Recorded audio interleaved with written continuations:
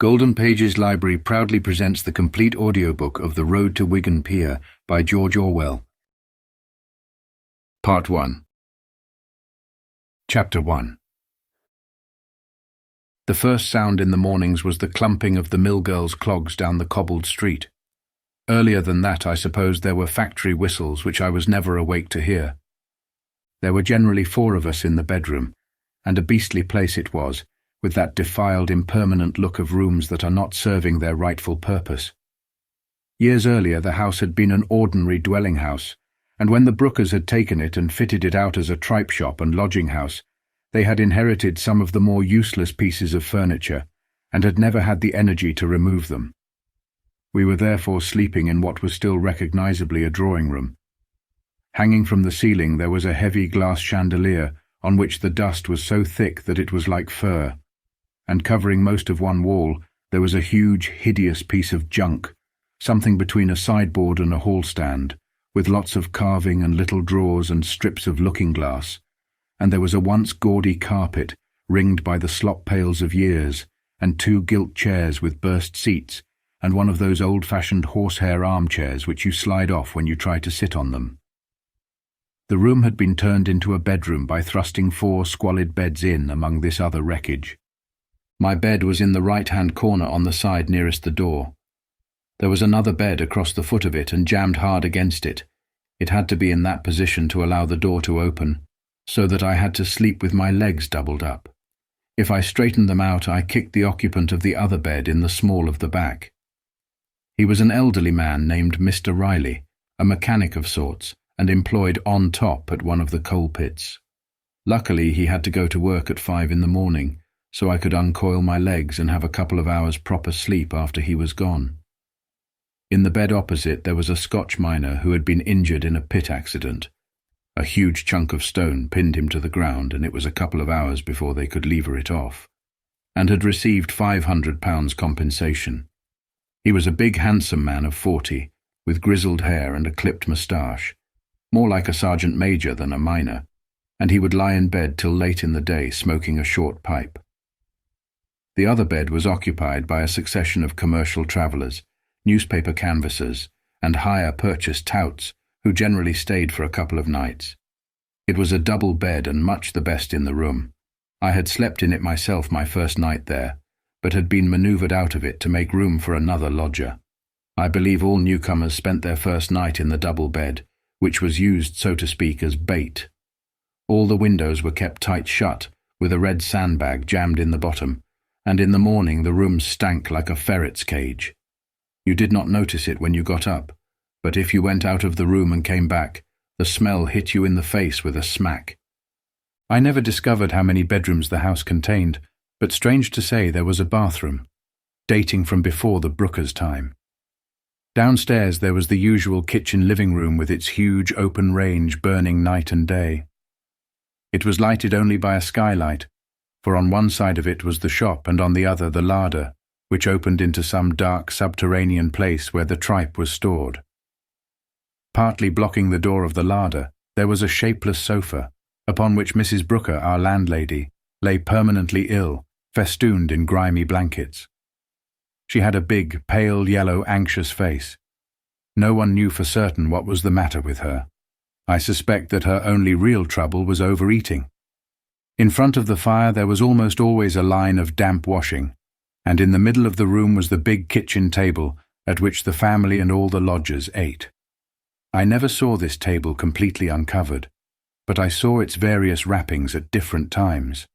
At the bottom there was a layer of old newspaper stained by Worcester sauce, above that a sheet of sticky white oilcloth, above that a green serge cloth, above that a coarse linen cloth, never changed and seldom taken off.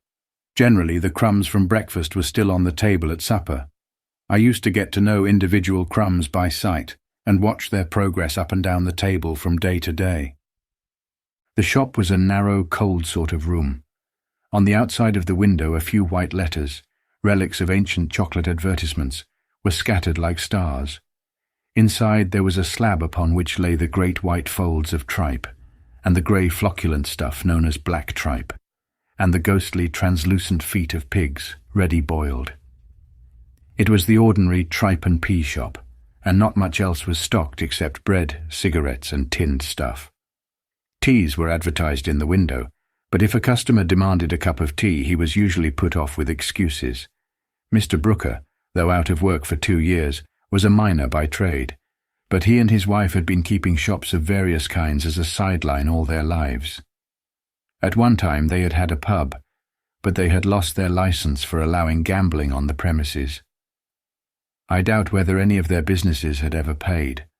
They were the kind of people who run a business chiefly in order to have something to grumble about. Mr. Brooker was a dark, small-boned, sour, Irish-looking man, and astonishingly dirty. I don't think I ever once saw his hands clean. As Mrs. Brooker was now an invalid, he prepared most of the food, and like all people with permanently dirty hands, he had a peculiarly intimate, lingering manner of handling things. If he gave you a slice of bread and butter, there was always a black thumbprint on it. Even in the early morning, when he descended into the mysterious den behind Mrs. Brooker's sofa and fished out the tripe, his hands were already black. I heard dreadful stories from the other lodgers about the place where the tripe was kept. Black beetles were said to swarm there. I do not know how often fresh consignments of tripe were ordered, but it was at long intervals, for Mrs. Brooker used to date events by it. Let me see now. I've had in 3 lots of frozen tripe since that happened, etc. We lodgers were never given tripe to eat. At the time I imagined that this was because tripe was too expensive. I have since thought that it was merely because we knew too much about it. The Brookers never ate tripe themselves, I noticed. The only permanent lodgers were the Scotch miner, Mr. Riley, 2 old-age pensioners, and an unemployed man on the pack named Joe. He was the kind of person who has no surname. The Scotch miner was a bore when you got to know him. Like so many unemployed men, he spent too much time reading newspapers, and if you did not head him off, he would discourse for hours about such things as the yellow peril, trunk murders, astrology, and the conflict between religion and science. The old-age pensioners had, as usual, been driven from their homes by the means test. They handed their weekly 10 shillings over to the Brookers, and in return got the kind of accommodation you would expect for 10 shillings, that is, a bed in the attic and meals chiefly of bread and butter. One of them was of superior type and was dying of some malignant disease, cancer, I believe. He only got out of bed on the days when he went to draw his pension. The other, called by everyone Old Jack, was an ex-miner aged 78 who had worked well over 50 years in the pits. He was alert and intelligent, but curiously enough he seemed only to remember his boyhood experiences and to have forgotten all about the modern mining machinery and improvements. He used to tell me tales of fights with savage horses in the narrow galleries underground. When he heard that I was arranging to go down several coal mines, he was contemptuous and declared that a man of my size, 6 feet 2.5, would never manage the travelling. It was no use telling him that the travelling was better than it used to be, but he was friendly to everyone and used to give us all a fine shout of "Good night, boys," as he crawled up the stairs to his bed somewhere under the rafters. What I most admired about old Jack was that he never cadged. He was generally out of tobacco towards the end of the week, but he always refused to smoke anyone else's. The Brookers had insured the lives of both old-age pensioners with one of the tanner-a-week companies. It was said that they were overheard anxiously asking the insurance tout how long people lives when they've got cancer. Joe, like the Scotchman, was a great reader of newspapers and spent almost his entire day in the public library. He was the typical unmarried, unemployed man, a derelict-looking, frankly ragged creature with a round, almost childish face on which there was a naively naughty expression. He looked more like a neglected little boy than a grown-up man. I suppose it is the complete lack of responsibility that makes so many of these men look younger than their ages. From Joe's appearance, I took him to be about 28, and was amazed to learn that he was 43. He had a love of resounding phrases and was very proud of the astuteness with which he had avoided getting married. He often said to me, "Matrimonial change is a big item," evidently feeling this to be a very subtle and portentous remark. His total income was 15 shillings a week, and he paid out 6 or 7 to the Brookers for his bed. I sometimes used to see him making himself a cup of tea over the kitchen fire, but for the rest he got his meals somewhere out of doors. It was mostly slices of bread and marg and packets of fish and chips, I suppose. Besides these, there was a floating clientele of commercial travellers of the poorer sort, travelling actors, always common in the north because most of the larger pubs hire variety artists at the weekends, and newspaper canvassers. The newspaper canvassers were a type I had never met before. Their job seemed to me so hopeless, so appalling, that I wondered how anyone could put up with such a thing when prison was a possible alternative. They were employed mostly by weekly or Sunday papers, and they were sent from town to town, provided with maps and given a list of streets which they had to work each day. If they failed to secure a minimum of 20 orders a day, they got the sack. So long as they kept up their 20 orders a day, they received a small salary, £2 a week, I think. On any order over the 20, they drew a tiny commission. The thing is not so impossible as it sounds, because in working-class districts every family takes in a twopenny weekly paper and changes it every few weeks. But I doubt whether anyone keeps a job of that kind long. The newspapers engage poor, desperate wretches, out-of-work clerks and commercial travellers and the like, who for a while make frantic efforts and keep their sales up to the minimum. Then, as the deadly work wears them down, they are sacked and fresh men are taken on. I got to know two who were employed by one of the more notorious weeklies. Both of them were middle-aged men with families to support, and one of them was a grandfather. They were on their feet 10 hours a day, working their appointed streets, and then busy late into the night filling in blank forms for some swindle their paper was running. One of those schemes by which you are given a set of crockery if you take out a 6-week subscription and send a 2-shilling postal order as well. The fat one, the grandfather, used to fall asleep with his head on a pile of forms. Neither of them could afford the £1 a week which the Brookers charged for full board. They used to pay a small sum for their beds and make shamefaced meals in a corner of the kitchen, off bacon and bread and margarine which they stored in their suitcases. The Brookers had large numbers of sons and daughters, most of whom had long since fled from home. Some were in Canada, at Canada, as Mrs. Brooker used to put it. There was only one son living nearby, a large pig-like young man employed in a garage, who frequently came to the house for his meals. His wife was there all day with the 2 children, and most of the cooking and laundering was done by her and by Emmy, the fiancée of another son who was in London. Emmy was a fair-haired, sharp-nosed, unhappy-looking girl who worked at one of the mills for some starvation wage, but nevertheless spent all her evenings in bondage at the Brookers' house. I gathered that the marriage was constantly being postponed and would probably never take place. But Mrs. Brooker had already appropriated Emmy as a daughter-in-law and nagged her in that peculiar, watchful, loving way that invalids have. The rest of the housework was done, or not done, by Mr. Brooker. Mrs. Brooker seldom rose from her sofa in the kitchen. She spent the night there as well as the day, and was too ill to do anything except eat stupendous meals. It was Mr. Brooker who attended to the shop, gave the lodgers their food, and did out the bedrooms. He was always moving with incredible slowness from one hated job to another. Often the beds were still unmade at 6 in the evening, and at any hour of the day you were liable to meet Mr. Brooker on the stairs, carrying a full chamber pot, which he gripped with his thumb well over the rim. In the mornings he sat by the fire with a tub of filthy water, peeling potatoes at the speed of a slow-motion picture. I never saw anyone who could peel potatoes with quite such an air of brooding resentment. You could see the hatred of this bloody woman's work, as he called it, fermenting inside him, a kind of bitter juice. He was one of those people who can chew their grievances like a cud. Of course, as I was indoors a good deal, I heard all about the Brookers' woes, and how everyone swindled them and was ungrateful to them, and how the shop did not pay and the lodging-house hardly paid. By local standards they were not so badly off, for in some way I did not understand, Mr. Brooker was dodging the means test and drawing an allowance from the pack. But their chief pleasure was talking about their grievances to anyone who would listen. Mrs. Brooker used to lament by the hour, lying on her sofa, a soft mound of fat and self-pity, saying the same things over and over again.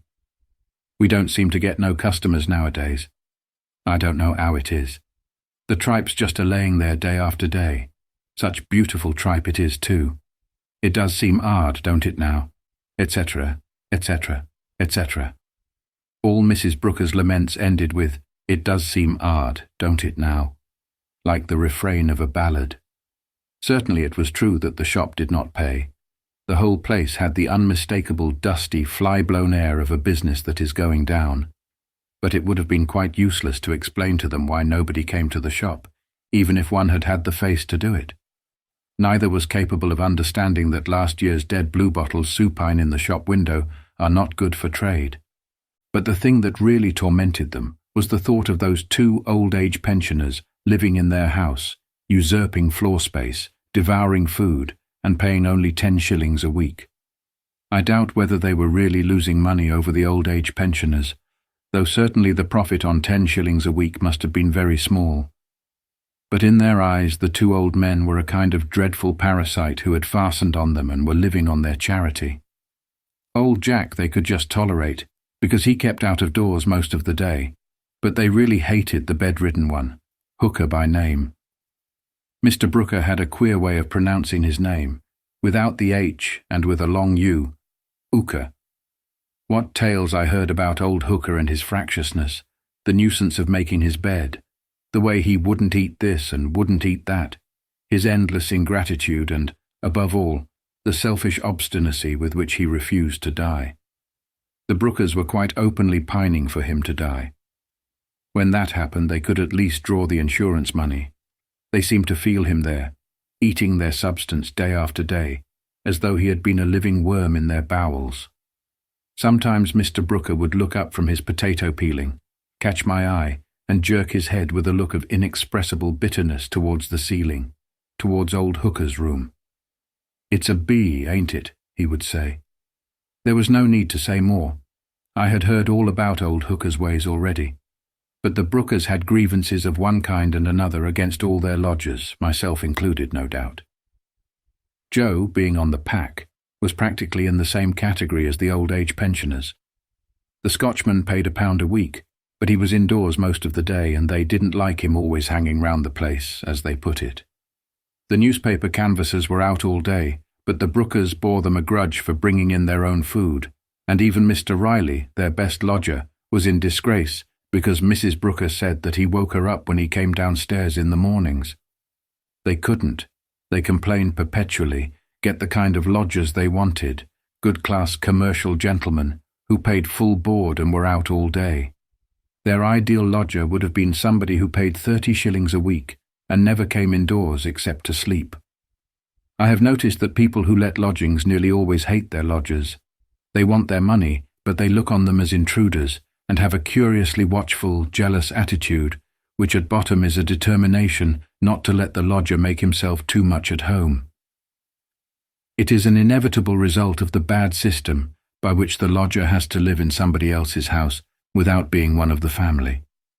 The meals at the Brookers' house were uniformly disgusting.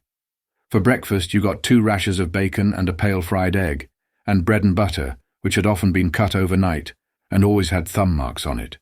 However tactfully I tried, I could never induce Mr. Brooker to let me cut my own bread and butter. He would hand it to me slice by slice, each slice gripped firmly under that broad black thumbs. For dinner there were generally those 3-penny steak puddings which are sold ready-made in tins. These were part of the stock of the shop, I think, and boiled potatoes and rice pudding. For tea there was more bread and butter and frayed-looking sweet cakes, which were probably bought as stales from the baker. For supper there was the pale, flabby Lancashire cheese and biscuits. The Brookers never called these biscuits biscuits.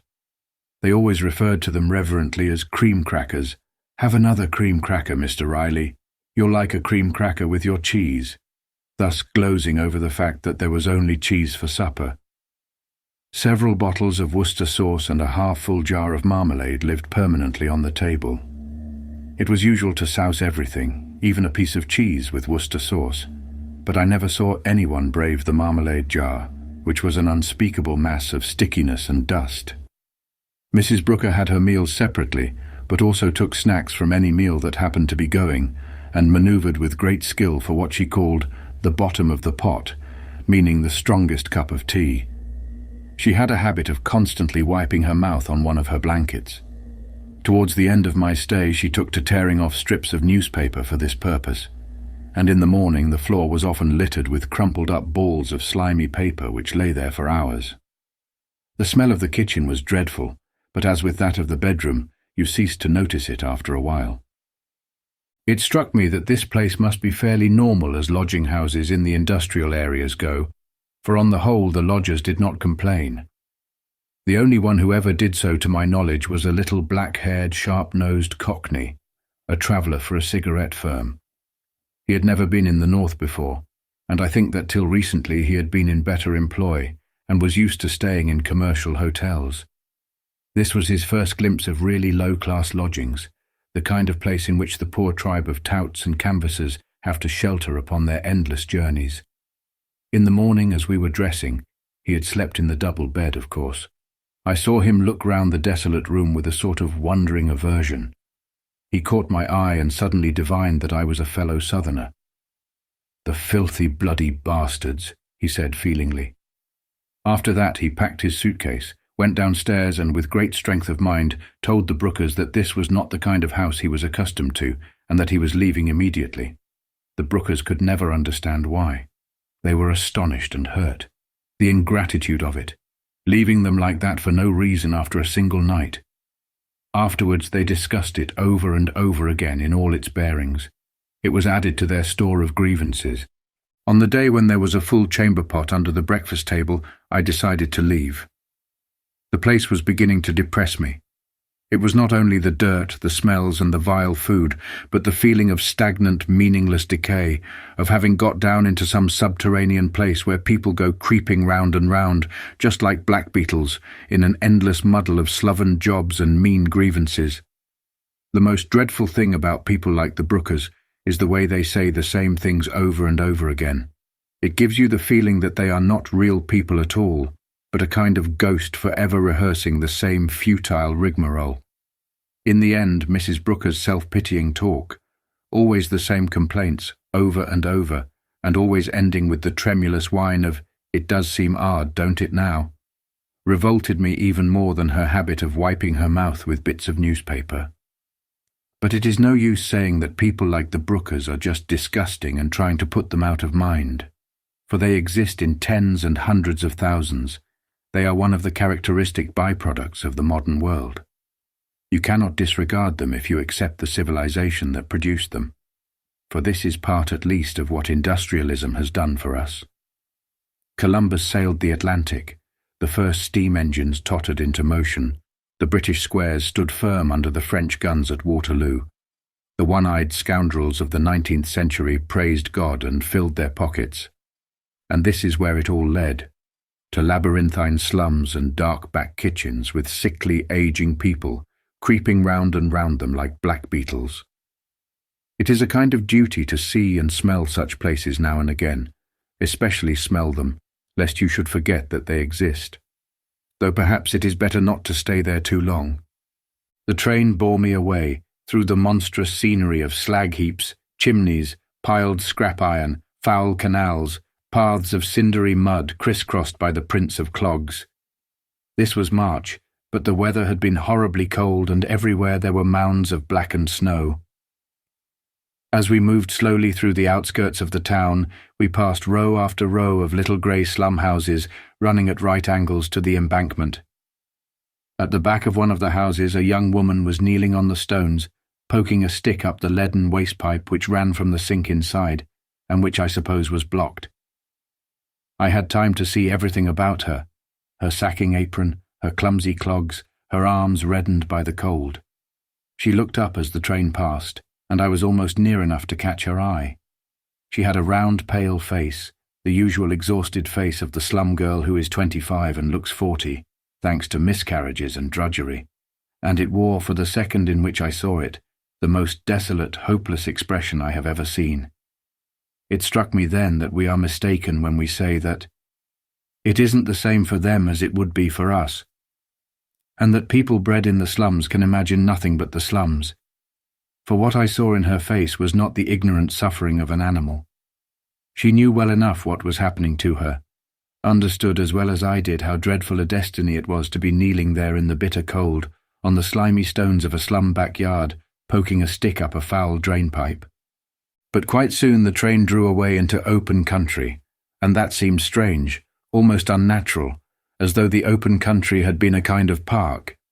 For in the industrial areas, one always feels that the smoke and filth must go on forever, and that no part of the earth's surface can escape them.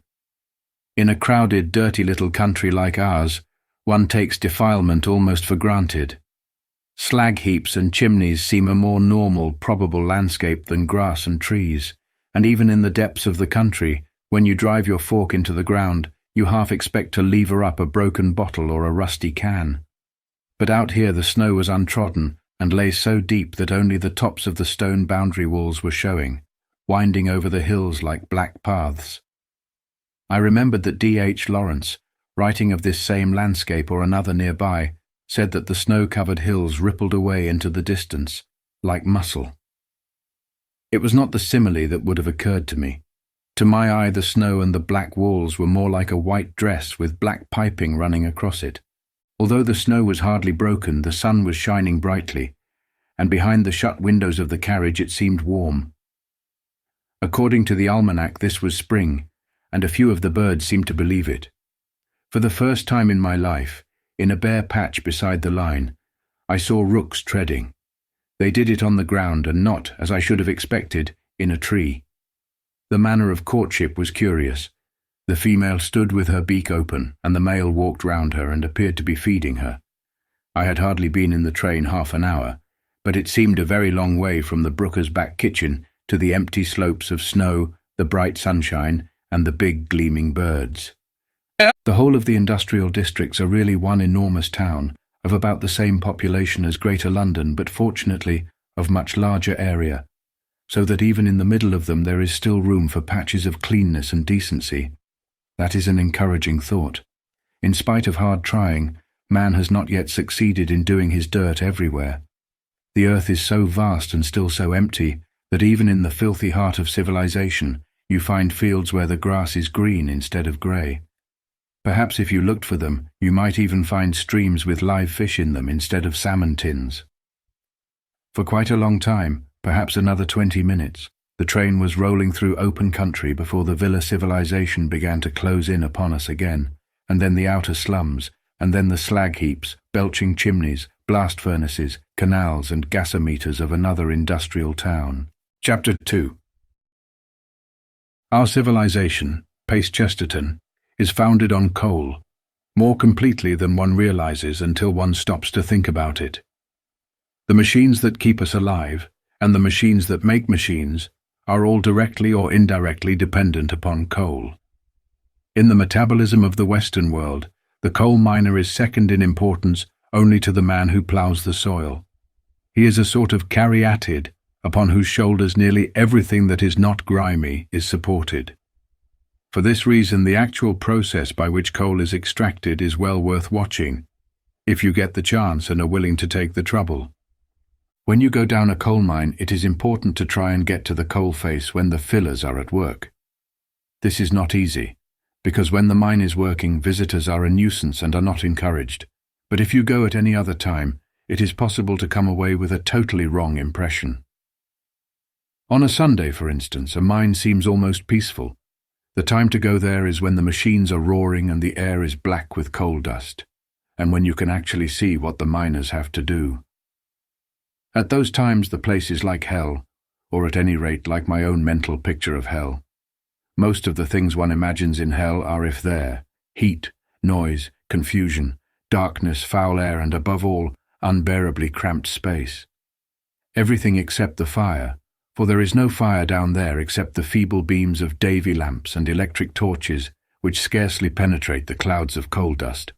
When you have finally got there, and getting there is in itself, I will explain that in a moment, you crawl through the last line of pit props and see opposite you a shiny black wall 3 or 4 feet high. This is the coal face. Overhead is the smooth ceiling made by the rock from which the coal has been cut. Underneath is the rock again, so that the gallery you are in is only as high as the ledge of coal itself, probably not much more than a yard. The first impression of all, overmastering everything else for a while, is the frightful, deafening din from the conveyor belt, which carries the coal away. You cannot see very far, because the fog of coal dust throws back the beam of your lamp, but you can see on either side of you the line of half-naked kneeling men, one to every 4 or 5 yards, driving their shovels under the fallen coal and flinging it swiftly over their left shoulders. They are feeding it onto the conveyor belt, a moving rubber belt a couple of feet wide which runs a yard or two behind them. Down this belt a glittering river of coal races constantly.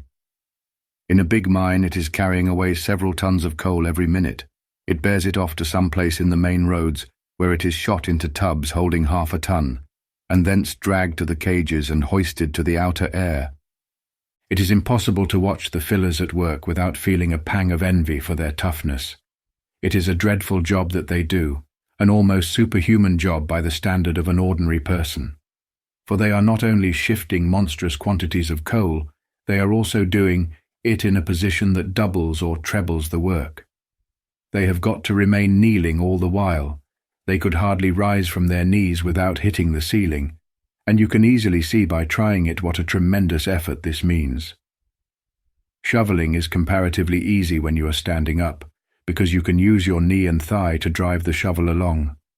Kneeling down, the whole of the strain is thrown upon your arm and belly muscles, and the other conditions do not exactly make things easier. There is the heat, it varies, but in some mines it is suffocating, and the coal dust that stuffs up your throat and nostrils and collects along your eyelids, and the unending rattle of the conveyor belt, which in that confined space is rather like the rattle of a machine gun. But the fillers look and work as though they were made of iron. They really do look like hammered iron statues, under the smooth coat of coal dust which clings to them from head to foot. It is only when you see miners down the mine and naked that you realize what splendid men they are. Most of them are small, big men are at a disadvantage in that job, but nearly all of them have the most noble bodies, wide shoulders tapering to slender supple waists, and small pronounced buttocks and sinewy thighs, with not an ounce of waist flesh anywhere. In the hotter mines they wear only a pair of thin drawers, clogs and knee pads. In the hottest mines of all, only the clogs and knee pads. You can hardly tell by the look of them whether they are young or old. They may be any age up to 60 or even 65, but when they are black and naked, they all look alike. No one could do their work who had not a young man's body, and a figure fit for a guardsman at that. Just a few pounds of extra flesh on the waistline, and the constant bending would be impossible. You can never forget that spectacle once you have seen it.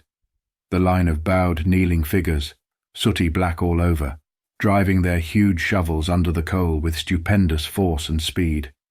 They are on the job for 7.5 hours, theoretically without a break, for there is no time off.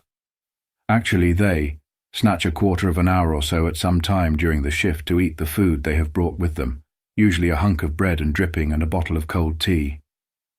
The first time I was watching the fillers at work, I put my hand upon some dreadful slimy thing among the coal dust. It was a chewed quid of tobacco. Nearly all the miners chew tobacco, which is said to be good against thirst. Probably you have to go down several coal mines before you can get much grasp of the processes that are going on round you. This is chiefly because the mere effort of getting from place to place makes it difficult to notice anything else. In some ways it is even disappointing, or at least is unlike what you have expected. You get into the cage, which is a steel box about as wide as a telephone box and 2 or 3 times as long. It holds 10 men, but they pack it like pilchards in a tin, and a tall man cannot stand upright in it. The steel door shuts upon you, and somebody working the winding gear above drops you into the void. You have the usual momentary qualm in your belly and a bursting sensation in the cars, but not much sensation of movement till you get near the bottom, when the cage slows down so abruptly that you could swear it is going upwards again. In the middle of the run the cage probably touches 60 miles an hour. In some of the deeper mines it touches even more. When you crawl out at the bottom you are perhaps 400 yards underground. That is to say, you have a tolerable-sized mountain on top of you. Hundreds of yards of solid rock, bones of extinct beasts, subsoil, flints, roots of growing things, green grass and cows grazing on it, All this suspended over your head and held back only by wooden props as thick as the calf of your leg. But because of the speed at which the cage has brought you down, and the complete blackness through which you have travelled, you hardly feel yourself deeper down than you would at the bottom of the Piccadilly tube. What is surprising, on the other hand, is the immense horizontal distances that have to be travelled underground. Before I had been down a mine, I had vaguely imagined the miner stepping out of the cage and getting to work on a ledge of coal a few yards away. I had not realised that before he even gets to work, he may have had to creep along passages as long as from London Bridge to Oxford Circus. In the beginning, of course, a mine shaft is sunk somewhere near a seam of coal, but as that seam is worked out and fresh seams are followed up, the workings get further and further from the pit bottom. If it is a mile from the pit bottom to the coal face, that is probably an average distance. 3 miles is a fairly normal one. There are even said to be a few mines where it is as much as 5 miles. But these distances bear no relation to distances above ground, for in all that mile or 3 miles as it may be, there is hardly anywhere outside the main road, and not many places even there, where a man can stand upright. You do not notice the effect of this till you have gone a few hundred yards. You start off, stooping slightly, down the dim-lit gallery, 8 or 10 feet wide and about 5 high, with the walls built up with slabs of shale, like the stone walls in Derbyshire. Every yard or two there are wooden props holding up the beams and girders. Some of the girders have buckled into fantastic curves under which you have to duck. Usually it is bad going underfoot, thick dust or jagged chunks of shale, and in some mines where there is water, it is as mucky as a farmyard. Also there is the track for the coal tubs, like a miniature railway track with sleepers a foot or two apart, which is tiresome to walk on. Everything is grey with shale dust. There is a dusty, fiery smell which seems to be the same in all mines. You see mysterious machines of which you never learn the purpose, and bundles of tools slung together on wires, and sometimes mice darting away from the beam of the lamps. They are surprisingly common, especially in mines where there are or have been horses. It would be interesting to know how they got there in the first place, possibly by falling down the shaft, for they say a mouse can fall any distance uninjured, owing to its surface area being so large relative to its weight. You press yourself against the wall to make way for lines of tubs jolting slowly towards the shaft, drawn by an endless steel cable operated from the surface. You creep through sacking curtains and thick wooden doors which, when they are opened, let out fierce blasts of air. These doors are an important part of the ventilation system. The exhausted air is sucked out of one shaft by means of fans, and the fresh air enters the other of its own accord. But if left to itself, the air will take the shortest way round, leaving the deeper workings unventilated. So all the shortcuts have to be partitioned off. At the start, to walk stooping is rather a joke, but it is a joke that soon wears off. I am handicapped by being exceptionally tall, but when the roof falls to 4 feet or less, it is a tough job for anybody except a dwarf or a child. You not only have to bend double, you have also got to keep your head up all the while so as to see the beams and girders and dodge them when they come. You have, therefore, a constant crick in the neck, but this is nothing to the pain in your knees and thighs. After half a mile it becomes, I am not exaggerating, an unbearable agony. You begin to wonder whether you will ever get to the end. Still more, how on earth you are going to get back. Your pace grows slower and slower. You come to a stretch of a couple of 100 yards where it is all exceptionally low and you have to work yourself along in a squatting position. Then suddenly the roof opens out to a mysterious height, scene of an old fall of rock probably, and for 20 whole yards you can stand upright. The relief is overwhelming. But after this there is another low stretch of 100 yards and then a succession of beams which you have to crawl under. You go down on all fours. Even this is a relief after the squatting business. But when you come to the end of the beams and try to get up again, you find that your knees have temporarily struck work and refuse to lift you. You call a halt, ignominiously, and say that you would like to rest for a minute or two. Your guide, a miner, is sympathetic. He knows that your muscles are not the same as his. "Only another 400 yards, he says encouragingly. You feel that he might as well say another 400 miles. But finally, you do somehow creep as far as the coal face. You have gone a mile and taken the best part of an hour. A miner would do it in not much more than 20 minutes. Having got there, you have to sprawl in the coal dust and get your strength back for several minutes before you can even watch the work in progress with any kind of intelligence. Coming back is worse than going, not only because you are already tired out, but because the journey back to the shaft is slightly uphill. You get through the low places at the speed of a tortoise, and you have no shame now about calling a halt when your knees give way. Even the lamp you are carrying becomes a nuisance, and probably when you stumble you drop it, whereupon, if it is a Davy lamp, it goes out. Ducking the beams becomes more and more of an effort, and sometimes you forget to duck. You try walking head down as the miners do, and then you bang your backbone. Even the miners bang their backbones fairly often.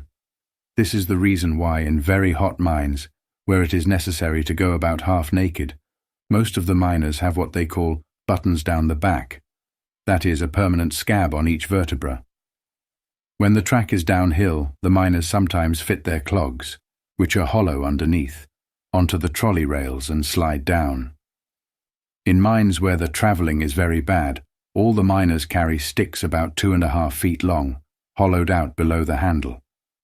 In normal places you keep your hand on top of the stick, and in the low places you slide your hand down into the hollow. These sticks are a great help, and the wooden crash helmets, a comparatively recent invention, are a godsend. They look like a French or Italian steel helmet, but they are made of some kind of pith and very light, and so strong that you can take a violent blow on the head without feeling it. When finally you get back to the surface, you have been perhaps 3 hours underground and travelled 2 miles, and you are more exhausted than you would be by a 25-mile walk above ground. For a week afterwards, your thighs are so stiff that coming downstairs is quite a difficult feat. You have to work your way down in a peculiar sidelong manner, without bending the knees. Your miner friends notice the stiffness of your walk and chaff you about it. How to like to work down pit, eh? Etc. Yet even a miner who has been long away front work, from illness for instance, when he comes back to the pit, suffers badly for the first few days. It may seem that I am exaggerating, though no one who has been down an old-fashioned pit, most of the pits in England are old-fashioned, and actually gone as far as the coal face, is likely to say so. But what I want to emphasize is this. Here is this frightful business of crawling to and fro, which to any normal person is a hard day's work in itself, and it is not part of the miner's work at all. It is merely an extra, like the city man's daily ride in the tube. The miner does that journey to and fro, and sandwiched in between there are 7.5 hours of savage work. I have never travelled much more than a mile to the coal face, but often it is 3 miles, in which case I and most people other than coal miners would never get there at all. This is the kind of point that one is always liable to miss. When you think of the coal mine, you think of depth, heat, darkness, blackened figures hacking at walls of coal. You don't think necessarily of those miles of creeping to and fro. There is the question of time also. A miner's working shift of 7.5 hours does not sound very long, but one has got to add on to it at least an hour a day for travelling, more often 2 hours and sometimes 3. Of course, the travelling is not technically work and the miner is not paid for it, but it is as like work as makes no difference. It is easy to say that miners don't mind all this. Certainly, it is not the same for them as it would be for you or me. They have done it since childhood. They have the right muscles hardened, and they can move to and fro underground with a startling and rather horrible agility. A miner puts his head down and runs, with a long swinging stride, through places where I can only stagger. At the workings you see them on all fours, skipping round the pit props almost like dogs. But it is quite a mistake to think that they enjoy it. I have talked about this to scores of miners, and they all admit that the travelling is hard work. In any case, when you hear them discussing a pit among themselves, the travelling is always one of the things they discuss. It is said that a shift always returns from work faster than it goes. Nevertheless, the miners all say that it is the coming away after a hard day's work that is especially irksome. It is part of their work, and they are equal to it, but certainly it is an effort. It is comparable, perhaps, to climbing a smallish mountain before and after your day's work. When you have been down in 2 or 3 pits, you begin to get some grasp of the processes that are going on underground. I ought to say, by the way, that I know nothing whatever about the technical side of mining. I am merely describing what I have seen. Coal lies in thin seams between enormous layers of rock, so that essentially the process of getting it out is like scooping the central layer from a Neapolitan ice. In the old days, the miners used to cut straight into the coal with pick and crowbar, a very slow job because coal, when lying in its virgin state, is almost as hard as rock. Nowadays, the preliminary work is done by an electrically driven coal cutter, which in principle is an immensely tough and powerful bandsaw, running horizontally instead of vertically, with teeth a couple of inches long and half an inch or an inch thick. It can move backwards or forwards on its own power, and the men operating it can rotate it this way or that. Incidentally, it makes one of the most awful noises I have ever heard, and sends forth clouds of coal dust which make it impossible to see more than 2 to 3 feet, and almost impossible to breathe. The machine travels along the coal face, cutting into the base of the coal and undermining it to the depth of 5 feet or 5 feet and a half. After this, it is comparatively easy to extract the coal to the depth to which it has been undermined. Where it is difficult getting, however, it has also to be loosened with explosives. A man with an electric drill, like a rather small version of the drills used in street mending, bores holes at intervals in the coal, inserts blasting powder, plugs it with clay, goes round the corner if there is one handy. He is supposed to retire to 25 yards distance, and touches off the charge with an electric current. This is not intended to bring the coal out, only to loosen it. Occasionally, of course, the charge is too powerful, and then it not only brings the coal out, but brings the roof down as well. After the blasting has been done, the fillers can tumble the coal out, break it up, and shovel it onto the conveyor belt. It comes out first in monstrous boulders, which may weigh anything up to 20 tons. The conveyor belt shoots it onto tubs, and the tubs are shoved into the main road and hitched onto an endlessly revolving steel cable, which drags them to the cage. Then they are hoisted, and at the surface the coal is sorted by being run over screens, and if necessary is washed as well. As far as possible, the dirt, the shale that is used for making the roads below. All what cannot be used is sent to the surface and dumped, hence the monstrous dirt heaps, like hideous grey mountains, which are the characteristic scenery of the coal areas. When the coal has been extracted to the depth to which the machine has cut, the coal face has advanced by 5 feet. Fresh props are put in to hold up the newly exposed roof, and during the next shift the conveyor belt is taken to pieces, moved 5 feet forward, and reassembled. As far as possible, the 3 operations of cutting, blasting, and extraction are done in 3 separate shifts: the cutting in the afternoon, the blasting at night.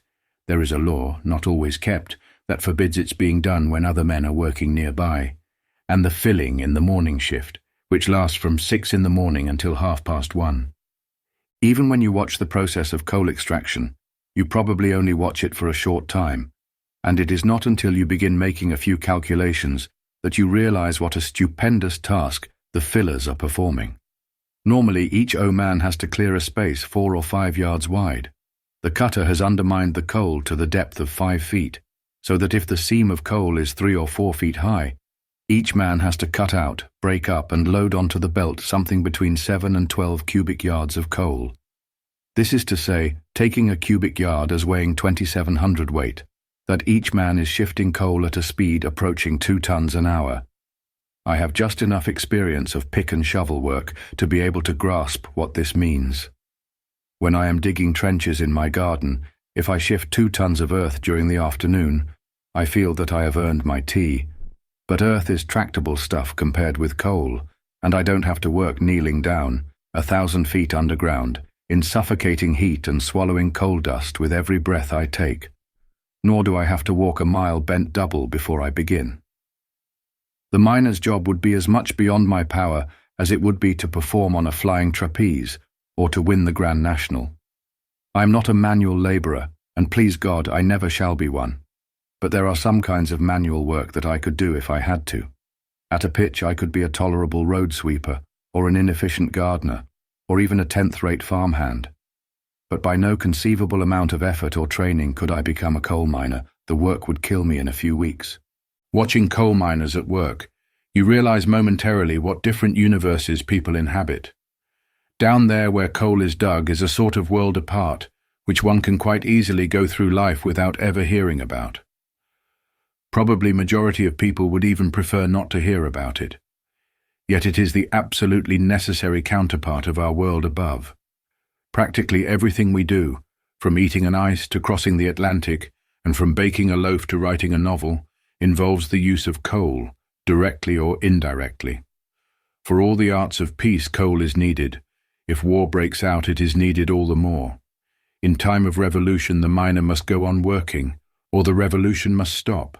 For revolution as much as reaction needs coal. Whatever may be happening on the surface, the hacking and shoveling have got to continue without a pause, or at any rate without pausing for more than a few weeks at the most, in order that Hitler may march the goose step, that the Pope may denounce Bolshevism, that the cricket crowds may assemble at Lord's, that the poets may scratch one another's backs. Coal has got to be forthcoming. But on the whole we are not aware of it.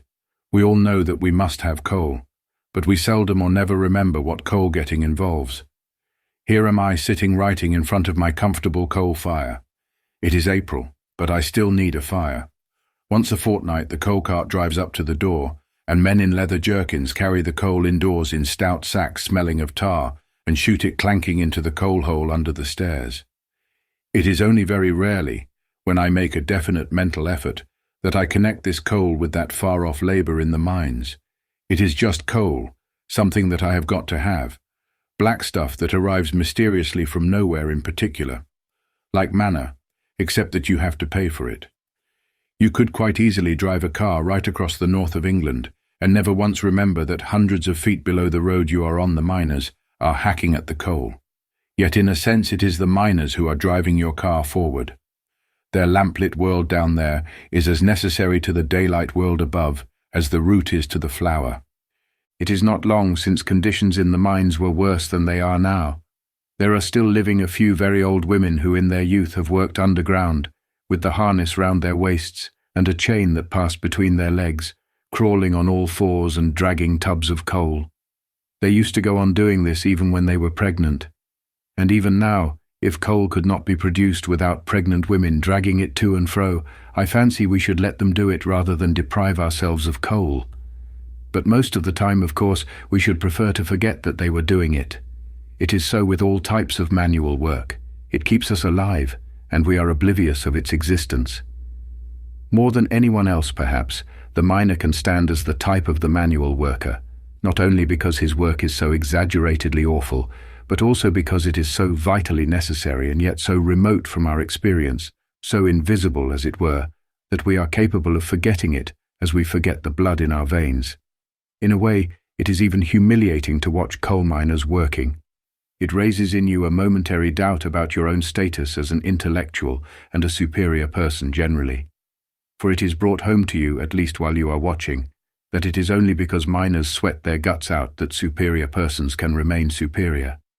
You and I and the editor of the Times Lits Up, and the Nancy poets, and the Archbishop of Canterbury and Comrade X, author of Marxism for Infants, all of us really owe the comparative decency of our lives to poor drudges underground, blackened to the eyes with their throats full of coal dust, driving their shovels forward with arms and belly muscles of steel. Chapter 3.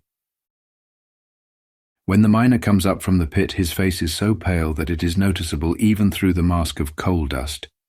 This is due to the foul air that he has been breathing and will wear off presently.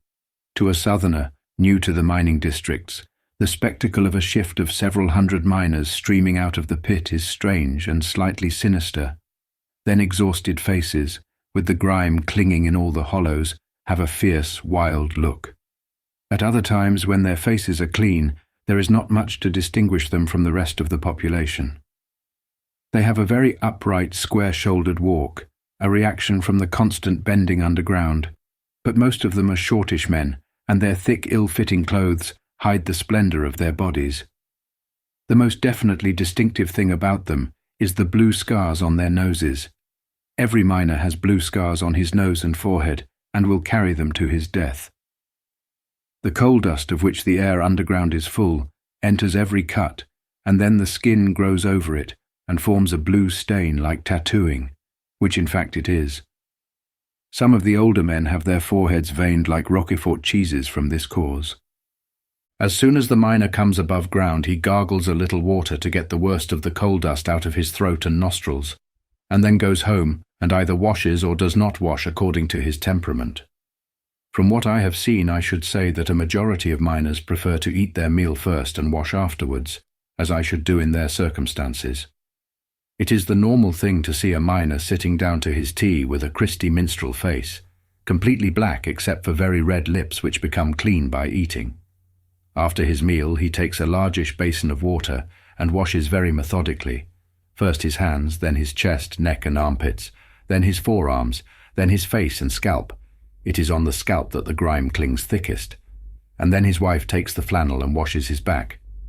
He has only washed the top half of his body, and probably his navel is still a nest of coal dust, but even so it takes some skill to get passably clean in a single basin of water.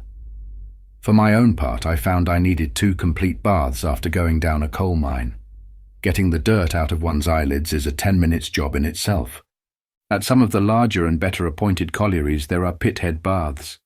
This is an enormous advantage, for not only can the miner wash himself all over every day in comfort and even luxury, but at the baths he has 2 lockers where he can keep his pit clothes separate from his day clothes, so that within 20 minutes of emerging as black as a Negro, he can be riding off to a football match dressed up to the nines.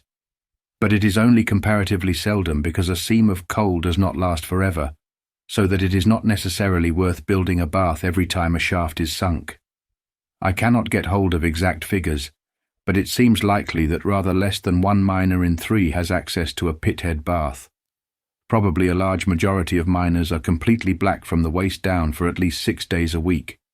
It is almost impossible for them to wash all over in their own homes. Every drop of water has got to be heated up, and in a tiny living room which contains, apart from the kitchen range and a quantity of furniture, a wife, some children, and probably a dog, there is simply not room to have a proper bath. Even with a basin, one is bound to splash the furniture. Middle-class people are fond of saying that the miners would not wash themselves properly, even if they could. But this is nonsense, as is shown by the fact that where pithead baths exist, practically all the men use them. Only among the very old men does the belief still linger that washing one's legs causes lumbago. Moreover, the pithead baths where they exist are paid for wholly or partly by the miners themselves, out of the Miners' Welfare Fund. Sometimes the colliery company subscribes, sometimes the fund bears the whole cost, but doubtless even at this late date the old ladies in Brighton boarding houses are saying that if you give those miners baths, they only use them to keep coal in. As a matter of fact, it is surprising that miners wash as regularly as they do, seeing how little time they have between work and sleep. It is a great mistake to think of a miner's working day as being only 7.5 hours. 7.5 hours is the time spent actually on the job, but, as I have already explained, one has got to add on to this time taken up in travelling, which is seldom less than an hour, and may often be 3 hours. In addition, most miners have to spend a considerable time in getting to and from the pit.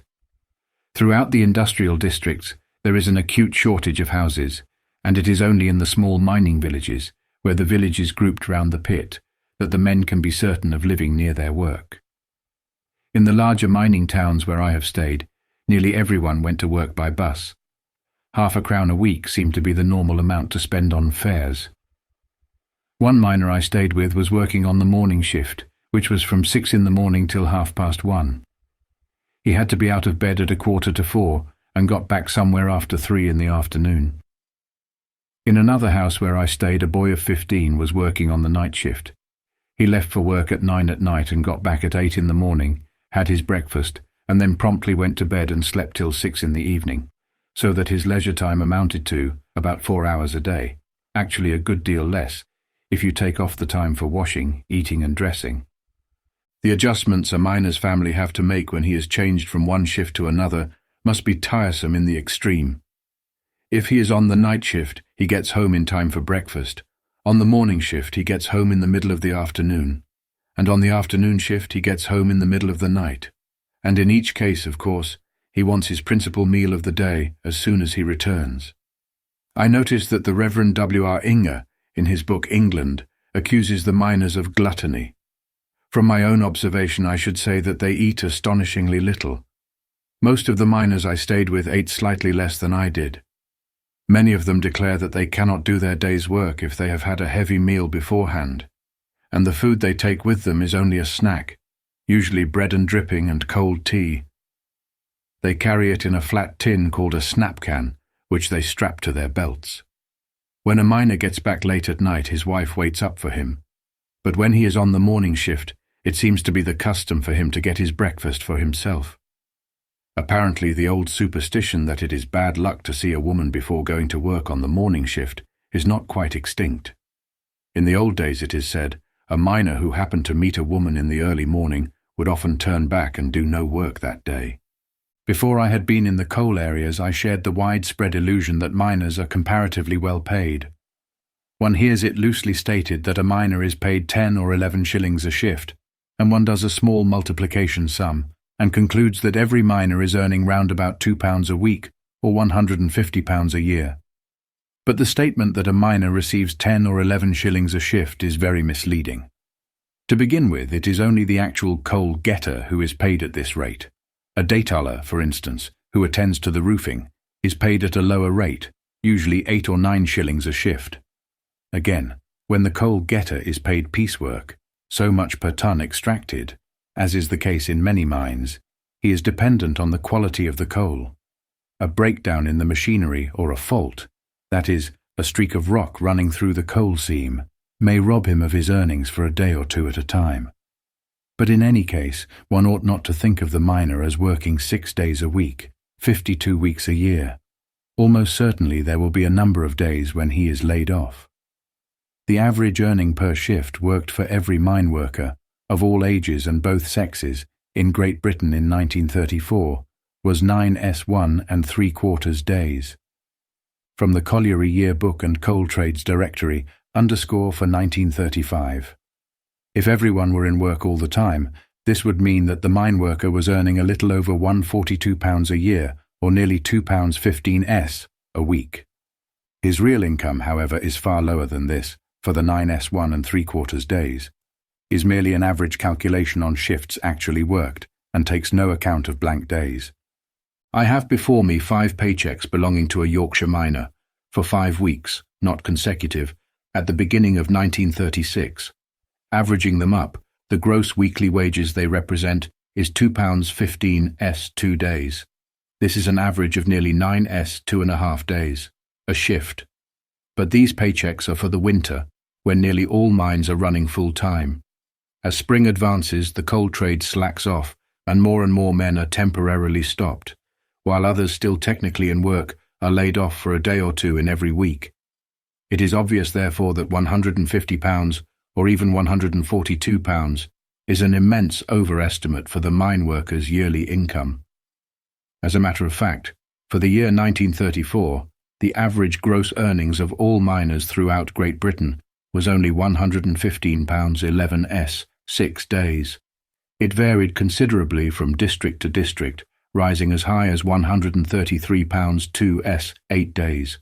In Scotland, while in Durham it was a little under £105, or barely more than £2 a week.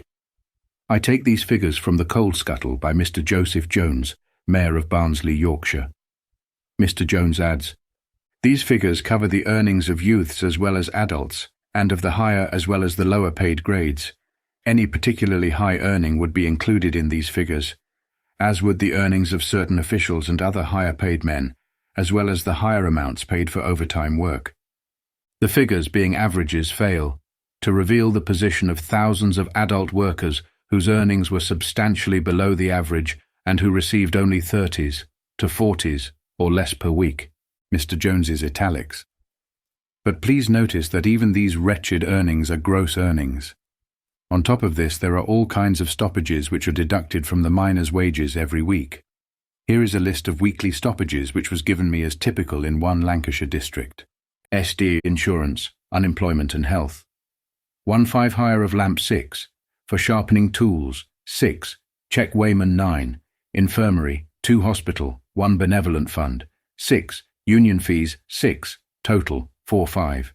Some of these stoppages, such as the benevolent fund and the union fees, are, so to speak, the miner's own responsibility. Others are imposed by the colliery company. They are not the same in all districts. For instance, the iniquitous swindle of making the miner pay for the hire of his lamp, at 6 pence a week he buys the lamp several times over in a single year, does not obtain everywhere, but the stoppages always seem to total up to about the same amount.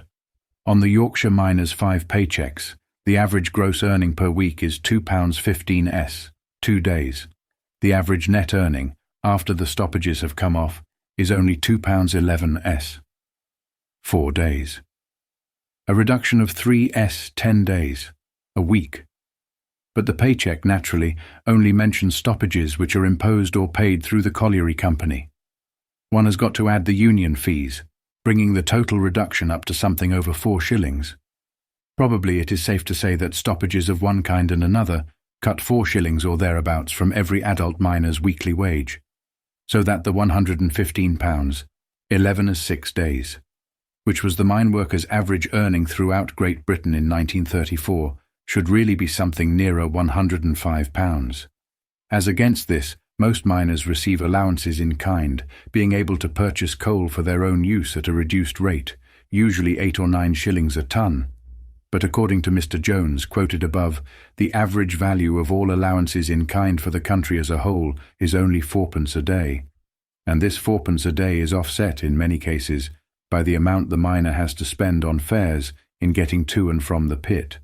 So taking the industry as a whole, the sum the miner can actually bring home and call his own does not average more, perhaps slightly less than £2 a week. Meanwhile, how much coal is the average miner producing? The tonnage of coal raised yearly per person employed in mining rises steadily, though rather slowly. In 1914, every mine worker produced on average 253 tons of coal. In 1934, he produced 280 tons, the coal scuttle. The Colliery Yearbook End Coal Trades Directory gives a slightly higher figure. This, of course, is an average figure for mine workers of all kinds. Those actually working at the coalface extract an enormously greater amount, in many cases probably well over 1,000 tons each. But taking 280 tons as a representative figure, it is worth noticing what a vast achievement this is. One gets the best idea of it by comparing a miner's life with somebody else's. If I live to be 60, I shall probably have produced 30 novels, or enough to fill 2 medium-sized library shelves. In the same period, the average miner produces 8,400 tons of coal, enough coal to pave Trafalgar Square nearly 2 feet deep, or to supply 7 large families with fuel for over 100 years. Of the 5 paychecks I mentioned above, no less than 3 are rubber-stamped with the words "death stoppage." When a miner is killed at work, it is usual for the other miners to make up a subscription, generally of £1 shilling each, for his widow, and this is collected by the colliery company and automatically deducted from their wages. The significant detail here is the rubber stamp. The rate of accidents among miners is so high, compared with that in other trades, that casualties are taken for granted almost as they would be in a minor war. Every year, 1 miner in about 900 is killed, and 1 in about 6 is injured. Most of these injuries, of course, are petty ones, but a fair number amount to total disablement.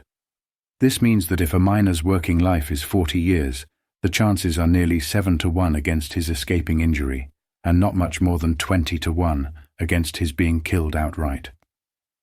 No other trade approaches this in dangerousness. The next most dangerous is the shipping trade, 1 sailor in a little under 1,300 being killed every year. The figures I have given apply, of course, to mine workers as a whole. For those actually working underground, the proportion of injuries would be very much higher.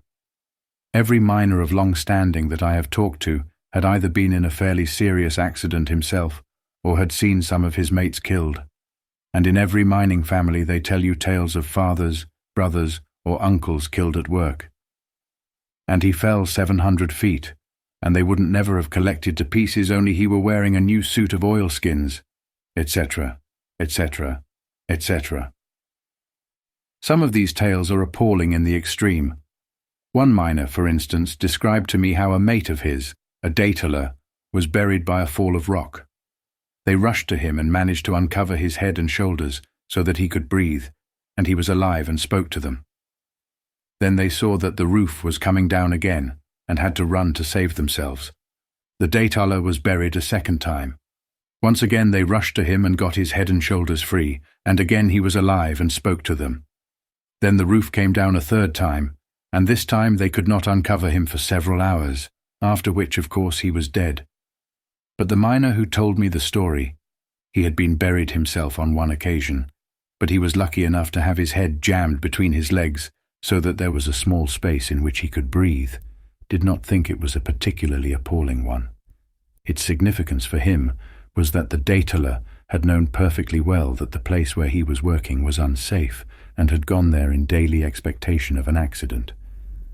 And it worked on his mind to that extent that he got to kissing his wife before he went to work, and she told me afterwards that it were over 20 years since he'd kissed her. The most obviously understandable cause of accidents is explosions of gas, which is always more or less present in the atmosphere of the pit. There is a special lamp which is used to test the air for gas, and when it is present in at all large quantities, it can be detected by the flame of an ordinary Davy lamp burning blue. If the wick can be turned up to its full extent and the flame is still blue, the proportion of gas is dangerously high.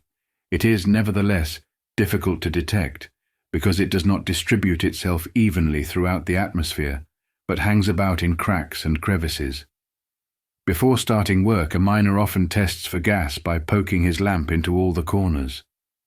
The gas may be touched off by a spark during blasting operations, or by a pick striking a spark from a stone, or by a defective lamp, or by gob fires, spontaneously generated fires which smoulder in the coal dust and are very hard to put out. The great mining disasters which happen from time to time, in which several hundred men are killed, are usually caused by explosions. Hence one tends to think of explosions as the chief danger of mining. Actually, the great majority of accidents are due to the normal everyday dangers of the pit, in particular to falls of roof. There are, for instance, potholes, circular holes from which a lump of stone big enough to kill a man shoots out with the promptitude of a bullet. With, so far as I can remember, only one exception. All the miners I have talked to declared that the new machinery and speeding up generally have made the work more dangerous. This may be partly due to conservatism, but they can give plenty of reasons. To begin with, the speed at which the coal is now extracted means that for hours at a time, a dangerously large stretch of roof remains unpropped.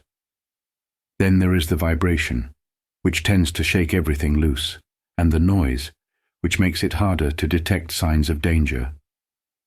One must remember that a miner's safety underground depends largely on his own care and skill. An experienced miner claims to know by a sort of instinct when the roof is unsafe.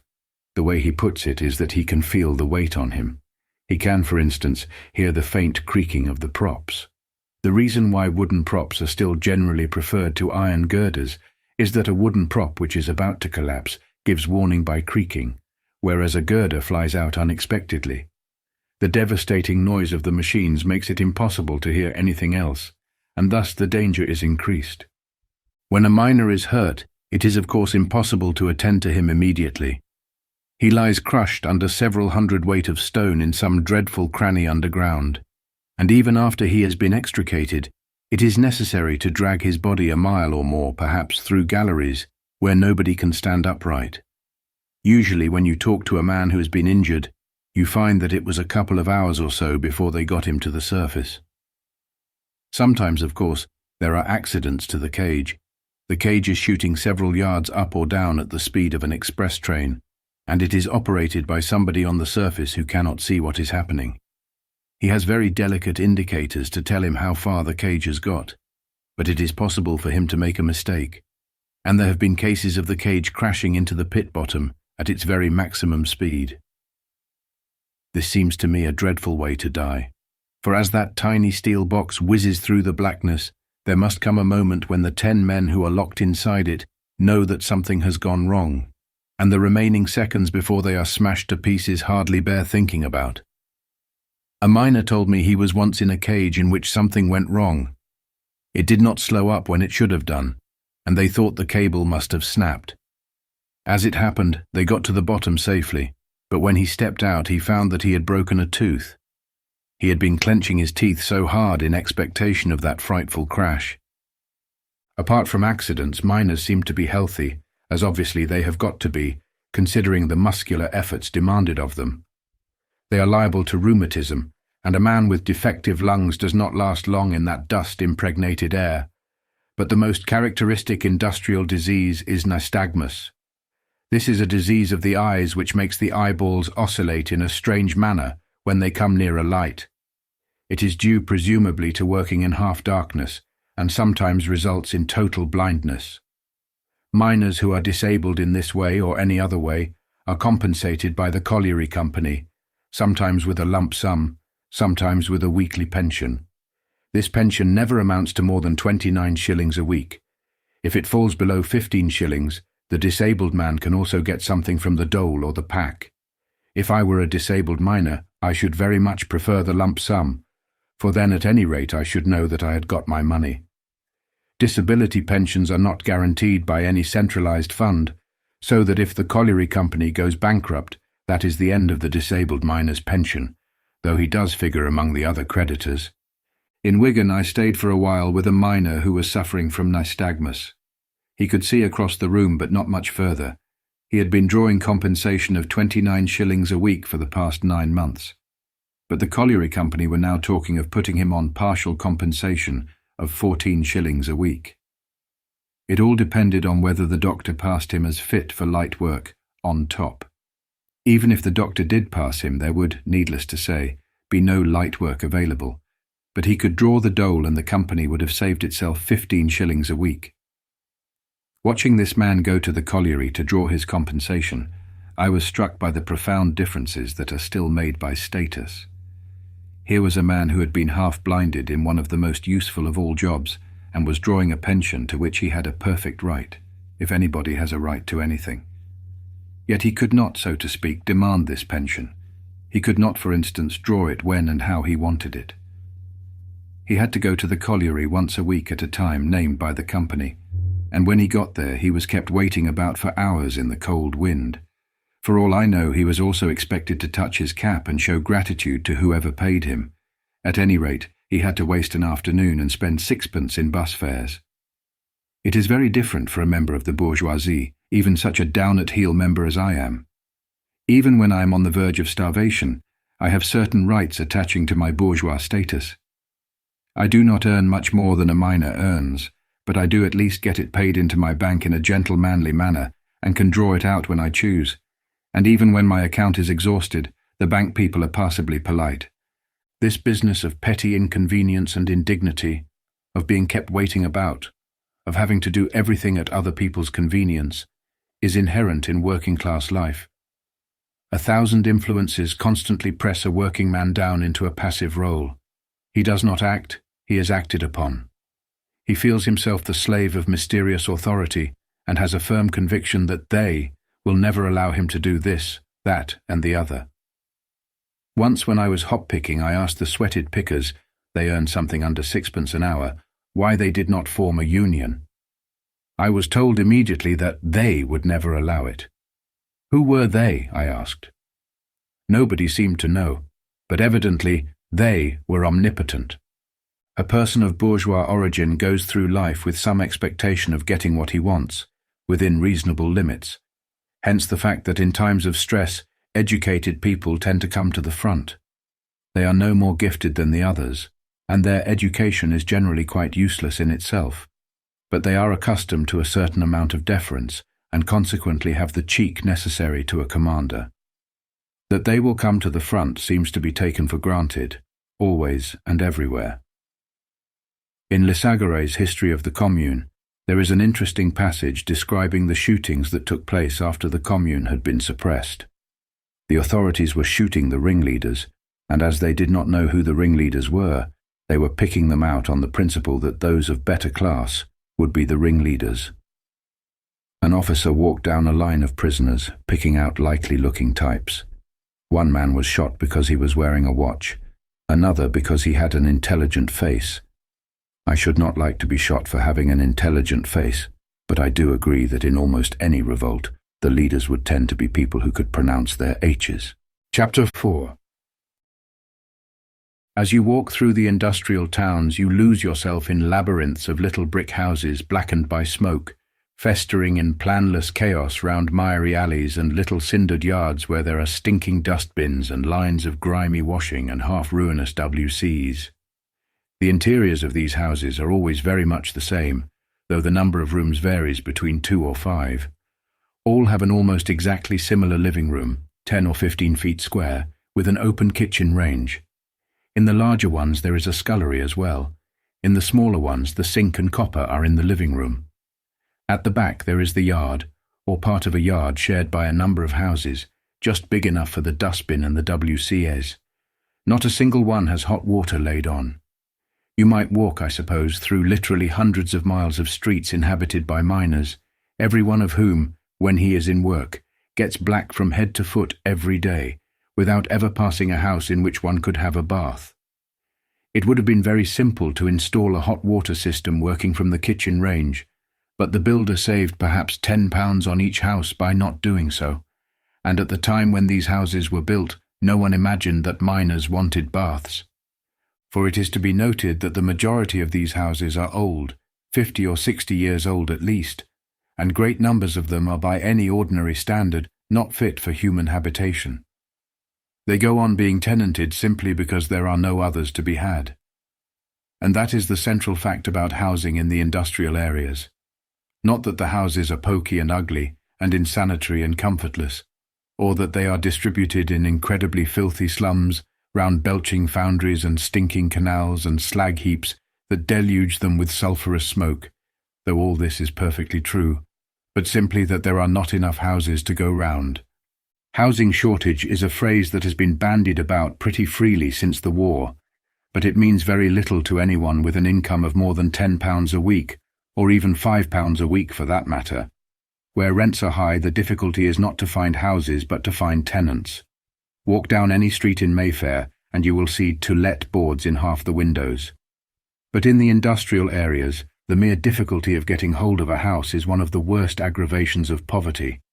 It means that people will put up with anything, any hole and corner slum, any misery of bugs and rotting floors and cracking walls, any extortion of skinflint landlords and blackmailing agents, simply to get a roof over their heads. I have been into appalling houses in which I would not live a week if you paid me, and found that the tenants had been there 20 and 30 years, and only hoped they might have the luck to die there. In general, these conditions are taken as a matter of course, though not always. Some people hardly seem to realize that such things as decent houses exist, and look on bugs and leaking roofs as acts of God. Others rail bitterly against their landlords, but all cling desperately to their houses lest worse should befall. So long as the housing shortage continues, the local authorities cannot do much to make existing houses more livable.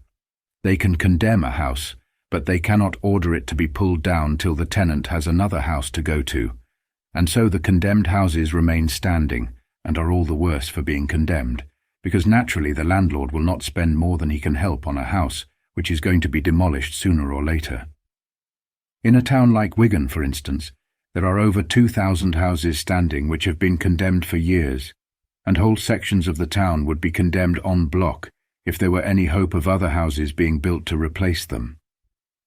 Towns like Leeds and Sheffield have scores of thousands of back-to-back houses, which are all of a condemned type, but will remain standing for decades. I have inspected great numbers of houses in various mining towns and villages, and made notes on their essential points. I think I can best give an idea of what conditions are like by transcribing a few extracts from my notebook, taken more or less at random. They are only brief notes, and they will need certain explanations which I will give afterwards. Here are a few from Wigan. 1. House in Walgate Quarter, blind back type, one up, one down, Living room measures 12 feet by 10 feet, room upstairs the same, alcove under stairs measuring 5 feet by 5 feet, and serving as larder, scullery and coal hole. Windows will open, distance to lavatory 50 yards. Rent 4s 9 days, rates 2s 6 days, total 7s 3 days. 2. Another nearby. Measurements as above but no alcove under stairs, merely a recess 2 feet deep containing the sink, no room for larder, etc. Rent 3s, 2 days, rates 2s, total 5s, 2 days.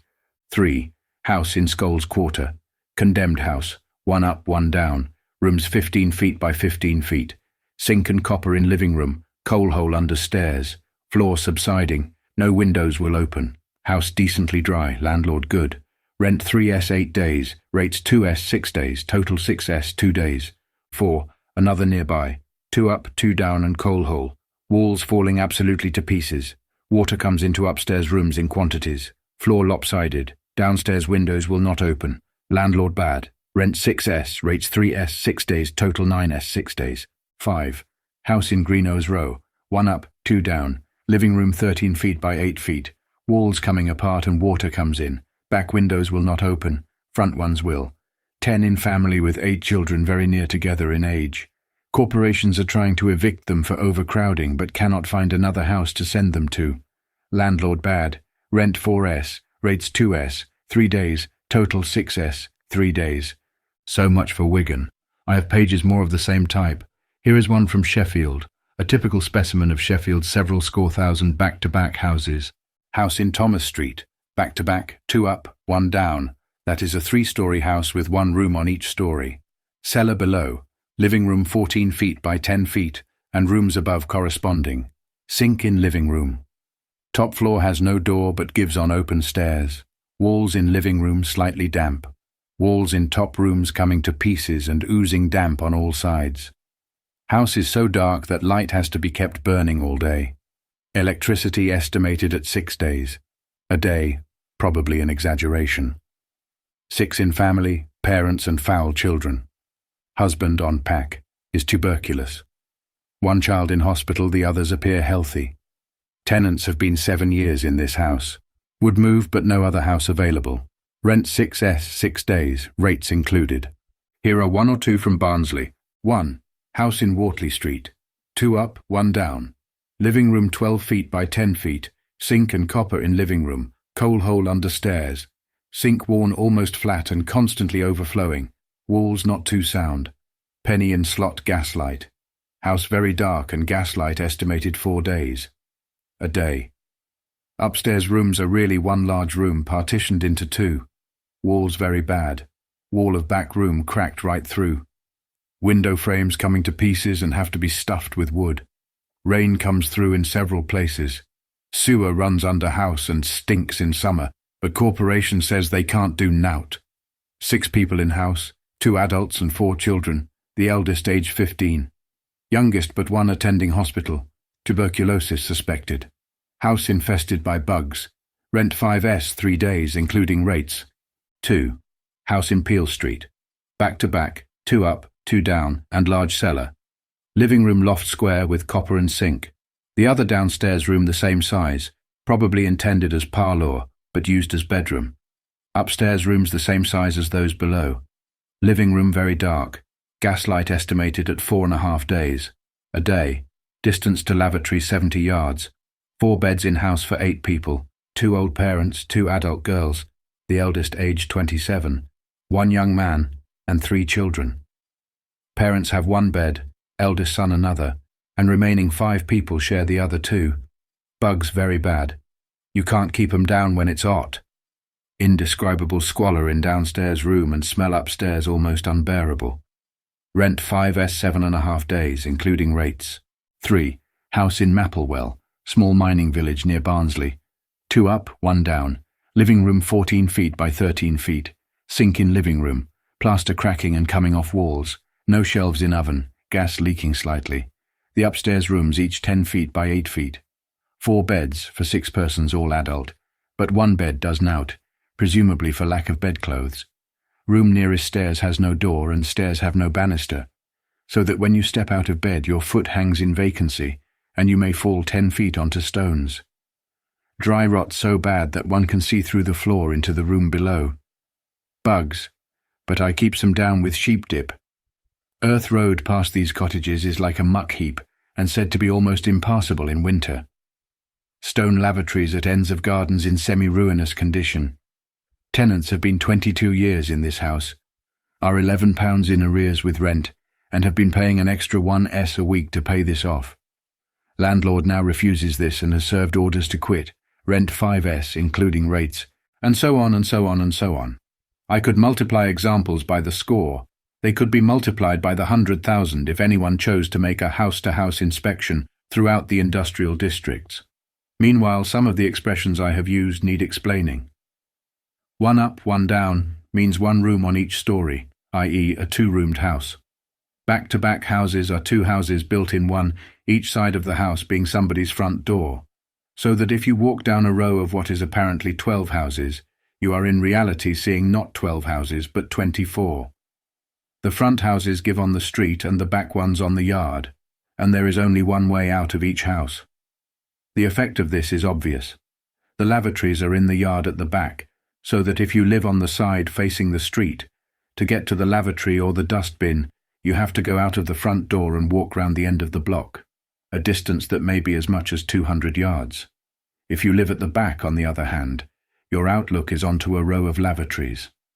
There are also houses of what is called the blind back type, which are single houses, but in which the builder has omitted to put in a back door, from pure spite apparently. The windows which refuse to open are a peculiarity of old mining towns. Some of these towns are so undermined by ancient workings that the ground is constantly subsiding and the houses above slip sideways.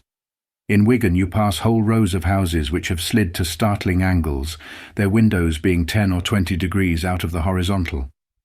Sometimes the front wall bellies outward till it looks as though the house were 7 months gone in pregnancy. It can be refaced, but the new facing soon begins to bulge again. When a house sinks at all, suddenly its windows are jammed forever and the door has to be refitted. This excites no surprise locally. The story of the miner who comes home from work and finds that he can only get indoors by smashing down the front door with an axe is considered humorous. In some cases I have noted landlord good or landlord bad, because there is great variation in what the slum dwellers say about their landlords. I found, one might expect it perhaps, that the small landlords are usually the worst. It goes against the grain to say this, but one can see why it should be so. Ideally, the worst type of slum landlord is a fat, wicked man, preferably a bishop, who is drawing an immense income from extortionate rents. Actually, it is a poor old woman who has invested her life savings in 3 slum houses, inhabits one of them, and tries to live on the rent of the other 2, never, in consequence, having any money for repairs.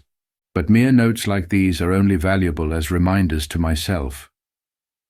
To me, as I read them, they bring back what I have seen, but they cannot in themselves give much idea of what conditions are like in those fearful northern slums. Words are such feeble things. What is the use of a brief phrase like roof leaks or 4 beds for 8 people? It is the kind of thing your eye slides over, registering nothing, and yet what a wealth of misery it can cover.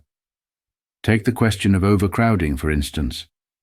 Quite often you have 8 or even 10 people living in a 3-roomed house. One of these rooms is a living room, and as it probably measures about a dozen feet square and contains, besides the kitchen range and the sink, a table, some chairs and a dresser, there is no room in it for a bed. So there are 8 or 10 people sleeping in 2 small rooms, probably in at most 4 beds. If some of these people are adults and have to go to work, so much the worse. In one house, I remember, 3 grown-up girls shared the same bed and all went to work at different hours, each disturbing the others when she got up or came in. In another house, a young miner working on the night shift slept by day in a narrow bed, in which another member of the family slept by night. There is an added difficulty when there are grown-up children, in that you cannot let adolescent youths and girls sleep in the same bed. In one family I visited, there were a father and mother and a son and daughter aged round about 17, and only 2 beds for the lot of them. The father slept with the son and the mother with the daughter. It was the only arrangement that ruled out the danger of incest. Then there is the misery of leaking roofs and oozing walls, which in winter makes some rooms almost uninhabitable. Then there are bugs. Once bugs get into a house, they are in it till the crack of doom. There is no sure way of exterminating them. Then there are the windows that will not open. I need not point out what this must mean in summer, in a tiny, stuffy living room where the fire, on which all the cooking is done, has to be kept burning more or less constantly. And there are the special miseries attendant upon back-to-back houses. A 50 yards walk to the lavatory or the dustbin is not exactly an inducement to be clean. In the front houses, at any rate in a side street where the corporation don't interfere, the women get into the habit of throwing their refuse out of the front door, so that the gutter is always littered with tea leaves and bread crusts, and it is worth considering what it is like for a child to grow up in one of the back alleys where its gaze is bounded by a row of lavatories and a wall. In such places as these, a woman is only a poor drudge muddling among an infinity of jobs. She may keep up her spirits, but she cannot keep up her standards of cleanliness and tidiness. There is always something to be done, and no conveniences and almost literally not room to turn round. No sooner have you washed one child's face than another's is dirty. Before you have washed the crocks from one meal, the next is due to be cooked. I found great variation in the houses I visited. Some were as decent as one could possibly expect in the circumstances. Some were so appalling that I have no hope of describing them adequately. To begin with, the smell, the dominant and essential thing, is indescribable. But the squalor and the confusion. A tub full of filthy water here, a basin full of unwashed crocks there, more crocks piled in any odd corner, torn newspaper littered everywhere, and in the middle always the same dreadful table covered with sticky oilcloth, and crowded with cooking pots and irons and half-darned stockings, and pieces of stale bread and bits of cheese wrapped round with greasy newspaper. And the congestion in a tiny room where getting from one side to the other is a complicated voyage between pieces of furniture, with a line of damp washing getting you in the face every time you move, and the children as thick underfoot as toadstools. There are scenes that stand out vividly in my memory. The almost bare living room of a cottage in a little mining village, where the whole family was out of work and everyone seemed to be underfed, and the big family of grown-up sons and daughters sprawling aimlessly about, all strangely alike with red hair, splendid bones, and pinched faces ruined by malnutrition and idleness, and one tall son sitting by the fireplace, too listless even to notice the entry of a stranger, and slowly peeling a sticky sock from a bare foot. A dreadful room in Wigan, where all the furniture seemed to be made of packing cases and barrel staves, and was coming to pieces at that, and an old woman with a blackened neck and her hair coining down denouncing her landlord in a Lancashire Irish accent, and her mother, aged well over 90, sitting in the background on the barrel that served her as a commode, and regarding us blankly with a yellow, cretinous face. I could fill up pages with memories of similar interiors. Of course, the squalor of these people's houses is sometimes their own fault. Even if you live in a back-to-back house and have 4 children and a total income of 32 and sixpence a week from the pack, there is no need to have unemptied chamber pots standing about in your living room. But it is equally certain that their circumstances do not encourage self-respect. The determining factor is probably the number of children. The best-kept interiors I saw were always childless houses, or houses where there were only 1 or 2 children. With, say, 6 children in a 3-roomed house, it is quite impossible to keep anything decent. One thing that is very noticeable is that the worst squalors are never downstairs. You might visit quite a number of houses, even among the poorest of the unemployed, and bring away a wrong impression. These people, you might reflect, cannot be so badly off if they still have a fair amount of furniture and crockery. But it is in the rooms upstairs that the gauntness of poverty really discloses itself. Whether this is because pride makes people cling to their living room furniture to the last, or because bedding is more pawnable, I do not know, but certainly many of the bedrooms I saw were fearful places. Among people who have been unemployed for several years continuously, I should say it is the exception to have anything like a full set of bedclothes. Often there is nothing that can be properly called bedclothes at all, just a heap of old overcoats and miscellaneous rags on a rusty iron bedstead. In this way, overcrowding is aggravated. One family of 4 persons that I knew, a father and mother and 2 children, possessed 2 beds, but could only use one of them because they had not enough bedding for the other. Anyone who wants to see the effects of the housing shortage at their very worst should visit the dreadful caravan dwellings that exist in numbers in many of the northern towns. Ever since the war, in the complete impossibility of getting houses, parts of the population have overflowed into supposedly temporary quarters in fixed caravans.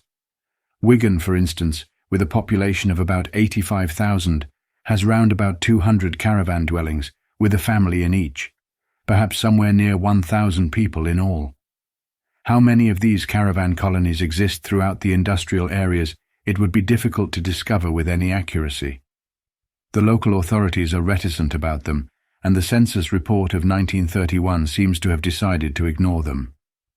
But so far as I can discover by inquiry, they are to be found in most of the larger towns in Lancashire and Yorkshire, and perhaps further north as well. The probability is that throughout the north of England there are some thousands, perhaps tens of thousands of families, not individuals, who have no home except a fixed caravan. But the word caravan is very misleading. It calls up a picture of a cosy gypsy encampment, in fine weather of course, with wood fires crackling and children picking blackberries and many-coloured washing fluttering on the lines. The caravan colonies in Wigan and Sheffield are not like that. I had a look at several of them. I inspected those in Wigan with considerable care, and I have never seen comparable squalor except in the Far East.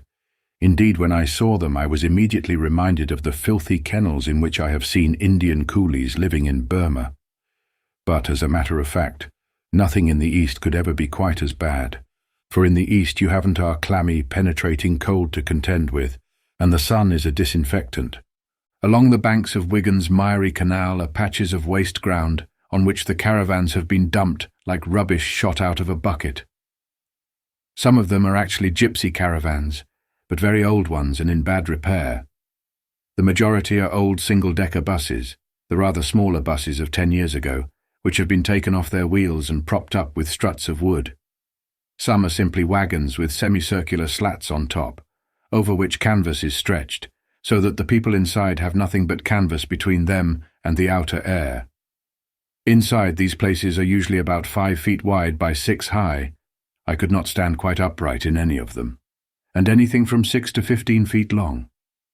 Some, I suppose, are inhabited by only 1 person, but I did not see any that held less than 2 persons, and some of them contained large families.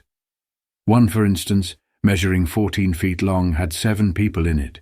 7 people in about 450 cubic feet of space, which is to say that each person had for his entire dwelling a space a good deal smaller than 1 compartment of a public lavatory. The dirt and congestion of these places is such that you cannot well imagine it unless you have tested it with your own eyes, and more particularly your nose. Each contains a tiny cottage kitchener, and such furniture as can be crammed in, sometimes 2 beds, more usually 1, into which the whole family have to huddle as best they can. It is almost impossible to sleep on the floor, because the damp soaks up from below. I was shown mattresses which were still wringing wet at 11 in the morning. In winter it is so cold that the kitcheners have to be kept burning day and night, and the windows, needless to say, are never opened. Water is got from a hydrant common to the whole colony, some of the caravan dwellers having to walk 150 or 200 yards for every bucket of water. There are no sanitary arrangements at all. Most of the people construct a little hut to serve as a lavatory on the tiny patch of ground surrounding their caravan, and once a week dig a deep hole in which to bury the refuse. All the people I saw in these places, especially the children, were unspeakably dirty, and I do not doubt that they were lousy as well. They could not possibly be otherwise. The thought that haunted me as I went from caravan to caravan was, what can happen in those cramped interiors when anybody dies? But that, of course, is the kind of question you hardly care to ask. Some of the people have been in their caravans for many years. Theoretically, the corporation are doing away with the caravan colonies and getting the inhabitants out into houses. But as the houses don't get built, the caravans remain standing. Most of the people I talked to had given up the idea of ever getting a decent habitation again. They were all out of work, and a job and a house seemed to them about equally remote and impossible. Some hardly seemed to care. Others realized quite clearly in what misery they were living. One woman's face stays by me, a worn, skull-like face on which was a look of intolerable misery and degradation. I gathered that in that dreadful pigsty, struggling to keep her large brood of children clean, she felt as I should feel if I were coated all over with dung. One must remember that these people are not gypsies. They are decent English people who have all, except the children born there, had homes of their own in their day. Besides, their caravans are greatly inferior to those of gypsies, and they have not the great advantage of being on the move. No doubt there are still middle-class people who think that the lower orders don't mind that kind of thing, and who, if they happen to pass a caravan colony in the train, would immediately assume that the people lived there from choice. I never argue nowadays with that kind of person. But it is worth noticing that the caravan dwellers don't even save money by living there, for they are paying about the same rents as they would for houses. I could not hear of any rent lower than 5 shillings a week, 5 shillings for 200 cubic feet of space. And there are even cases where the rent is as high as 10 shillings. Somebody must be making a good thing out of those caravans. But dearly their continued existence is due to the housing shortage and not directly to poverty. Talking once with a miner, I asked him when the housing shortage first became acute in his district. He answered, "When we were told about it," meaning that till recently people's standards were so low that they took almost any degree of overcrowding for granted. He added that when he was a child his family had slept 11 in a room and thought nothing of it, and that later, when he was grown up, he and his wife had lived in one of the old-style back-to-back houses, in which you not only had to walk a couple of 100 yards to the lavatory, but often had to wait in a queue when you got there, the lavatory being shared by 36 people. And when his wife was sick with the illness that killed her, she still had to make that 200 yards journey to the lavatory.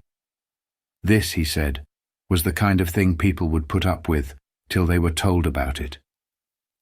I do not know whether that is true. What is certain is that nobody now thinks it bearable to sleep 11 in a room, and that even people with comfortable incomes are vaguely troubled by the thought of the slums. Hence the clatter about rehousing and slum clearance, which we have had at intervals ever since the war.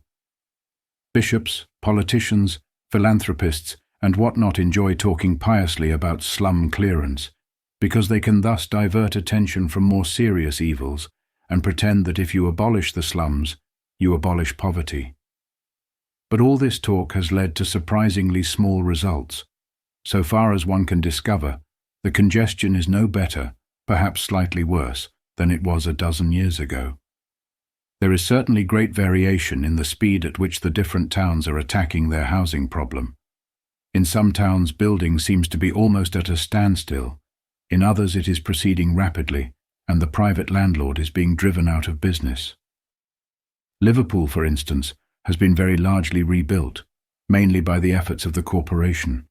Sheffield, too, is being torn down and rebuilt pretty fast, though perhaps, considering the unparalleled beastliness of its slums, not quite fast enough.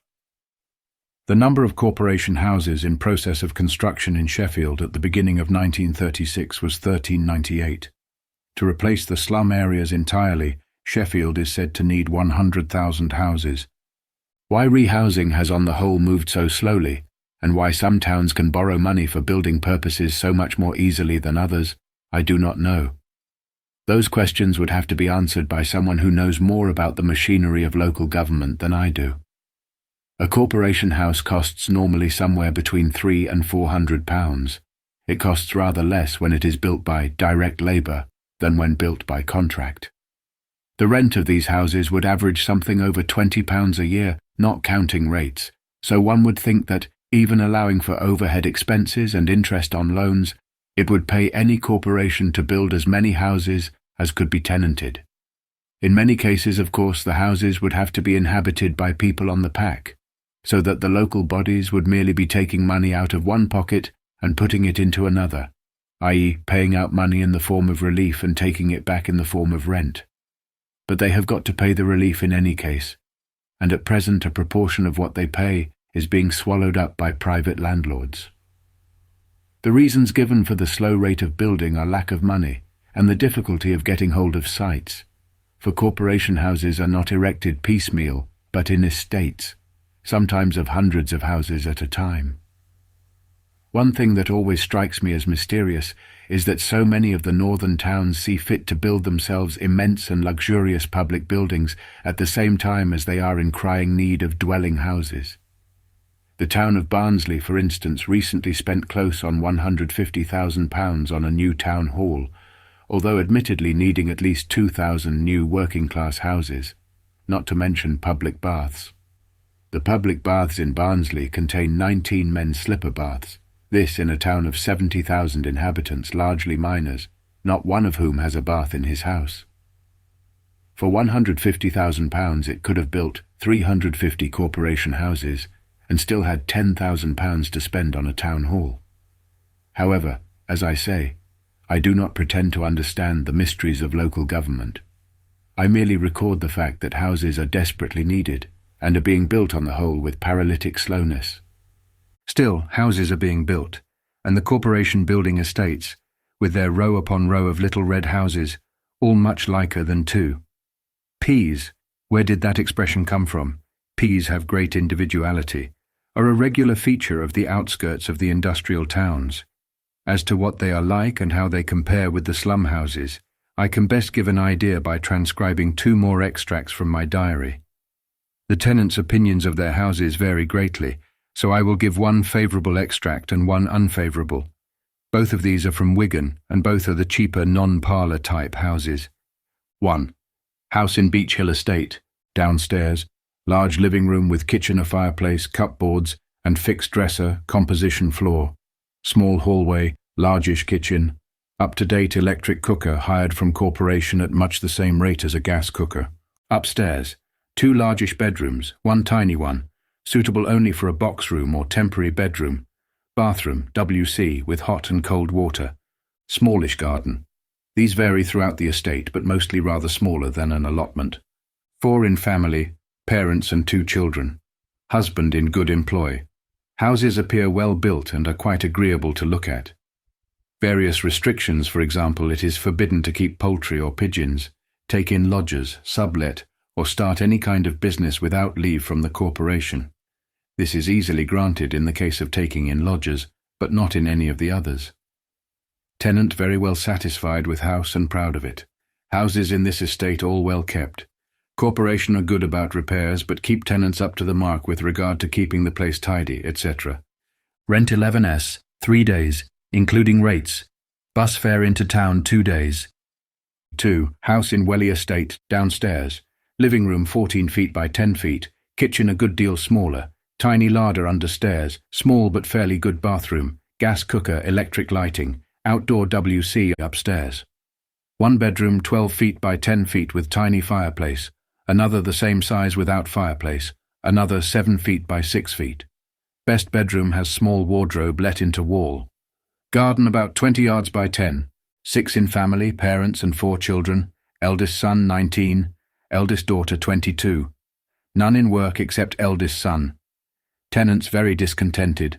Their complaints are, house is cold, draughty and damp. Fireplace in living room gives out no heat and makes room very dusty, attributed to its being set too low. Fireplace in best bedroom too small to be of any use.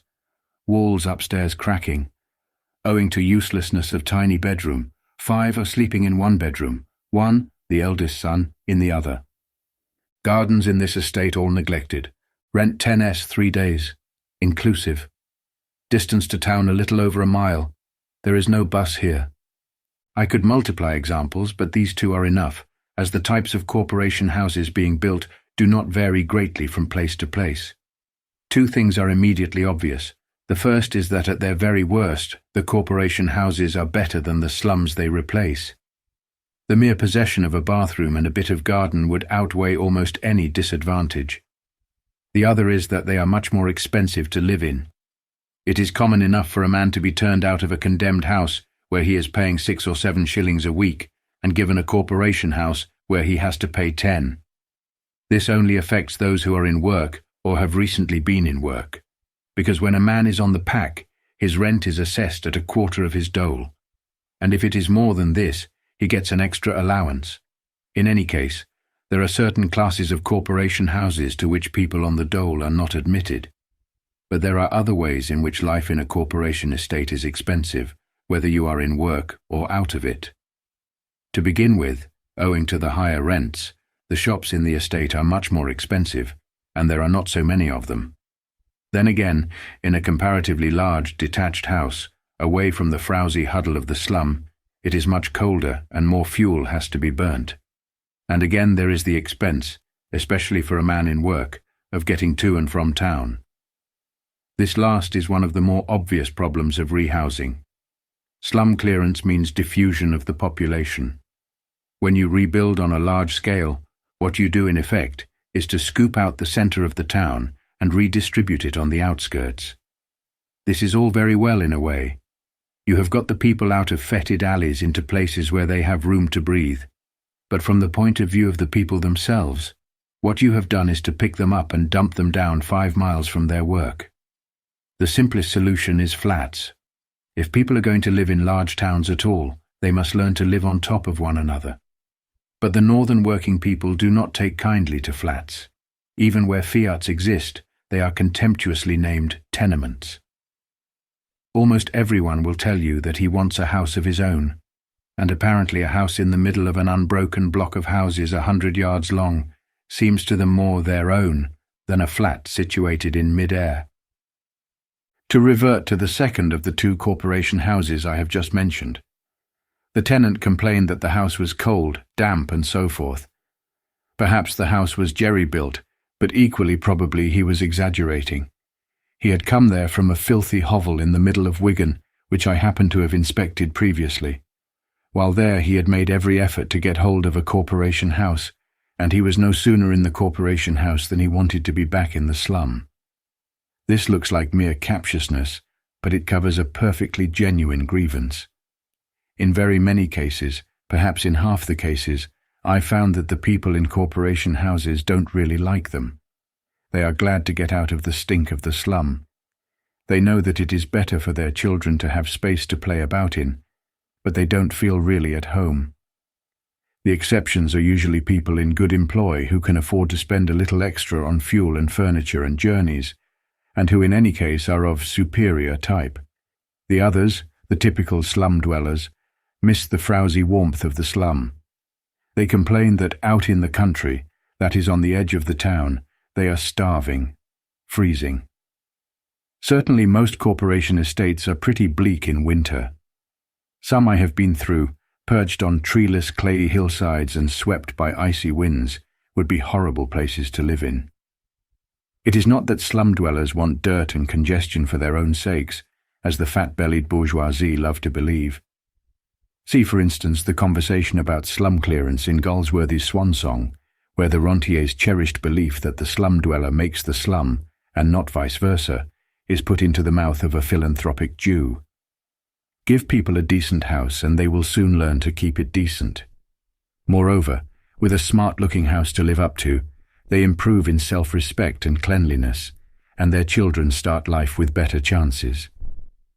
Nevertheless, in a corporation estate, there is an uncomfortable, almost prison-like atmosphere, and the people who live there are perfectly well aware of it. And it is here that one comes on the central difficulty of the housing problem.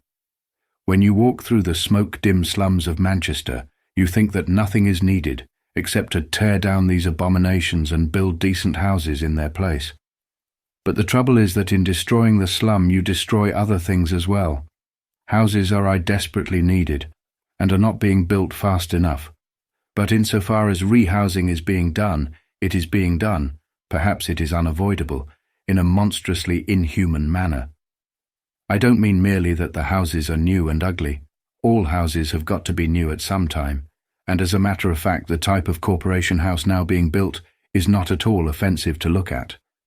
On the outskirts of Liverpool there are what amount to whole towns consisting entirely of corporation houses, and they are quite pleasing to the eye. The blocks of workers' flats in the centre of the town, modelled, I believe, on the workers' flats in Vienna, are definitely fine buildings. but there is something ruthless and soulless about the whole business. Take, for instance, the restrictions with which you are burdened in a corporation house. You are not allowed to keep your house and garden as you want them. In some estates there is even a regulation that every garden must have the same kind of hedge. You are not allowed to keep poultry or pigeons. The Yorkshire miners are fond of keeping homer pigeons. They keep them in the backyard and take them out and race them on Sundays. But pigeons are messy birds, and the corporation suppresses them as a matter of course. The restrictions about shops are more serious. The number of shops in a corporation estate is rigidly limited, and it is said that preference is given to the co-op and the chain stores. This may not be strictly true, but certainly those are the shops that one usually sees there. This is bad enough for the general public, but from the point of view of the independent shopkeeper, it is a disaster. Many a small shopkeeper is utterly ruined by some rehousing scheme which takes no notice of his existence. A whole section of the town is condemned en bloc. Presently the houses are pulled down and the people are transferred to some housing estate miles away. In this way all the small shopkeepers of the quarter have their whole clientele taken away from them at a single swoop and receive not a penny of compensation. They cannot transfer their business to the estate, because even if they can afford the move and the much higher rents, they would probably be refused a license. As for pubs, they are banished from the housing estates almost completely, and the few that remain are dismal sham-tudor places fitted out by the big brewery companies and very expensive. For a middle-class population this would be a nuisance. It might mean walking a mile to get a glass of beer. For a working-class population, which uses the pub as a kind of club, it is a serious blow at communal life. It is a great achievement to get slum dwellers into decent houses, but it is unfortunate that, owing to the peculiar temper of our time, it is also considered necessary to rob them of the last vestiges of their liberty. The people themselves feel this, and it is this feeling that they are rationalizing when they complain that their new houses, so much better as houses than those they have come out of, are cold and uncomfortable and unhomelike. I sometimes think that the price of liberty is not so much eternal vigilance as eternal dirt.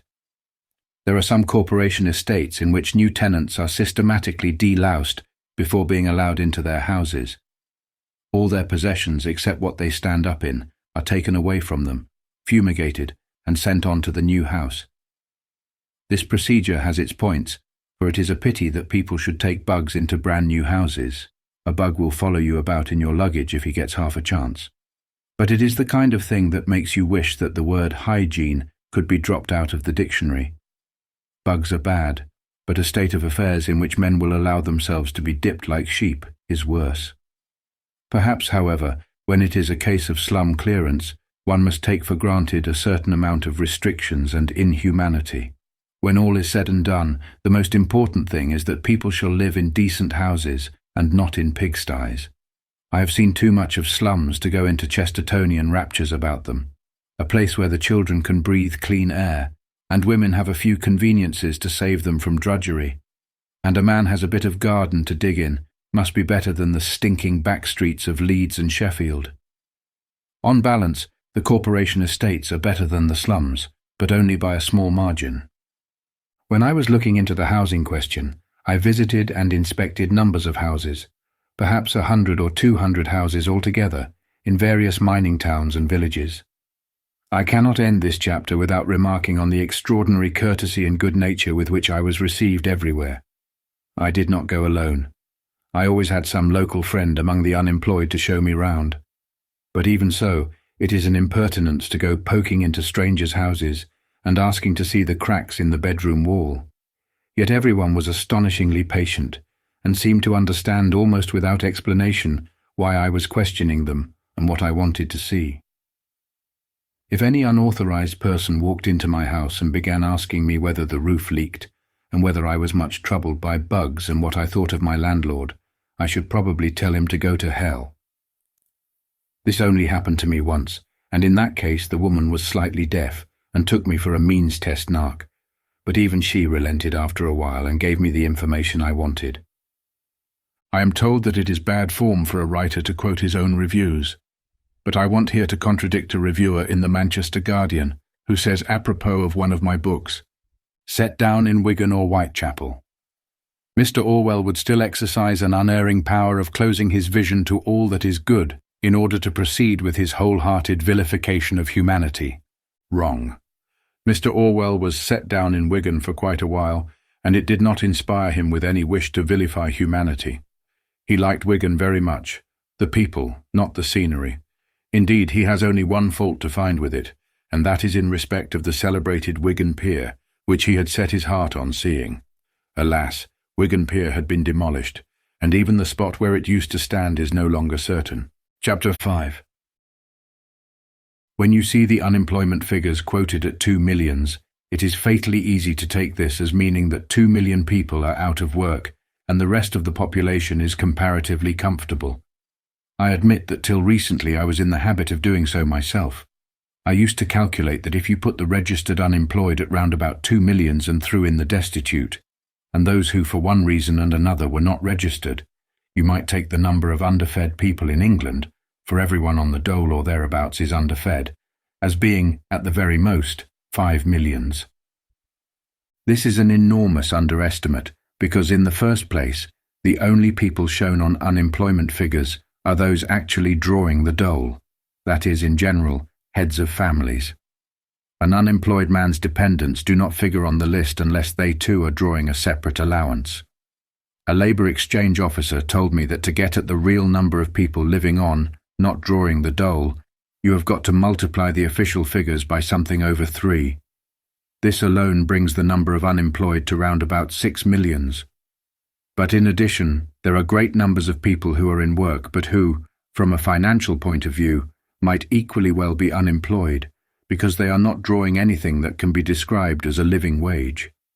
For instance, a recent census of the Lancashire cotton mills revealed the fact that over 40,000 full-time employees receive less than 30 shillings a week each.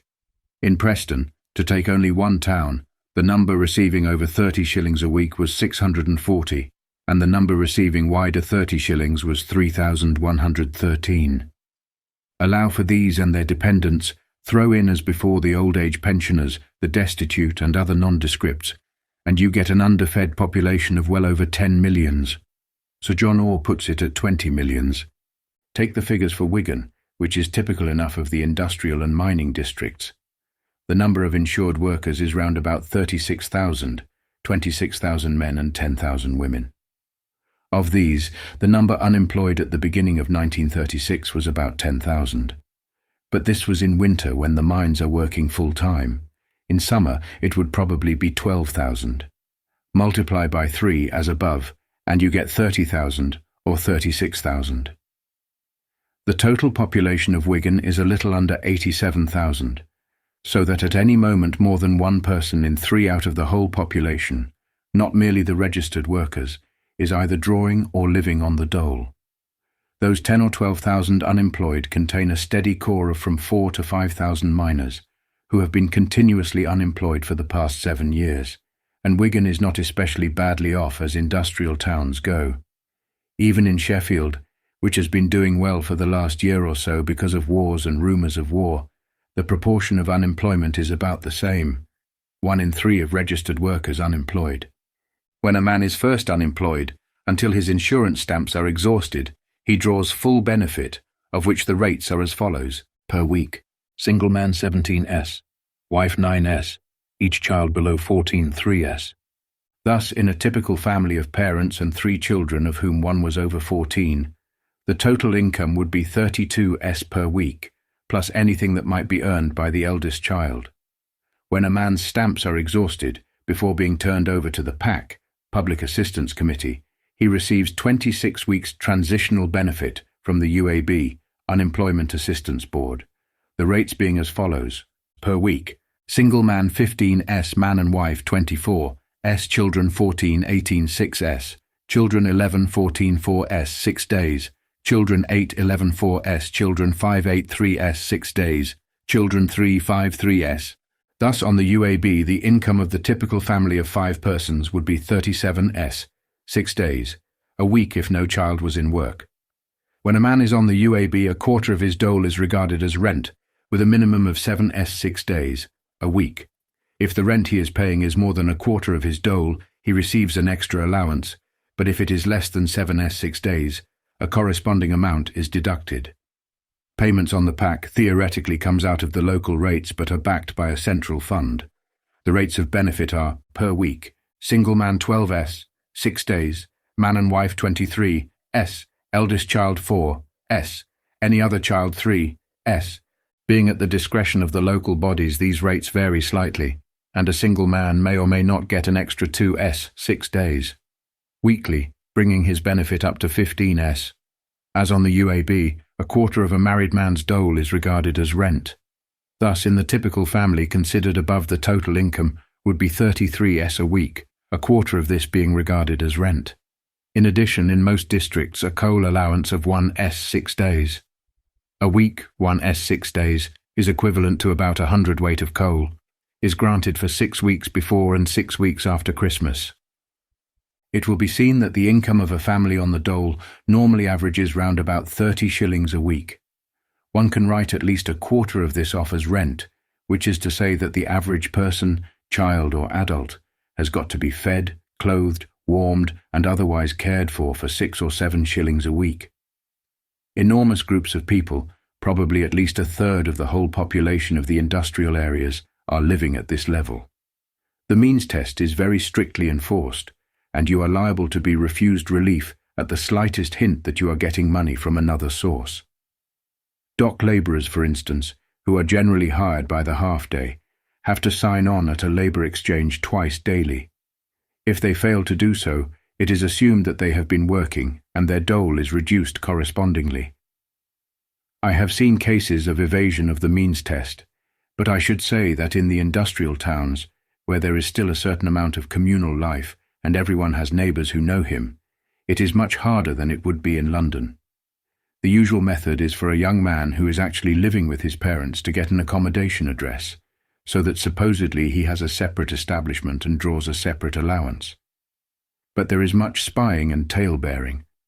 One man I knew, for instance, was seen feeding his neighbour's chickens while the neighbour was away. It was reported to the authorities that he had a job feeding chickens, and he had great difficulty in refuting this. The favourite joke in Wigan was about a man who was refused relief on the ground that he had a job carting firewood. He had been seen, it was said, carting firewood at night. He had to explain that he was not carting firewood, but doing a moonlight flit. The firewood was his furniture. The most cruel and evil effect of the means test is the way in which it breaks up families. Old people, sometimes bedridden, are driven out of their homes by it. An old age pensioner, for instance, if a widower, would normally live with one or other of his children. His weekly 10 shillings goes towards the household expenses, and probably he is not badly cared for. Under the means test, however, he counts as a lodger, and if he stays at home his children's dole will be docked. So perhaps at 70 or 75 years of age, he has to turn out into lodgings, handing his pension over to the lodging house keeper and existing on the verge of starvation. I have seen several cases of this myself. It is happening all over England at this moment, thanks to the means test. Nevertheless, in spite of the frightful extent of unemployment, it is a fact that poverty, extreme poverty, is less in evidence in the industrial north than it is in London. Everything is poorer and shabbier. There are fewer motor cars and fewer well-dressed people, but also there are fewer people who are obviously destitute. Even in a town the size of Liverpool or Manchester, you are struck by the fewness of the beggars. London is a sort of whirlpool which draws derelict people towards it, and it is so vast that life there is solitary and anonymous. Until you break the law, nobody will take any notice of you, and you can go to pieces as you could not possibly do in a place where you had neighbours who knew you. But in the industrial towns, the old communal way of life has not yet broken up. Tradition is still strong, and almost everyone has a family, potentially, therefore, a home. In a town of 50,000 or 100,000 inhabitants, there is no casual and, as it were, unaccounted for population, nobody sleeping in the streets, for instance. Moreover, there is just this to be said for the unemployment regulations, that they do not discourage people from marrying. A man and wife on 23 shillings a week are not far from the starvation line, but they can make a home of sorts. They are vastly better off than a single man on 15 shillings. The life of a single unemployed man is dreadful. He lives sometimes in a common lodging house, more often in a furnished room for which he usually pays 6 shillings a week, finding himself as best he can on the other 9, say 6 shillings a week for food and 3 for clothes, tobacco and amusements. Of course he cannot feed or look after himself properly, and a man who pays 6 shillings a week for his room is not encouraged to be indoors more than is necessary. So he spends his days loafing in the public library or any other place where he can keep warm. That keeping warm is almost the sole preoccupation of a single unemployed man in winter. In Wigan, a favourite refuge was the pictures, which are fantastically cheap there. You can always get a seat for 4p, and at the matinee at some houses you can even get a seat for 2p. Even people on the verge of starvation will readily pay 2p to get out of the ghastly cold of a winter afternoon. In Sheffield, I was taken to a public hall to listen to a lecture by a clergyman, and it was by a long way the silliest and worst delivered lecture I have ever heard or ever expect to hear. I found it physically impossible to sit it out. Indeed, my feet carried me out, seemingly of their own accord, before it was halfway through. Yet the hall was thronged with unemployed men. They would have sat through far worse drivel for the sake of a warm place to shelter in. At times I have seen unmarried men on the dole living in the extreme of misery. In one town I remember a whole colony of them who were squatting, more or less illicitly, in a derelict house which was practically falling down. They had collected a few scraps of furniture, presumably off refuse tips, and I remember that their sole table was an old marble-topped wash-hand stand. But this kind of thing is exceptional. A working-class bachelor is a rarity, and so long as a man is married, unemployment makes comparatively little alteration in his way of life. His home is impoverished, but it is still a home, and it is noticeable everywhere that the anomalous position created by unemployment, the man being out of work while the woman's work continues as before, has not altered the relative status of the sexes. In a working-class home it is the man who is the master, and not, as in a middle-class home, the woman or the baby. Practically never, for instance, in a working-class home will you see the man doing a stroke of the housework. Unemployment has not changed this convention, which on the face of it seems a little unfair. The man is idle from morning to night, but the woman is as busy as ever, more so indeed, because she has to manage with less money. Yet so far as my experience goes, the women do not protest. I believe that they, as well as the men, feel that a man would lose his manhood if, merely because he was out of work, he developed into a Mary Ann. But there is no doubt about the deadening, debilitating effect of unemployment upon everybody, married or single, and upon men more than upon women. The best intellects will not stand up against it. Once or twice it has happened to me to meet unemployed men of genuine literary ability. There are others whom I haven't met but whose work I occasionally see in the magazines. Now and again, at long intervals, these men will produce an article or a short story, which is quite obviously better than most of the stuff that gets whooped up by the blurb reviewers. Why then do they make so little use of their talents? They have all the leisure in the world. Why don't they sit down and write books? Because to write books you need not only comfort and solitude is never easy to attain in a working-class home. You also need peace of mind. You can't settle to anything. You can't command the spirit of hope in which anything has got to be created, with that dull, evil cloud of unemployment hanging over you. Still, an unemployed man who feels at home with books can at any rate occupy himself by reading. But what about the man who cannot read without discomfort? Take a miner, for instance, who has worked in the pit since childhood and has been trained to be a miner and nothing else. How the devil is he to fill up the empty days? It is absurd to say that he ought to be looking for work. There is no work to look for, and everybody knows it. You can't go on looking for work every day for 7 years. There are allotments, which occupy the time and help to feed a family. But in a big town there are only allotments for a small proportion of the people. Then there are the occupational centres which were started a few years ago to help the unemployed. On the whole, this movement has been a failure, but some of the centres are still flourishing. I have visited one or two of them. There are shelters where the men can keep warm, and there are periodical classes in carpentering, bootmaking, leatherwork, handloom weaving, basket work, seagrass work, etc., etc. The idea being that the men can make furniture and so forth, not for sale but for their own homes, getting tools free and materials cheaply. Most of the socialists I have talked to denounce this movement as they denounce the project. It is always being talked about, but it never comes to anything, to give the unemployed small holdings. They say that the occupational centres are simply a device to keep the unemployed quiet and give them the illusion that something is being done for them. Undoubtedly, that is the underlying motive. Keep a man busy mending boots and he is less likely to read the Daily Worker. Also, there is a nasty YMCA atmosphere about these places, which you can feel as soon as you go in. The unemployed men who frequent them are mostly of the cap-touching type, the type who tells you oilily that he is temperance and votes Conservative. Yet even here you feel yourself torn both ways. For probably it is better that a man should waste his time even with such rubbish as seagrass work than that for years upon end he should do absolutely nothing. By far the best work for the unemployed is being done by the NUWM, National Unemployed Workers Movement. This is a revolutionary organization intended to hold the unemployed together, stop them blacklegging during strikes, and give them legal advice against the means test. It is a movement that has been built out of nothing by the pennies and efforts of the unemployed themselves. I have seen a good deal of the NUWM, and I greatly admire the men, ragged and underfed like the others, who keep the organization going. Still more I admire the tact and patience with which they do it, for it is not easy to coax even a penny-a-week subscription out of the pockets of people on the pack.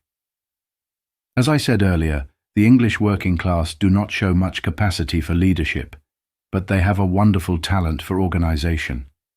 The whole trade union movement testifies to this, so do the excellent working men's clubs, really a sort of glorified cooperative pub, and splendidly organized, which are so common in Yorkshire. In many towns the NUWM have shelters and arrange speeches by communist speakers.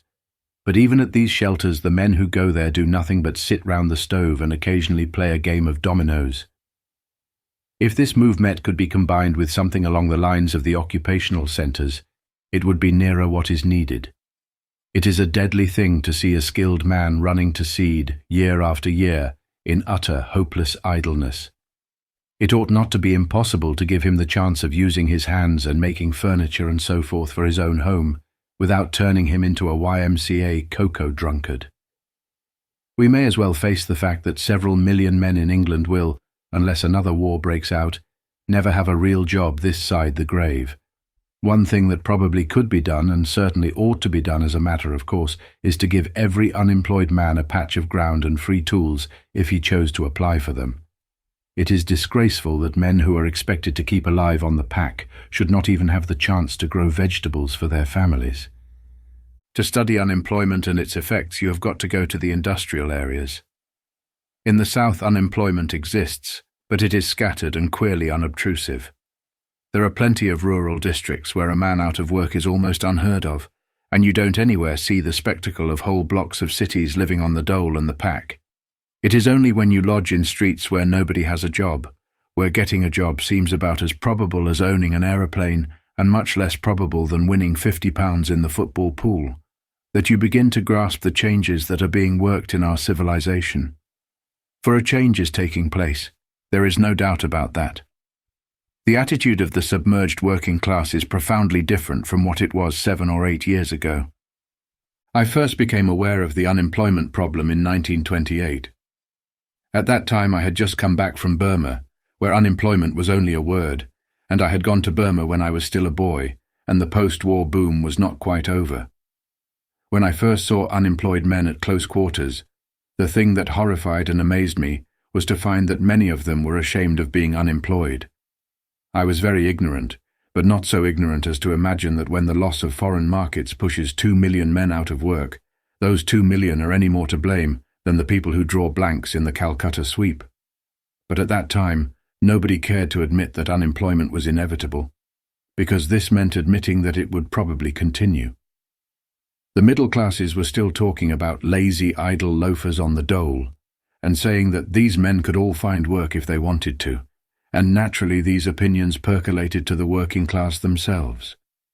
I remember the shock of astonishment it gave me when I first mingled with tramps and beggars, to find that a fair proportion, perhaps a quarter, of these beings whom I had been taught to regard as cynical parasites, were decent young miners and cotton workers, gazing at their destiny with the same sort of dumb amazement as an animal in a trap.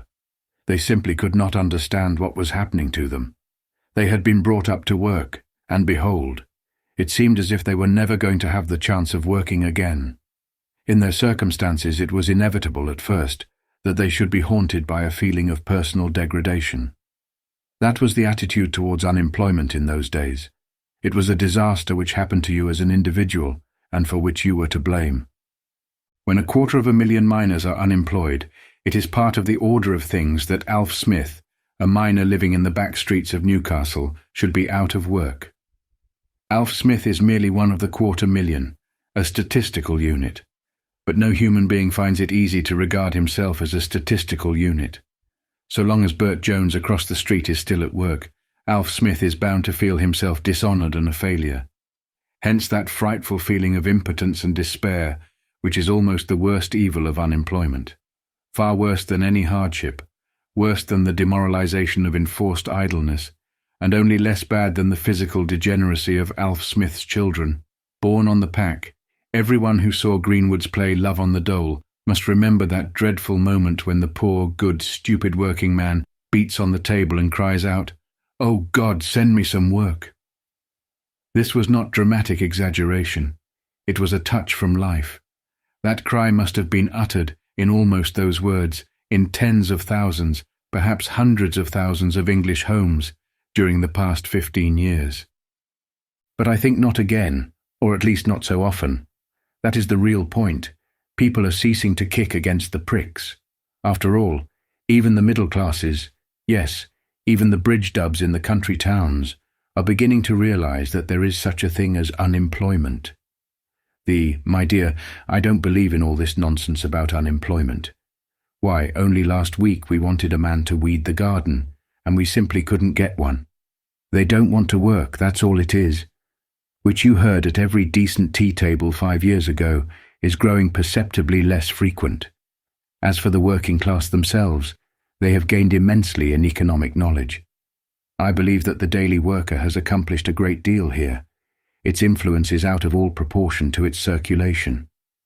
But in any case, they have had their lesson well rubbed into them, not only because unemployment is so widespread, but because it has lasted so long. When people live on the dole for years at a time, they grow used to it, and drawing the dole, though it remains unpleasant, ceases to be shameful. Thus the old independent workhouse-fearing tradition is undermined, just as the ancient fear of debt is undermined by the hire purchase system. In the back streets of Wigan and Barnsley, I saw every kind of privation, but I probably saw much less conscious misery than I should have seen 10 years ago. The people have at any rate grasped that unemployment is a thing they cannot help. It is not only Alf Smith who is out of work now, Bert Jones is out of work as well, and both of them have been out for years. It makes a great deal of difference when things are the same for everybody. So you have whole populations settling down, as it were, to a lifetime on the pack, and what I think is admirable, perhaps even hopeful, is that they have managed to do it without going spiritually to pieces. A working man does not disintegrate under the strain of poverty as a middle-class person does. Take, for instance, the fact that the working class think nothing of getting married on the dole. It annoys the old ladies in Brighton, but it is a proof of their essential good sense. They realize that losing your job does not mean that you cease to be a human being, so that in one way things in the distressed areas are not as bad as they might be. Life is still fairly normal, more normal than one really has the right to expect. Families are impoverished, but the family system has not broken up. The people are in effect living a reduced version of their former lives. Instead of raging against their destiny, they have made things tolerable by lowering their standards. But they don't necessarily lower their standards by cutting out luxuries and concentrating on necessities. More often, it is the other way about. the more natural way, if you come to think of it. Hence the fact that in a decade of unparalleled depression, the consumption of all cheap luxuries has increased. The two things that have probably made the greatest difference of all are the movies and the mass production of cheap, smart clothes since the war. The youth who leaves school at 14 and gets a blind alley job is out of work at 20, probably for life. But for £2.10 on the hire purchase, he can buy himself a suit which, for a little while and at a little distance, looks as though it had been tailored in Savile Row. The girl can look like a fashion plate at an even lower price. You may have 3 halfpence in your pocket and not a prospect in the world, and only the corner of a leaky bedroom to go home to. But in your new clothes you can stand on the street corner, indulging in a private daydream of yourself as Dark Gable or Greta Garbo, which compensates you for a great deal. And even at home there is generally a cup of tea going, a nice cup of tea, and father, who has been out of work since 1929, is temporarily happy because he has a sure tip for the Chesirewich. Trade since the war has had to adjust itself to meet the demands of underpaid, underfed people, with the result that a luxury is nowadays almost always cheaper than a necessity. One pair of plain solid shoes costs as much as 2 ultra-smart pairs. For the price of 1 square meal you can get 2 pounds of cheap sweets. You can't get much meat for 3p, but you can get a lot off fish and chips. Milk costs 3p a pint, and even mild beer costs 4p, but aspirins are 7 a penny, and you can wring 40 cups of tea out of a £1/4 packet. And above all there is gambling, the cheapest of all luxuries. Even people on the verge of starvation can buy a few days' hope, something to live for, as they call it, by having a penny on a sweepstake. Organised gambling has now risen almost to the status of a major industry. Consider, for instance, a phenomenon like the football pools, with a turnover of about £6 million a year, almost all of it from the pockets of working-class people. I happened to be in Yorkshire when Hitler reoccupied the Rhineland. Hitler, Locarno, fascism, and the threat of war aroused hardly a flicker of interest locally. But the decision of the Football Association to stop publishing their fixtures in advance, this was an attempt to quell the football pools, flung all Yorkshire into a storm of fury. And then there is the queer spectacle of modern electrical science showering miracles upon people with empty bellies. You may shiver all night for lack of bedclothes, but in the morning you can go to the public library and read the news that has been telegraphed for your benefit from San Francisco and Singapore. 20 million people are underfed, but literally everyone in England has access to a radio. What we have lost in food, we have gained in electricity. Whole sections of the working class who have been plundered of all they really need are being compensated, in part, by cheap luxuries which mitigate the surface of life. Do you consider all this desirable? No, I don't.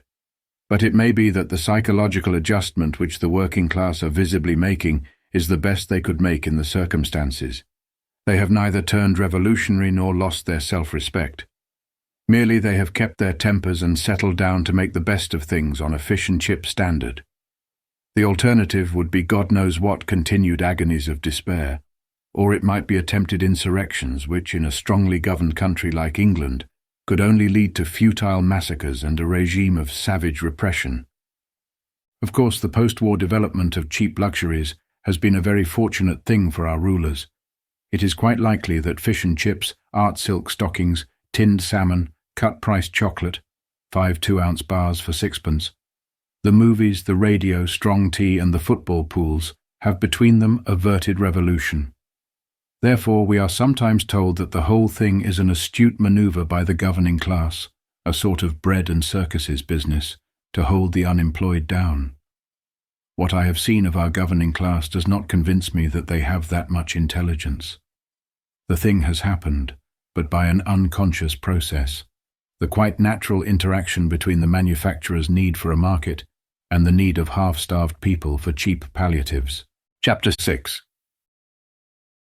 When I was a small boy at school, a lecturer used to come once a term and deliver excellent lectures on famous battles of the past, such as Blenheim, Austerlitz, etc.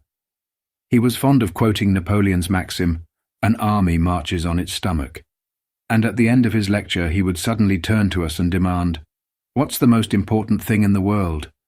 We were expected to shout, "Food!" And if we did not do so, he was disappointed. Obviously, he was right in a way. A human being is primarily a bag for putting food into. The other functions and faculties may be more godlike, but in point of time they come afterwards. A man dies and is buried, and all his words and actions are forgotten, but the food he has eaten lives after him in the sound or rotten bones of his children. I think it could be plausibly argued that changes of diet are more important than changes of dynasty or even of religion. The Great War, for instance, could never have happened if tinned food had not been invented, and the history of the past 400 years in England would have been immensely different if it had not been for the introduction of root crops and various other vegetables at the end of the Middle Ages, and a little later the introduction of non-alcoholic drinks, tea, coffee, cocoa, and also of distilled liquors to which the beer-drinking English were not accustomed. Yet it is curious how seldom the all-importance of food is recognized. You see statues everywhere to politicians, poets, bishops, but none to cooks or bacon curers or market gardeners. The Emperor Charles V is said to have erected a statue to the inventor of bloaters, but that is the only case I can think of at the moment. So perhaps the really important thing about the unemployed, the really basic thing if you look to the future, is the diet they are living on. As I said earlier, the average unemployed family lives on an income of round about 30 shillings a week, of which at least a quarter goes in rent. It is worth considering in some detail how the remaining money is spent. I have here a budget which was made out for me by an unemployed miner and his wife. I asked them to make a list which represented as exactly as possible their expenditure in a typical week. This man's allowance was 32 shillings a week, and besides his wife he had 2 children, one aged 2 years and 5 months and the other 10 months. Here is the list. SD, rent 90.5 clothing club, 30 coal, 20 gas, 13, milk 0.10.5, union fees 0.3 insurance, on the children, 0.2, meat 2.6, flour 2 stone, 3.4, yeast 0.4 potatoes, 1.0, dripping 0.10, margarine 0.10, bacon 1.2, sugar 1.9 tea, 1.0 jam 0.7.5 peas, and cabbage 0.6 carrots and onions, 0.4 Quaker oats, 0.4.5 soap, powders, blue, etc. 0.10, total £1.12.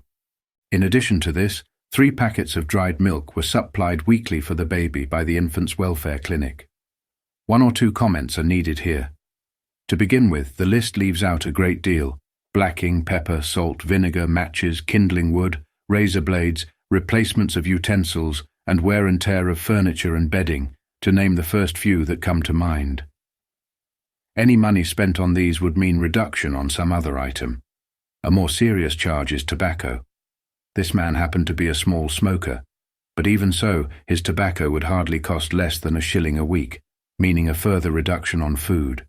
The clothing clubs into which unemployed people pay so much a week are run by big drapers in all the industrial towns. Without them, it would be impossible for unemployed people to buy new clothes at all. I don't know whether or not they buy bedding through these clubs. This particular family, as I happen to know, possessed next to no bedding. In the above list, if you allow a shilling for tobacco and deduct this and the other non-food items, you are left with 16 and 5 halfpenny. Call it 16 shillings and leave the baby out of account, for the baby was getting its weekly packets of milk from the welfare clinic. This 16 shillings has got to provide the entire nourishment, including fuel, of 3 persons, 2 of them adult. The first question is whether it is even theoretically possible for 3 persons to be properly nourished on 16 shillings a week. When the dispute over the means test was in progress, there was a disgusting public wrangle about the minimum weekly sum on which a human being could keep alive. So far as I remember, one school of dietitians worked it out at 5 and 9pence, while another school, more generous, put it at 5 and 9pence halfpenny. After this, there were letters to the papers from a number of people who claimed to be feeding themselves on 4 shillings a week. Here is a weekly budget. It was printed in the New Statesman and also in the News of the World, which I picked out from among a number of others.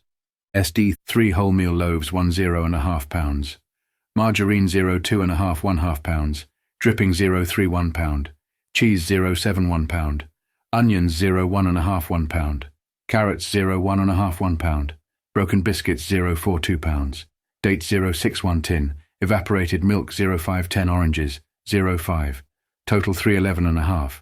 Please notice that this budget contains nothing for fuel. In fact, the writer explicitly stated that he could not afford to buy fuel and ate all his food raw. Whether the letter was genuine or a hoax does not matter at the moment.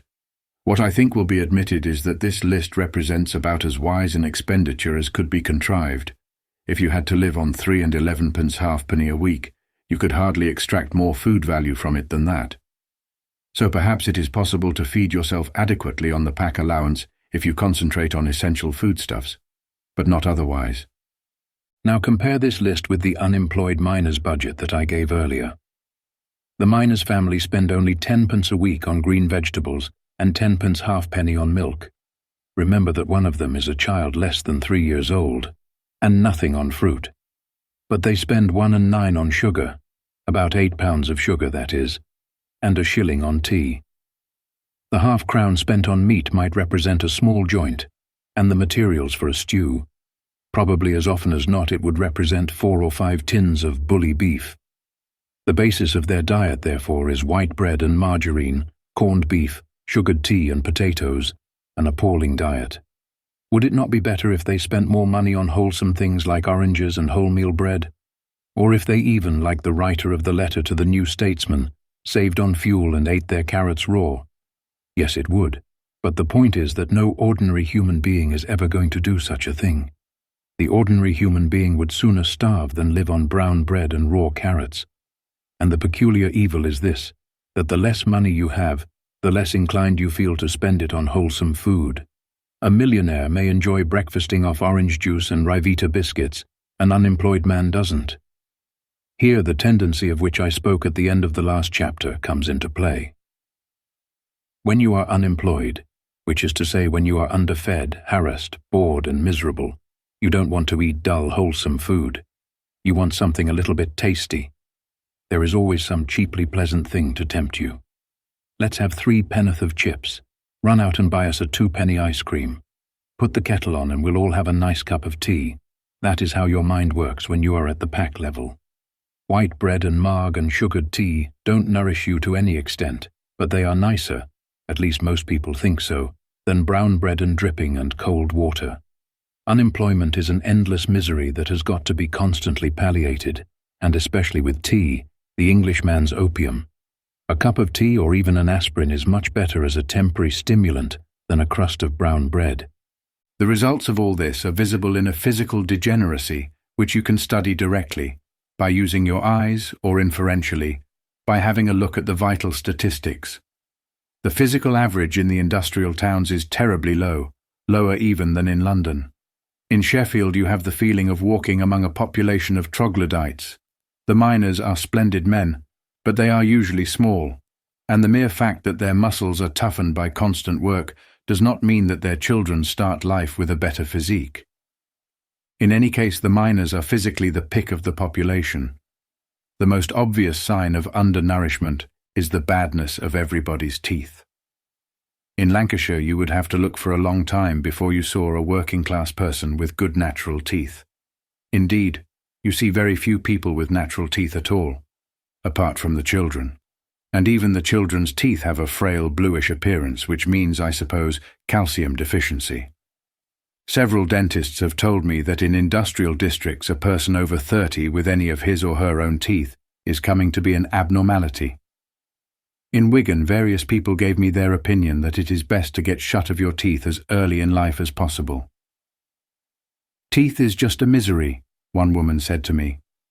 In one house where I stayed there were, apart from myself, 5 people, the oldest being 43 and the youngest a boy of 15. Of these the boy was the only one who possessed a single tooth of his own, and his teeth were obviously not going to last long. As for the vital statistics, the fact that in any large industrial town the death rate and infant mortality of the poorest quarters are always about double those of the well-to-do residential quarters, a good deal more than double in some cases, hardly needs commenting on. Of course, one ought not to imagine that the prevailing bad physique is due solely to unemployment, for it is probable that the physical average has been declining all over England for a long time past, and not merely among the unemployed in the industrial areas. This cannot be proved statistically, but it is a conclusion that is forced upon you if you use your eyes, even in rural places, and even in a prosperous town like London. On the day when King George V's body passed through London on its way to Westminster, I happened to be caught for an hour or two in the crowd in Trafalgar Square. It was impossible, looking about one then, not to be struck by the physical degeneracy of modern England. The people surrounding me were not working-class people for the most part. They were the shopkeeper, commercial traveller type, with a sprinkling of the well-to-do. But what a set they looked. Puny limbs, sickly faces, under the weeping London sky. Hardly a well-built man or a decent-looking woman, and not a fresh complexion anywhere. As the king's coffin went by, the men took off their hats, and a friend who was in the crowd at the other side of the Strand said to me afterwards, "The only touch of colour anywhere was the bald heads. Even the guards, it seemed to me, there was a squad of guardsmen marching beside the coffin, were not what they used to be. Where are the monstrous men with chests like barrels and moustaches like the wings of eagles who strode across my childhood's gaze 20 or 30 years ago? Buried, I suppose, in the Flanders mud. In their place there are these pale-faced boys who have been picked for their height and consequently look like hop poles in overcoats. The truth being that in modern England, a man over 6 feet high is usually skin and bone and not much else. If the English physique has declined, this is no doubt partly due to the fact that the Great War carefully selected the 1,000,000 best men in England and slaughtered them, largely before they had had time to breed. But the process must have begun earlier than that, and it must be due ultimately to unhealthy ways of living, that is, to industrialism. I don't mean the habit of living in towns. Probably the town is healthier than the country in many ways, but the modern industrial technique which provides you with cheap substitutes for everything. We may find in the long run that tinned food is a deadlier weapon than the machine gun. It is unfortunate that the English working class, the English nation generally for that matter, are exception ally ignorant about and wasteful of food. I have pointed out elsewhere how civilized is a French navvy's idea of a meal compared with an Englishman's, and I cannot believe that you would ever see such wastage in a French house as you habitually see in English ones. Of course, in the very poorest homes where everybody is unemployed, you don't see much actual waste, but those who can afford to waste food often do so. I could give startling instances of this. Even the northern habit of baking one's own bread is slightly wasteful in itself, because an overworked woman cannot bake more than once or, at most, twice a week, and it is impossible to tell beforehand how much bread will be wasted, so that a certain amount generally has to be thrown away. The usual thing is to bake 6 large loaves and 12 small ones at a time. All this is part of the old, generous English attitude to life, and it is an amiable quality, but a disastrous one at the present moment. English working people everywhere, so far as I know, refuse brown bread. It is usually impossible to buy wholemeal bread in a working-class district. They sometimes give the reason that brown bread is dirty. I suspect the real reason is that in the past brown bread has been confused with black bread, which is traditionally associated with popery and wooden shoes. They have plenty of popery and wooden shoes in Lancashire. A pity they haven't the black bread as well. But the English palate, especially the working-class palate, now rejects good food almost automatically. The number of people who prefer tinned peas and tinned fish to real peas and real fish must be increasing every year, and plenty of people who could afford real milk in their tea would much sooner have tinned milk, even that dreadful tinned milk which is made of sugar and corn flour and has "unfit for babies" on the tin in huge letters. In some districts, efforts are now being made to teach the unemployed more about food values and more about the intelligent spending of money. When you hear of a thing like this, you feel yourself torn both ways. I have heard a communist speaker on the platform grow very angry about it. In London, he said, parties of society dames now have the cheek to walk into East End houses and give shopping lessons to the wives of the unemployed. He gave this as an instance of the mentality of the English governing class. First you condemn a family to live on 30 shillings a week, and then you have the damned impertinence to tell them how they are to spend their money. He was quite right. I agree heartily. Yet all the same, it is a pity that, merely for the lack of a proper tradition, people should pour muck like tinned milk down their throats and not even know that it is inferior to the product of the cow. I doubt, however, whether the unemployed would ultimately benefit if they learned to spend their money more economically. For it is only the fact that they are not economical that keeps their allowances so high. An Englishman on the pack gets 15 shillings a week because 15 shillings is the smallest sum on which he can conceivably keep alive. If he were, say, an Indian or Japanese coolie who can live on rice and onions, he wouldn't get 15 shillings a week. He would be lucky if he got 15 shillings a month. Our unemployment allowances, miserable though they are framed to suit a population with very high standards and not much notion of economy. If the unemployed learned to be better managers, they would be visibly better off, and I fancy it would not be long before the dole was docked correspondingly. There is one great mitigation of unemployment in the north, and that is the cheapness of fuel. Anywhere in the coal areas the retail price of coal is about 1 6 a hundredweight. In the south of England it is about half a crown. Moreover, miners in work can usually buy coal direct from the pit at 8 or 9 shillings a ton, and those who have a cellar in their homes sometimes store a ton and sell it, illicitly I suppose, to those who are out of work. But apart from this, there is immense and systematic thieving of coal by the unemployed. I call it thieving because technically it is that, though it does no harm to anybody. In the dirt that is sent up from the pits, there is a certain amount of broken coal, and unemployed people spend a lot of time in picking it out of the slag heaps.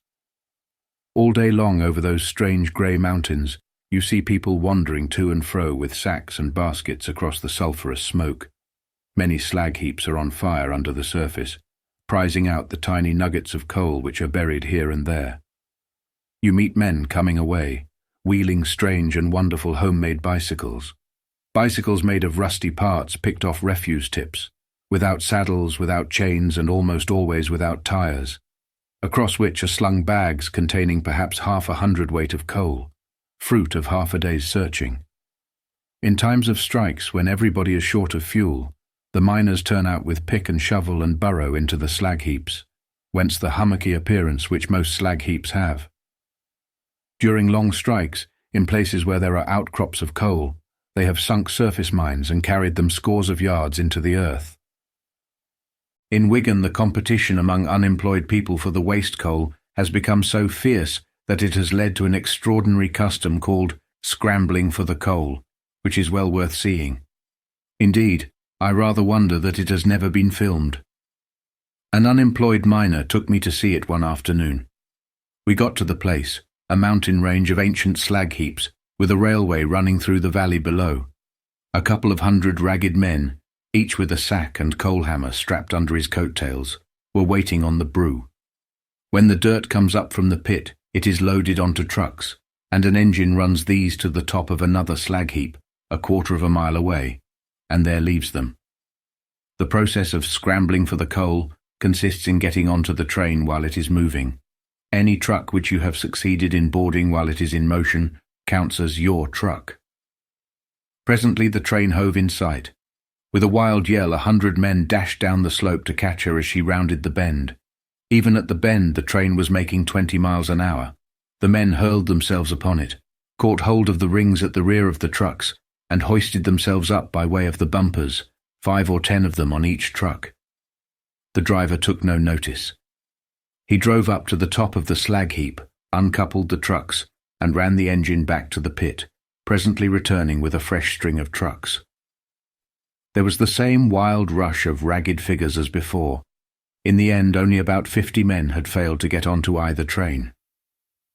We walked up to the top of the slag heap. The men were shoveling the dirt out of the trucks, while down below their wives and children were kneeling, swiftly scrabbling with their hands in the damp dirt and picking out lumps of coal the size of an egg or smaller. You would see a woman pounce on a tiny fragment of stuff, wipe it on her apron, scrutinize it to make sure it was coal, and pop it jealously into her sack. Of course, when you are boarding a truck, you don't know beforehand what is in it. It may be actual dirt from the roads, or it may merely be shale from the roofing. If it is a shale truck, there will be no coal in it, but there occurs among the shale another inflammable rock called cannel, which looks very like ordinary shale, but is slightly darker and is known by splitting in parallel lines, like slate.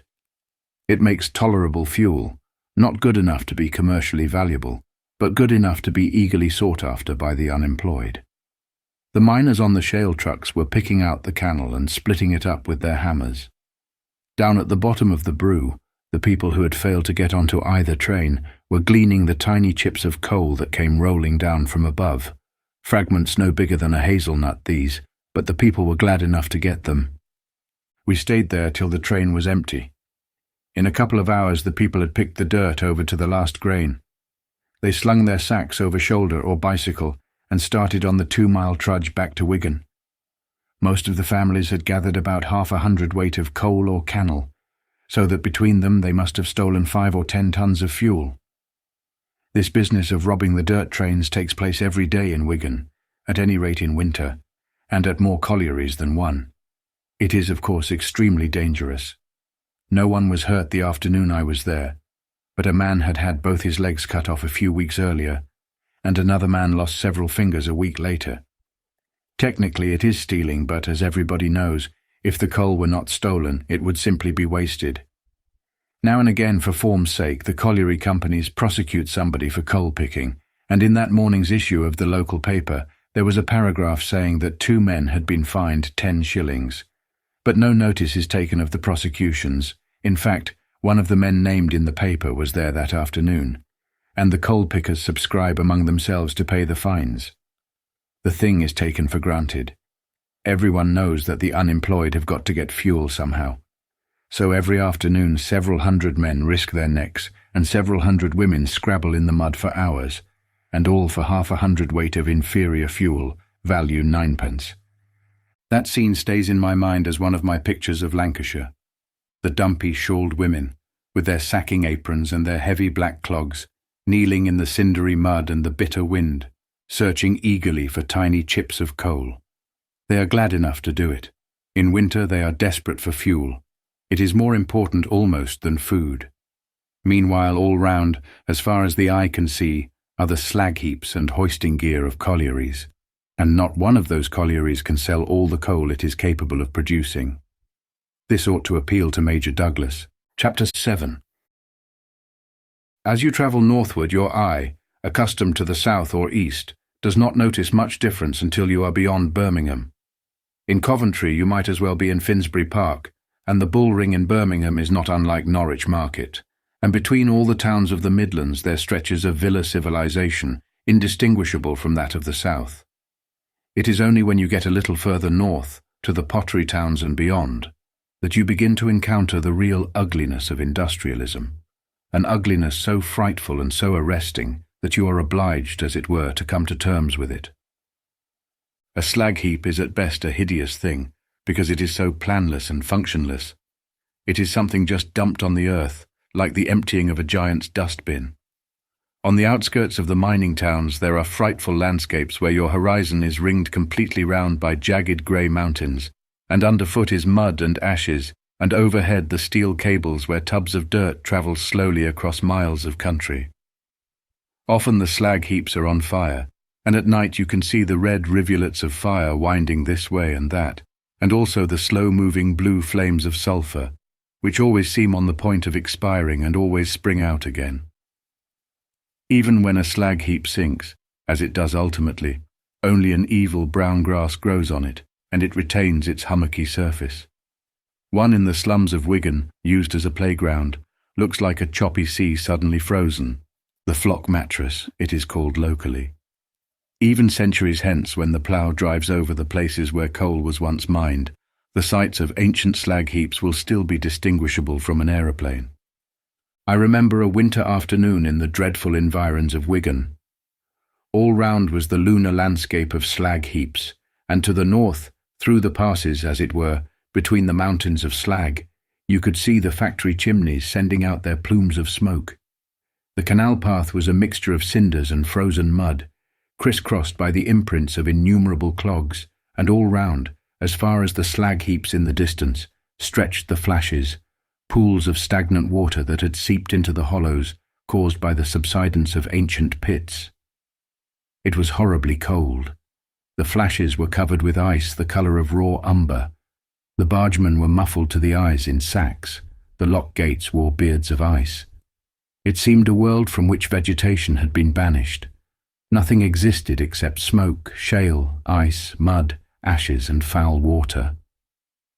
But even Wigan is beautiful compared with Sheffield. Sheffield, I suppose, could justly claim to be called the ugliest town in the old world.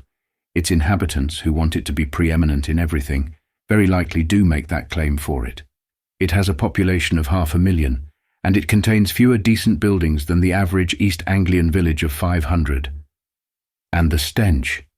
If at rare moments you stop smelling sulphur, it is because you have begun smelling gas. Even the shallow river that runs through the town is usually bright yellow with some chemical or other. Once I halted in the street and counted the factory chimneys I could see. There were 33 of them, but there would have been far more if the air had not been obscured by smoke. One scene especially lingers in my mind. A frightful patch of waste ground. Somehow up there a patch of waste ground attains a squalor that would be impossible even in London. Trampled bare of grass and littered with newspapers and old saucepans. To the right an isolated row of gaunt, four-roomed houses, dark red, blackened by smoke. To the left an interminable vista of factory chimneys, chimney beyond chimney, fading away into a dim blackish haze. Behind me a railway embankment made of the slag from furnaces. In front, across the patch of waste ground, a cubicle building of red and yellow brick, with the sign Thomas Grocock, haulage contractor. At night, when you cannot see the hideous shapes of the houses and the blackness of everything, a town like Sheffield assumes a kind of sinister magnificence. Sometimes the drifts of smoke are rosy with sulphur, and serrated flames, like circular saws, squeeze themselves out from beneath the cowls of the foundry chimneys. Through the open doors of foundries you see fiery serpents of iron being hauled to and fro by red-lit boys, and you hear the whiz and thump of steam hammers and the scream of the iron under the blow. The pottery towns are almost equally ugly in a pettier way. Right in among the rows of tiny blackened houses, part of the street as it were, are the pot banks, conical brick chimneys like gigantic burgundy bottles buried in the soil, and belching their smoke almost in your face. You come upon monstrous clay chasms, hundreds of feet across and almost as deep, with little rusty tubs creeping on chain railways up one side, and on the other workmen clinging like samphire gatherers and cutting into the face of the cliff with their picks. I passed that way in snowy weather, and even the snow was black. The best thing one can say for the pottery towns is that they are fairly small and stop abruptly. Less than 10 miles away, you can stand in undefiled country, on the almost naked hills, and the pottery towns are only a smudge in the distance. When you contemplate such ugliness as this, there are two questions that strike you. First, is it inevitable? Secondly, does it matter? I do not believe that there is anything inherently and unavoidably ugly about industrialism. A factory or even a gasworks is not obliged of its own nature to be ugly, any more than a palace or a dog kennel or a cathedral. It all depends on the architectural tradition of the period. The industrial towns of the north are ugly because they happen to have been built at a time when modern methods of steel construction and smoke abatement were unknown, and when everyone was too busy making money to think about anything else. They go on being ugly largely because the northerners have got used to that kind of thing and do not notice it.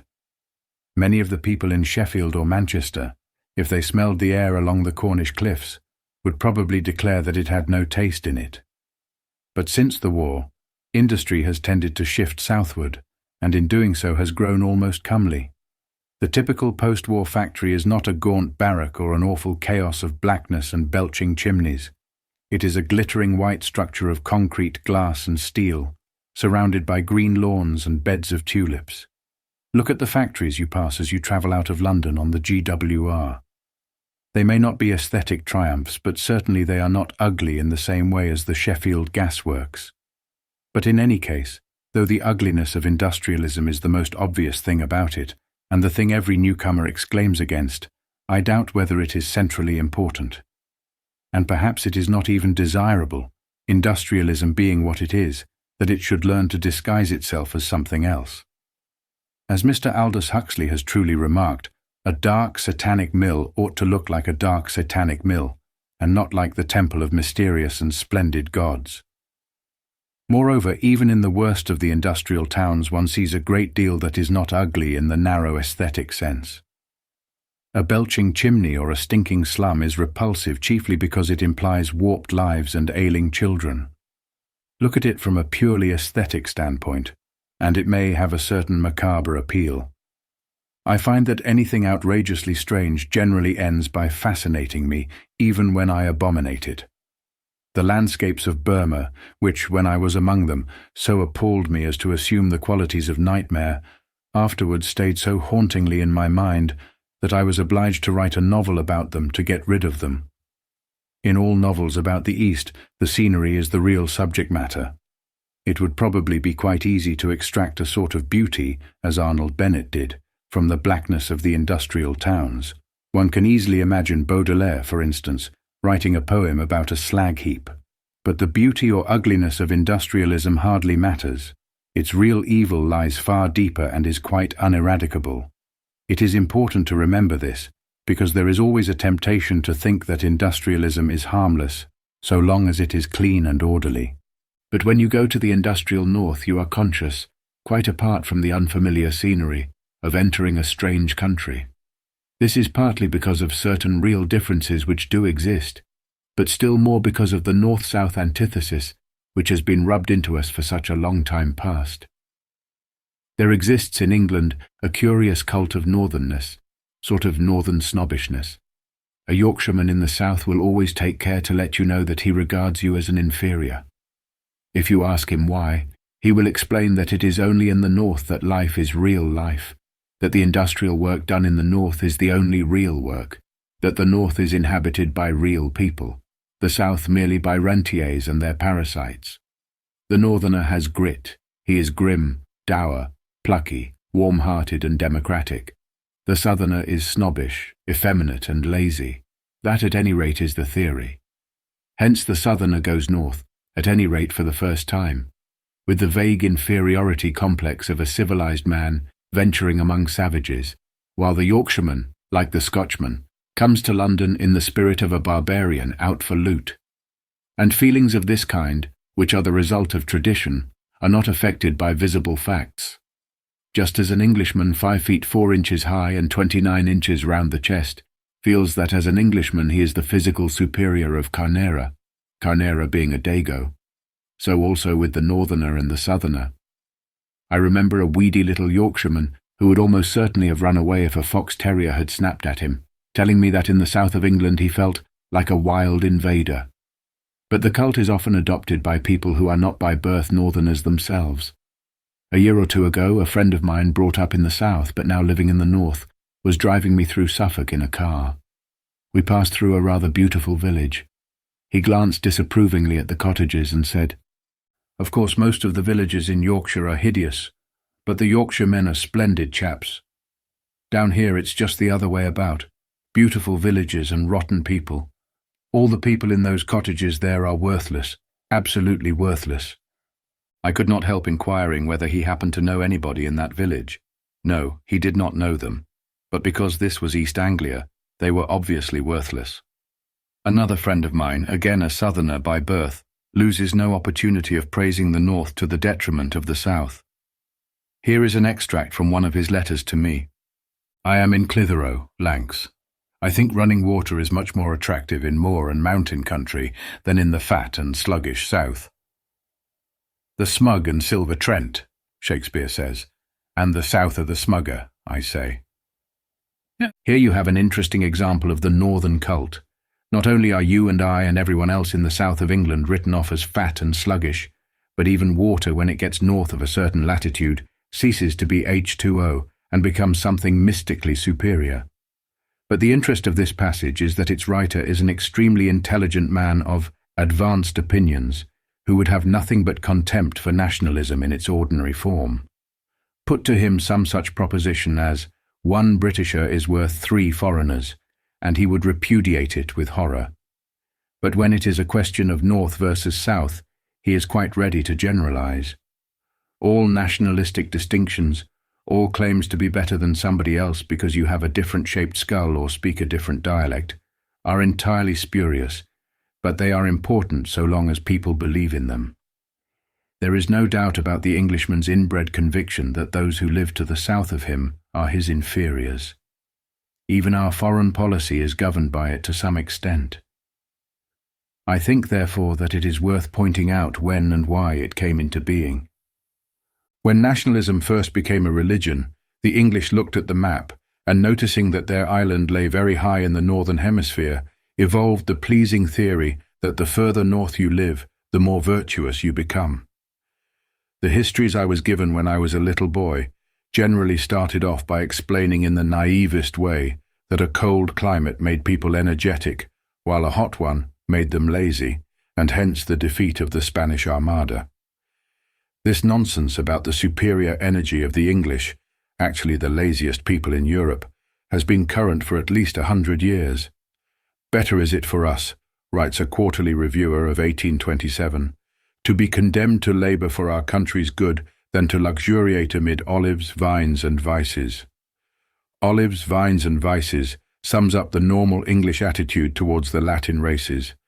In the mythology of Carlyle, Creasy, etc., the Northerner, Teutonic, later Nordic, is pictured as a hefty, vigorous chap with blonde moustaches and pure morals, while the Southerner is sly, cowardly, and licentious. This theory was never pushed to its logical end, which would have meant assuming that the finest people in the world were the Eskimos, but it did involve admitting that the people who lived to the north of us were superior to ourselves. Hence partly the cult of Scotland and of Scotch things, which has so deeply marked English life during the past 50 years. But it was the industrialization of the North that gave the North-South antithesis its peculiar slant. Until comparatively recently, the northern part of England was the backward and feudal part, and such industry as existed was concentrated in London and the southeast. In the Civil War, for instance, roughly speaking a war of money versus feudalism, the north and west were for the king, and the south and east for the parliament. But with the increasing use of coal industry passed to the north, and there grew up a new type of man, the self-made northern businessman, the Mr. Rouncewell and Mr. Bounderby of Dickens. The northern businessman with his hateful get on or get out philosophy was the dominant figure of the 19th century, and as a sort of tyrannical corpse he rules us still. This is the type edified by Arnold Bennett, the type who starts off with half a crown and ends up with £50,000, and whose chief pride is to be an even greater bore after he has made his money than before. On analysis, his sole virtue turns out to be a talent for making money. We were bidden to admire him because though he might be narrow-minded, sordid, ignorant, grasping, and uncouth, he had grit, he got on. In other words, he knew how to make money.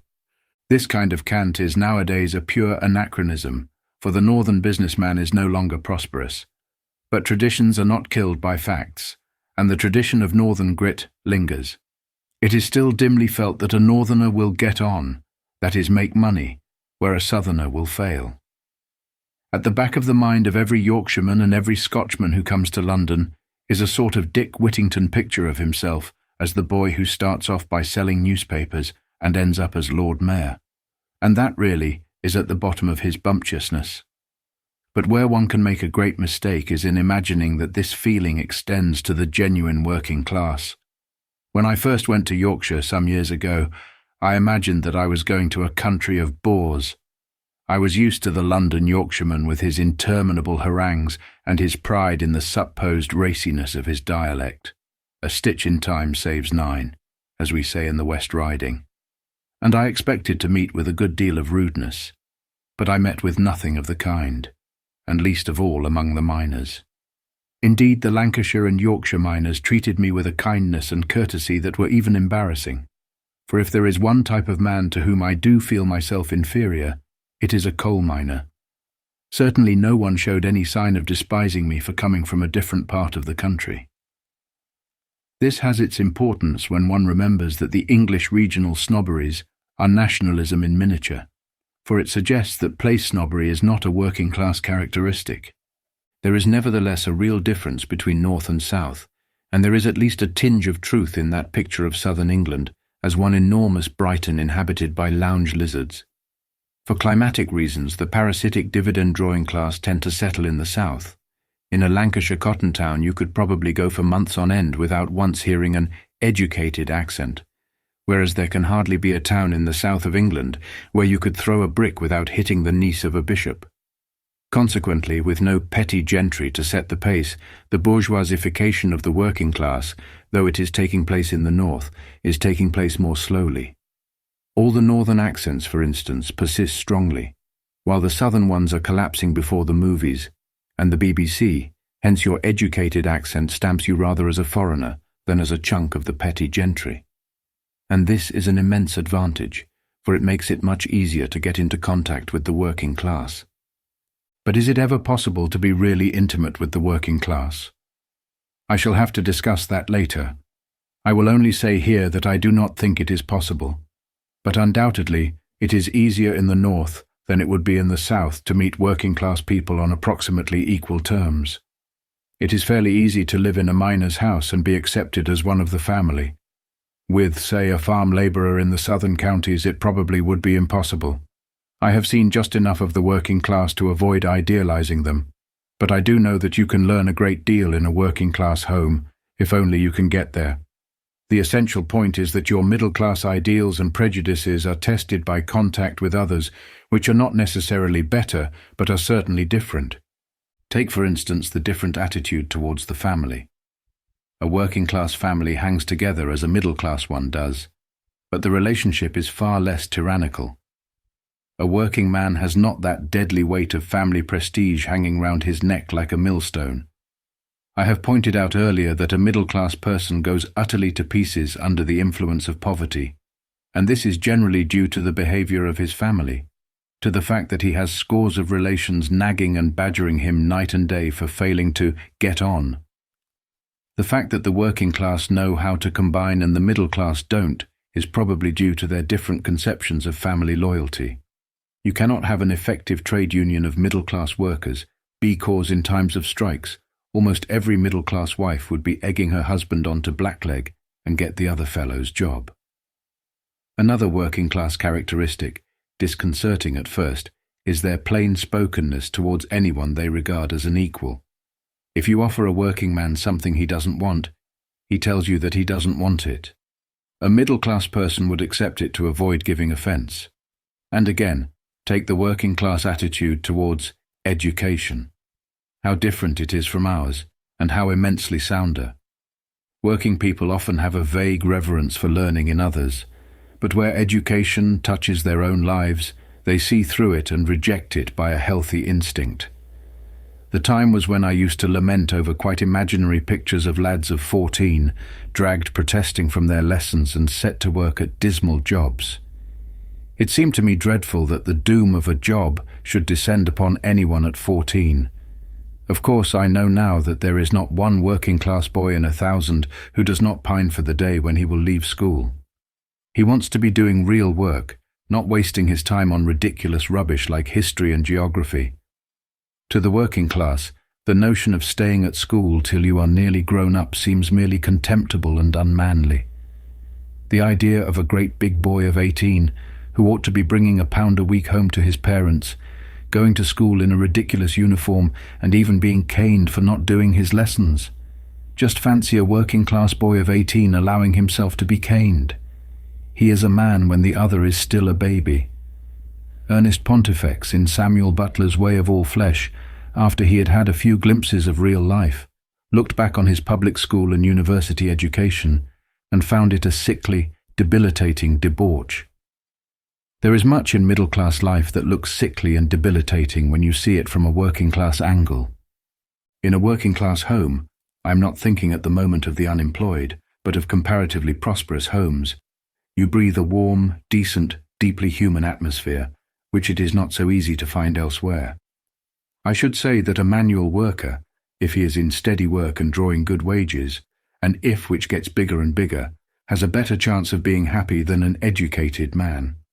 His home life seems to fall more naturally into a sane and comely shape. I have often been struck by the peculiar easy completeness, the perfect symmetry, as it were, of a working-class interior at its best.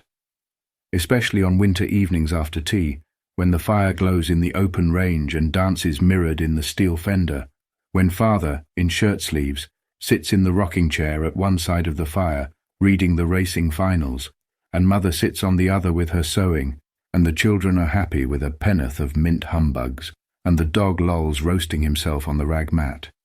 It is a good place to be in, provided that you can be not only in it, but sufficiently of it to be taken for granted. This scene is still reduplicated in a majority of English homes, though not in so many as before the war. Its happiness depends mainly upon one question, whether father is in work. But notice that the picture I have called up, of a working-class family sitting round the coal fire after kippers and strong tea, belongs only to our own moment of time, and could not belong either to the future or the past. Skip forward 200 years into the utopian future, and the scene is totally different. Hardly one of the things I have imagined will still be there. In that age when there is no manual labor and everyone is educated, it is hardly likely that father will still be a rough man with enlarged hands who likes to sit in shirt-sleeves and says, "Ah, we're coomin' Oop Street." And there won't be a coal fire in the grate, only some kind of invisible heater. The furniture will be made of rubber, glass, and steel. If there are still such things as evening papers, there will certainly be no racing news in them, for gambling will be meaningless in a world where there is no poverty, and the horse will have vanished from the face of the earth. Dogs too will have been suppressed on grounds of hygiene. And there won't be so many children either, if the birth controllers have their way. But move backwards into the Middle Ages and you are in a world almost equally foreign. A windowless hut, a wood fire which smokes in your face because there is no chimney, mouldy bread, poor John, lice, scurvy, a yearly childbirth and a yearly child death, and the priest terrifying you with tales of hell. Curiously enough, it is not the triumphs of modern engineering, nor the radio, nor the cinematograph, nor the 5,000 novels which are published yearly, nor the crowds at Ascot and the Eton and Harrow match, but the memory of working-class interiors, especially as I sometimes saw them in my childhood before the war, when England was still prosperous. That reminds me that our age has not been altogether a bad one to live in. Part 2. Chapter 8. The road from Mandalay to Wigan is a long one, and the reasons for taking it are not immediately clear. In the earlier chapters of this book I have given a rather fragmentary account of various things I saw in the coal areas of Lancashire and Yorkshire. I went there partly because I wanted to see what mass unemployment is like at its worst, partly in order to see the most typical section of the English working class at close quarters. This was necessary to me as part of my approach to socialism, for before you can be sure whether you are genuinely in favour of socialism, you have got to decide whether things at present are tolerable or not tolerable, and you have got to take up a definite attitude on the terribly difficult issue of class. Here I shall have to digress and explain how my own attitude towards the class question was developed. Obviously, this involves writing a certain amount of autobiography, and I would not do it if I did not think that I am sufficiently typical of my class, or rather subcaste, to have a certain symptomatic importance. I was born into what you might describe as the lower upper middle class. The upper middle class, which had its heyday in the 80s and 90s, with Kipling as its poet laureate, was a sort of mound of wreckage left behind when the tide of Victorian prosperity receded. Or perhaps it would be better to change the metaphor and describe it not as a mound but as a layer, the layer of society lying between £2,000 and £300 a year. My own family was not far from the bottom. You notice that I define it in terms of money, because that is always the quickest way of making yourself understood. Nevertheless, the essential point about the English class system is that it is not entirely explicable in terms of money. Roughly speaking, it is a money stratification, but it is also interpenetrated by a sort of shadowy caste system, rather like a jerry-built modern bungalow haunted by medieval ghosts. hence the fact that the upper middle class extends or extended to incomes as low as £300 a year. To incomes, that is, much lower than those of merely middle-class people with no social pretensions. Probably there are countries where you can predict a man's opinions from his income, but it is never quite safe to do so in England. You have always got to take his traditions into consideration as well. A naval officer and his grocer very likely have the same income, but they are not equivalent persons, and they would only be on the same side in very large issues, such as a war or a general strike. Possibly not even then. Of course, it is obvious now that the upper middle class is done for. In every country town in southern England, not to mention the dreary wastes of Kensington and Earl's Court, those who knew it in the days of its glory are dying, vaguely embittered by a world which has not behaved as it ought. I never open one of Kipling's books or go into one of the huge, dull shops, which were once the favourite haunt of the upper middle class, without thinking change and decay in all around I see. But before the war, the upper middle class, though already none too prosperous, still felt sure of itself. Before the war you were either a gentleman or not a gentleman, and if you were a gentleman you struggled to behave as such, whatever your income might be. Between those with £400 a year and those with £2,000 or even £1,000 a year there was a great gulf fixed, but it was a gulf which those with £400 a year did their best to ignore. Probably the distinguishing mark of the upper middle class was that its traditions were not to any extent commercial, but mainly military, official, and professional. People in this class owned no land, but they felt that they were landowners in the sight of God, and kept up a semi-aristocratic outlook by going into the professions and the fighting services rather than into trade. Small boys used to count the plumstones on their plates and foretell their destiny by chanting, Army, Navy, Church, Medicine, Law, and even of these, medicine was faintly inferior to the others and only put in for the sake of symmetry. To belong to this class when you were at the £400 a year level was a queer business, for it meant that your gentility was almost purely theoretical. You lived, so to speak, at two levels simultaneously. Theoretically you knew all about servants and how to tip them, although in practice you had one, at most, two resident servants. Theoretically you knew how to wear your clothes and how to order a dinner, although in practice you could never afford to go to a decent tailor or a decent restaurant. Theoretically you knew how to shoot and ride, although in practice you had no horses to ride and not an inch of ground to shoot over. It was this that explained the attraction of India, more recently Kenya, Nigeria, etc., for the lower upper middle class. The people who went there as soldiers and officials did not go there to make money, for a soldier or an official does not want money. They went there because in India, with cheap horses, free shooting, and hordes of black servants, it was so easy to play at being a gentleman. In the kind of shabby genteel family that I am talking about, there is far more consciousness of poverty than in any working-class family above the level of the dole. Rent and clothes and school bills are an unending nightmare, and every luxury, even a glass of beer, is an unwarrantable extravagance. Practically the whole family income goes in keeping up appearances. It is obvious that people of this kind are in an anomalous position, and one might be tempted to write them off as mere exceptions and therefore unimportant. Actually, however, they are or were fairly numerous.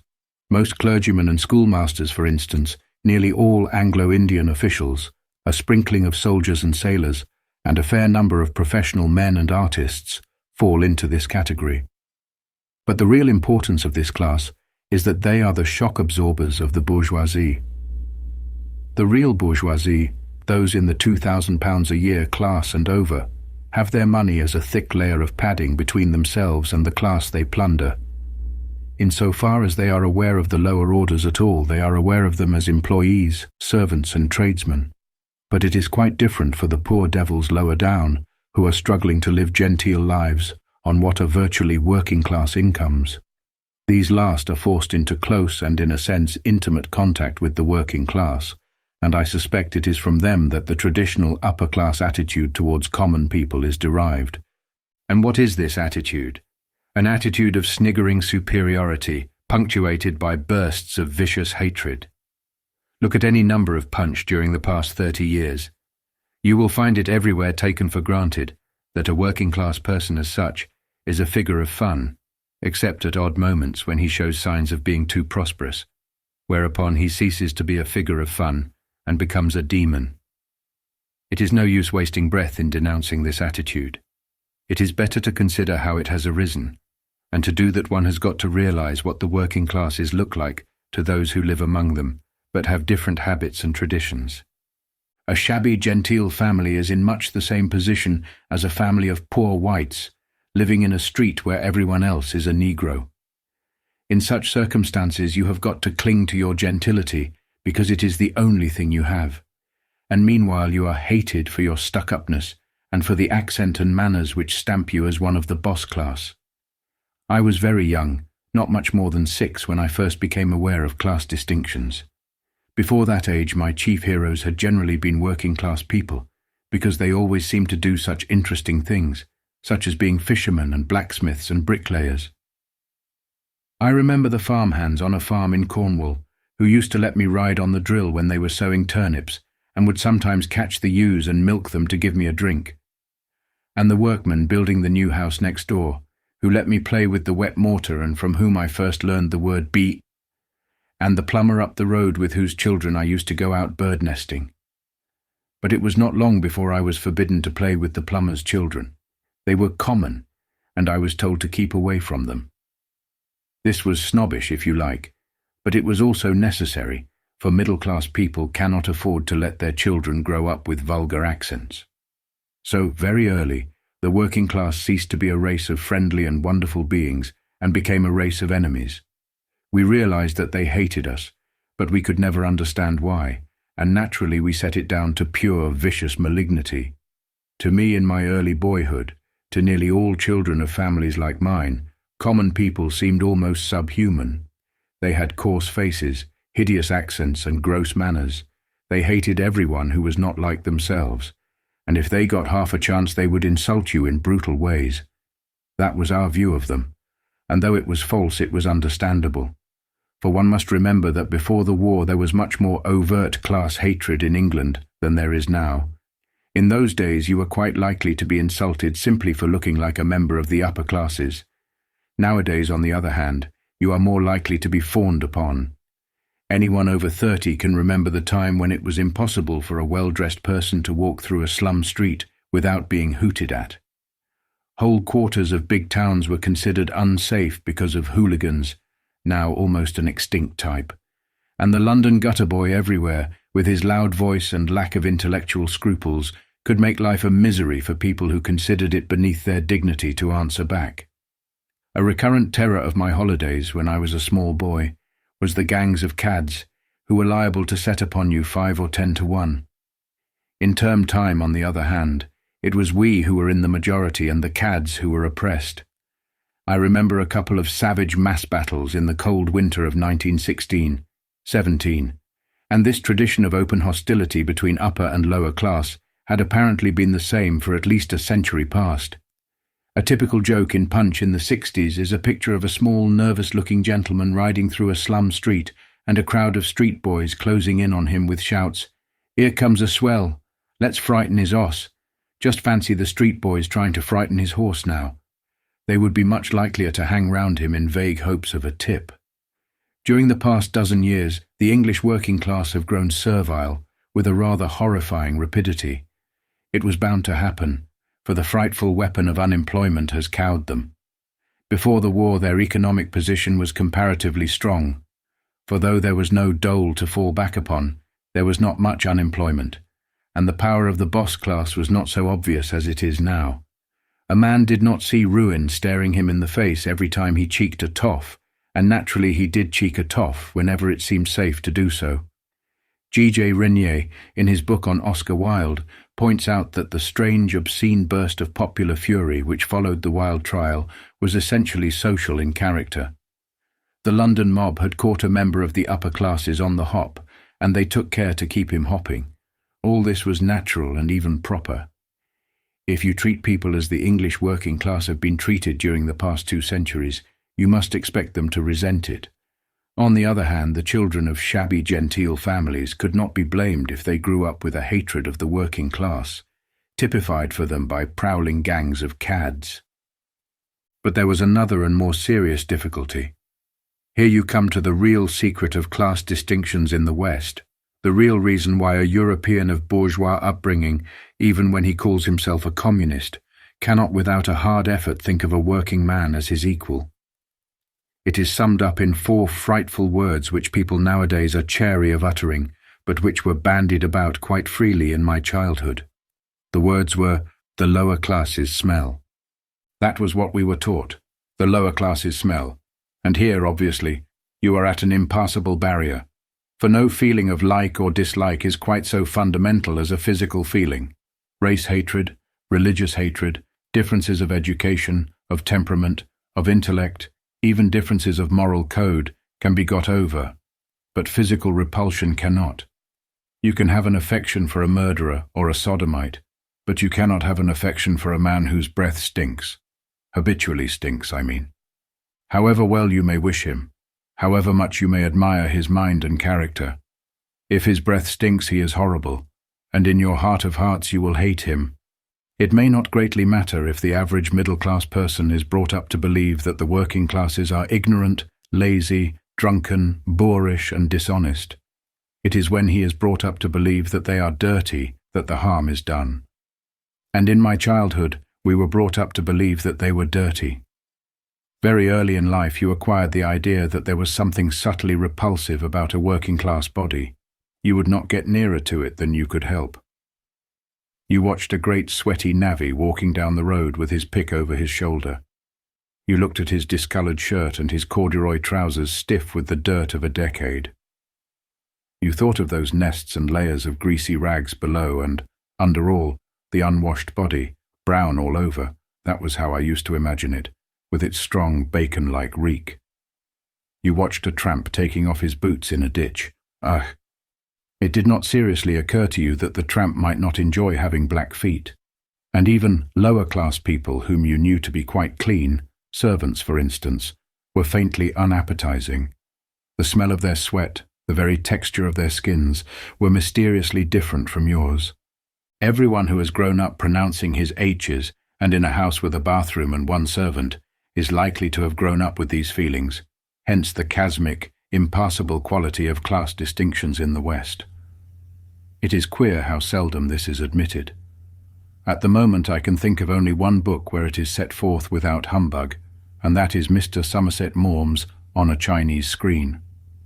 Mr. Maugham describes a high Chinese official arriving at a wayside inn and blustering and calling everybody names in order to impress upon them that he is a supreme dignitary and they are only worms.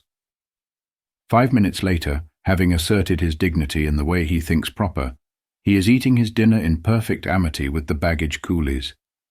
As an official he feels that he has got to make his presence felt, but he has no feeling that the coolies are of different clay from himself. I have observed countless similar scenes in Burma. Among Mongolians, among all Asiatics for all I know, there is a sort of natural equality, an easy intimacy between man and man, which is simply unthinkable in the West.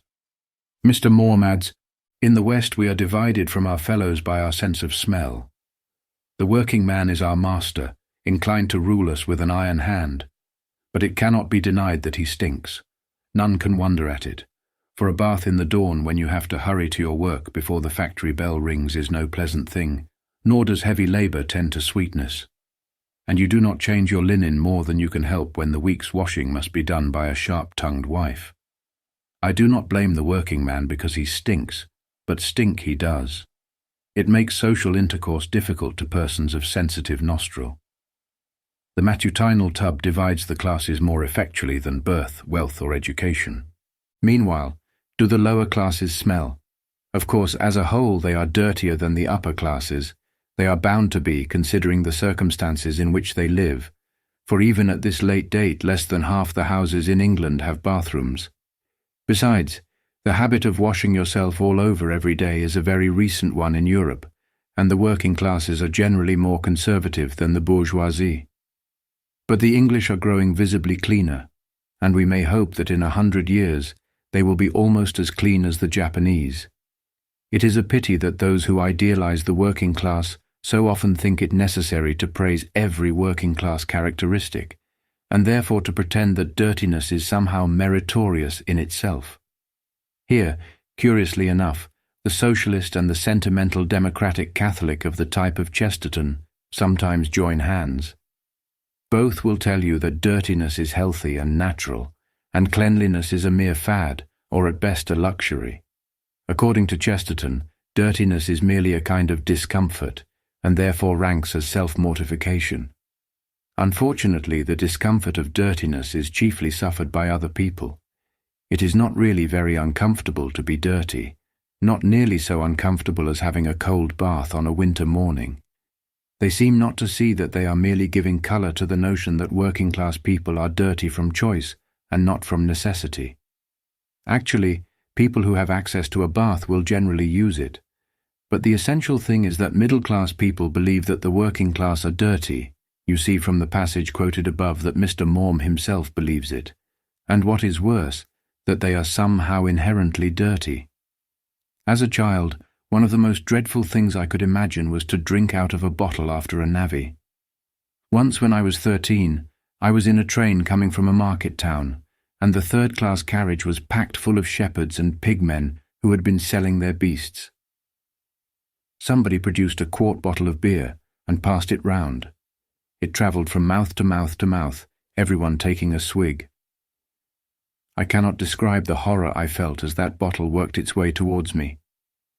If I drank from it after all those lower-class male mouths, I felt certain I should vomit.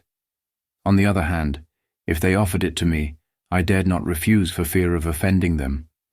You see here how the middle-class squeamishness works both ways. Nowadays, thank God, I have no feelings of that kind. A working man's body as such is no more repulsive to me than a millionaire's. I still don't like drinking out of a cup or bottle after another person, another man I mean. With women I don't mind. But at least the question of class does not enter. It was rubbing shoulders with the tramps that cured me of it. Tramps are not really very dirty as English people go, but they have the name for being dirty, and when you have shared a bed with a tramp and drunk tea out of the same snuff tin, you feel that you have seen the worst, and the worst has no terrors for you. I have dwelt on these subjects because they are vitally important. To get rid of class distinctions, you have got to start by understanding how one class appears when seen through the eyes of another. It is useless to say that the middle classes are snobbish and leave it at that. You get no further if you do not realize that snobbishness is bound up with a species of idealism. It derives from the early training in which a middle-class child is taught almost simultaneously to wash his neck, to be ready to die for his country, and to despise the lower classes. Here I shall be accused of being behind the times, for I was a child before and during the war, and it may be claimed that children nowadays are brought up with more enlightened notions. It is probably true that class feeling is for the moment a very little less bitter than it was. The working class are submissive where they used to be openly hostile, and the post-war manufacture of cheap clothes and the general softening of manners have toned down the surface differences between class and class. But undoubtedly the essential feeling is still there. Every middle-class person has a dormant class prejudice, which needs only a small thing to arouse it. And if he is over 40, he probably has a firm conviction that his own class has been sacrificed to the class below. Suggest to the average unthinking person of gentle birth who is struggling to keep up appearances on 400 or 500 a year that he is a member of an exploiting parasite class, and he will think you are mad. In perfect sincerity, he will point out to you a dozen ways in which he is worse off than a working man. In his eyes, the workers are not a submerged race of slaves. They are a sinister flood creeping upwards to engulf himself and his friends and his family, and to sweep all culture and all decency out of existence. Hence that queer, watchful anxiety lest the working class shall grow too prosperous. In a number of Punch soon after the war, when coal was still fetching high prices, there is a picture of 4 or 5 miners with grim, sinister faces riding in a cheap motor car. A friend they are passing calls out and asks them where they have borrowed it. They answer, "We've bought the thing." This, you see, is good enough for Punch, For miners to buy a motor car, even one car between 4 or 5 of them, is a monstrosity, a sort of crime against nature. That was the attitude of a dozen years ago, and I see no evidence of any fundamental change. The notion that the working class have been absurdly pampered, hopelessly demoralized by doles, old age pensions, free education, etc., is still widely held. It has merely been a little shaken perhaps by the recent recognition that unemployment does exist. For quantities of middle-class people, probably for a large majority of those over 50, the typical working man still rides to the labour exchange on a motorbike and keeps coal in his bathtub. And if you'll believe it, my dear, they actually get married on the dole. The reason why class hatred seems to be diminishing is that nowadays it tends not to get into print, partly owing to the mealy-mouthed habits of our time, partly because newspapers and even books now have to appeal to a working-class public. As a rule, you can best study it in private conversations. But if you want some printed examples, it is worth having a look at the Obiter Dicta of the late Professor Saintsbury. Saintsbury was a very learned man, and along certain lines a judicious literary critic, but when he talked of political or economic matters, he only differed from the rest of his class by the fact that he was too thick-skinned and had been born too early to see any reason for pretending to common decency. According to Saintsbury, unemployment insurance was simply contributing to the support of lazy ne'er-do-weels, and the whole trade union movement was no more than a kind of organized mendicancy. Pauper is almost actionable now, is it not, when used as a word? Though to be paupers, in the sense of being wholly or partly supported at the expense of other people, is the ardent, and to a considerable extent achieved, aspiration of a large proportion of our population and of an entire political party. Second scrapbook. It is to be noticed, however, that Saintsbury recognizes that unemployment is bound to exist, and in fact thinks that it ought to exist, so long as the unemployed are made to suffer as much as possible. Is not casual labour the very secret and safety valve of a safe and sound labour system generally? In a complicated industrial and commercial state, constant employment at regular wages is impossible, while dole-supported unemployment, at anything like the wages of employment, is demoralizing to begin with and ruinous at its more or less quickly arriving end. Last scrapbook. What exactly is to happen to the casual labourers when no casual labour happens to be available is not made clear. Presumably, Saintsbury speaks approvingly of good poor laws. They are to go into the workhouse or sleep in the streets. As to the notion that every human being ought as a matter of course to have the chance of earning at least a tolerable livelihood, Saintsbury dismisses it with contempt. Even the right to live extends no further than the right to protection against murder. Charity certainly will, morality possibly may, and public utility perhaps ought to add to this protection supererogatory provision for continuance of life. But it is questionable whether strict justice demands it. As for the insane doctrine that being born in a country gives some right to the possession of the soil of that country, it hardly requires notice. Last scrapbook. It is worth reflecting for a moment upon the beautiful implications of this last passage. The interest of passages like these, and they are scattered all through Saintsbury's work, lies in their having been printed at all. Most people are a little shy of putting that kind of thing on paper. But what Saintsbury is saying here is what any little worm with a fairly safe 500 a year thinks, and therefore in a way one must admire him for saying it. It takes a lot of guts to be openly such a skunk as that. This is the outlook of a confessed reactionary. But how about the middle-class person whose views are not reactionary but advanced? Beneath his revolutionary mask, is he really so different from the other? A middle-class person embraces socialism and perhaps even joins the Communist Party. How much real difference does it make? Obviously, living within the framework of capitalist society, he has got to go on earning his living, and one cannot blame him if he clings to his bourgeois economic status. But is there any change in his tastes, his habits, his manners, his imaginative background, his ideology, in communist jargon? Is there any change in him except that he now votes Labour, or, when possible, Communist at the elections? It is noticeable that he still habitually associates with his own class. He is vastly more at home with a member of his own class, who thinks him a dangerous bolshie, than with a member of the working class who supposedly agrees with him.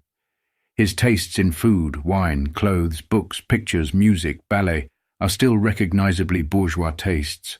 Most significant of all, he invariably marries into his own class. Look at any bourgeois socialist. Look at Comrade X, member of the CPGB and author of Marxism for Infants. Comrade X, it so happens, is an old Etonian. He would be ready to die on the barricades, in theory anyway, but you notice that he still leaves his bottom waistcoat button undone. He idealizes the proletariat, but it is remarkable how little his habits resemble theirs. Perhaps once, out of sheer bravado, he has smoked a cigar with the band on, but it would be almost physically impossible for him to put pieces of cheese into his mouth on the point of his knife, or to sit indoors with his cap on, or even to drink his tea out of the saucer. I have known numbers of bourgeois socialists. I have listened by the hour to their tirades against their own class, and yet never, not even once, have I met one who had picked up proletarian table manners. Yet after all, why not? Why should a man who thinks all virtue resides in the proletariat still take such pains to drink his soup silently? It can only be because in his heart he feels that proletarian manners are disgusting. So you see, he is still responding to the training of his childhood, when he was taught to hate, fear, and despise the working class. Chapter 9. When I was 14 or 15, I was an odious little snob, but no worse than other boys of my own age and class. I suppose there is no place in the world where snobbery is quite so ever-present, or where it is cultivated in such refined and subtle forms as in an English public school. Here at least one cannot say that English education fails to do its job. You forget your Latin and Greek within a few months of leaving school. I studied Greek for 8 or 10 years, and now at 33 I cannot even repeat the Greek alphabet. But your snobbishness, unless you persistently root it out like the bindweed it is, sticks by you till your grave. At school I was in a difficult position, for I was among boys who, for the most part, were much richer than myself, and I only went to an expensive public school because I happened to win a scholarship. This is the common experience of boys of the lower upper middle class, the sons of clergymen, Anglo-Indian officials, etc. And the effects it had on me were probably the usual ones. On the one hand, it made me cling tighter than ever to my gentility. On the other hand, it filled me with resentment against the boys whose parents were richer than mine and who took care to let me know it. I despised anyone who was not describable as a gentleman, but also I hated the hoggishly rich, especially those who had grown rich too recently. The correct and elegant thing, I felt, was to be of gentle birth, but to have no money. This is part of the credo of the lower upper middle class. It has a romantic Jacobite in exile feeling about it which is very comforting.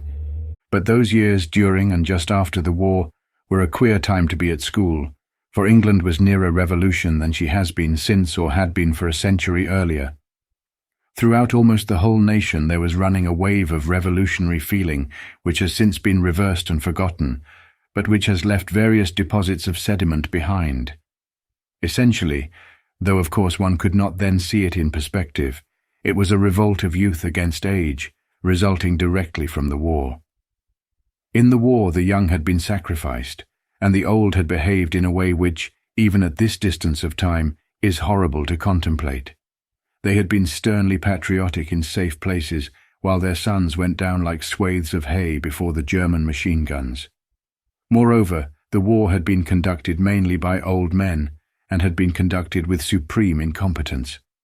By 1918, everyone under 40 was in a bad temper with his elders, and the mood of anti-militarism which followed naturally upon the fighting was extended into a general revolt against orthodoxy and authority. At that time there was, among the young, a curious cult of hatred of old men. The dominance of old men was held to be responsible for every evil known to humanity, and every accepted institution from Scott's novels to the House of Lords was derided merely because old men were in favour of it. For several years it was all the fashion to be a bolshie, as people then called it. England was full of half-baked antinomian opinions, pacifism, internationalism, humanitarianism of all kinds, Feminism, free love, divorce reform, atheism, birth control, things like these were getting a better hearing than they would get in normal times. And of course the revolutionary mood extended to those who had been too young to fight, even to public school boys. At that time, we all thought of ourselves as enlightened creatures of a new age, casting off the orthodoxy that had been forced upon us by those detested old men.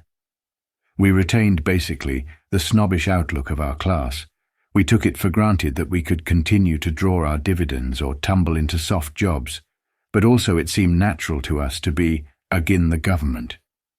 We derided the OTC, the Christian religion, and perhaps even compulsory games and the royal family, and we did not realize that we were merely taking part in a worldwide gesture of distaste for war.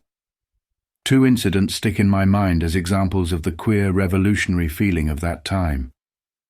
One day, the master who taught us English set us a kind of general knowledge paper, of which one of the questions was, "Whom do you consider the 10 greatest men now living?" Of 16 boys in the class, our average age was about 17, 15 included Lenin in their list. This was at a snobbish, expensive public school, and the date was 1920, when the horrors of the Russian Revolution were still fresh in everyone's mind. Also, there were the so-called peace celebrations in 1919. Our elders had decided for us that we should celebrate peace in the traditional manner by whooping over the fallen foe. We were to march into the schoolyard, carrying torches, and sing jingo songs of the type of Rule Britannia. The boys, to their honor I think, guyed the whole proceeding and sang blasphemous and seditious words to the tunes provided. I doubt whether things would happen in quite that manner now. Certainly the public school boys I meet nowadays, even the intelligent ones, are much more right-wing in their opinions than I and my contemporaries were 15 years ago. Hence, at the age of 17 or 18, I was both a snob and a revolutionary. I was against all authority. I had read and reread the entire published works of Shaw, Wells and Galsworthy, at that time still regarded as dangerously advanced writers, and I loosely described myself as a socialist. But I had not much grasp of what socialism meant, and no notion that the working class were human beings. At a distance, and through the medium of books, Jack London's The People of the Abyss, for instance, I could agonize over their sufferings, but I still hated them and despised them when I came anywhere near them. I was still revolted by their accents and infuriated by their habitual rudeness. One must remember that just then, immediately after the war, the English working class were in a fighting mood. That was the period of the great coal strikes, when a miner was thought of as a fiend incarnate, and old ladies looked under their beds every night, lest Robert Smillie should be concealed there. All through the war, and for a little time afterwards, there had been high wages and abundant employment. Things were now returning to something worse than normal, and naturally the working class resisted. The men who had fought had been lured into the army by gaudy promises, and now they were coming home to a world where there were no jobs, and not even any houses. Moreover, they had been at war and were coming home with the soldier's attitude to life, which is fundamentally, in spite of discipline, a lawless attitude. There was a turbulent feeling in the air. To that time belongs the song with the memorable refrain, "There's nothing sure but, the rich get richer and the poor get children. In the meantime, in between time, ain't we got fun?" People had not yet settled down to a lifetime of unemployment mitigated by endless cups of tea. They still vaguely expected the utopia for which they had fought, and even more than before they were openly hostile to the H-pronouncing class. So to the shock absorbers of the bourgeoisie, such as myself, common people still appeared brutal and repulsive.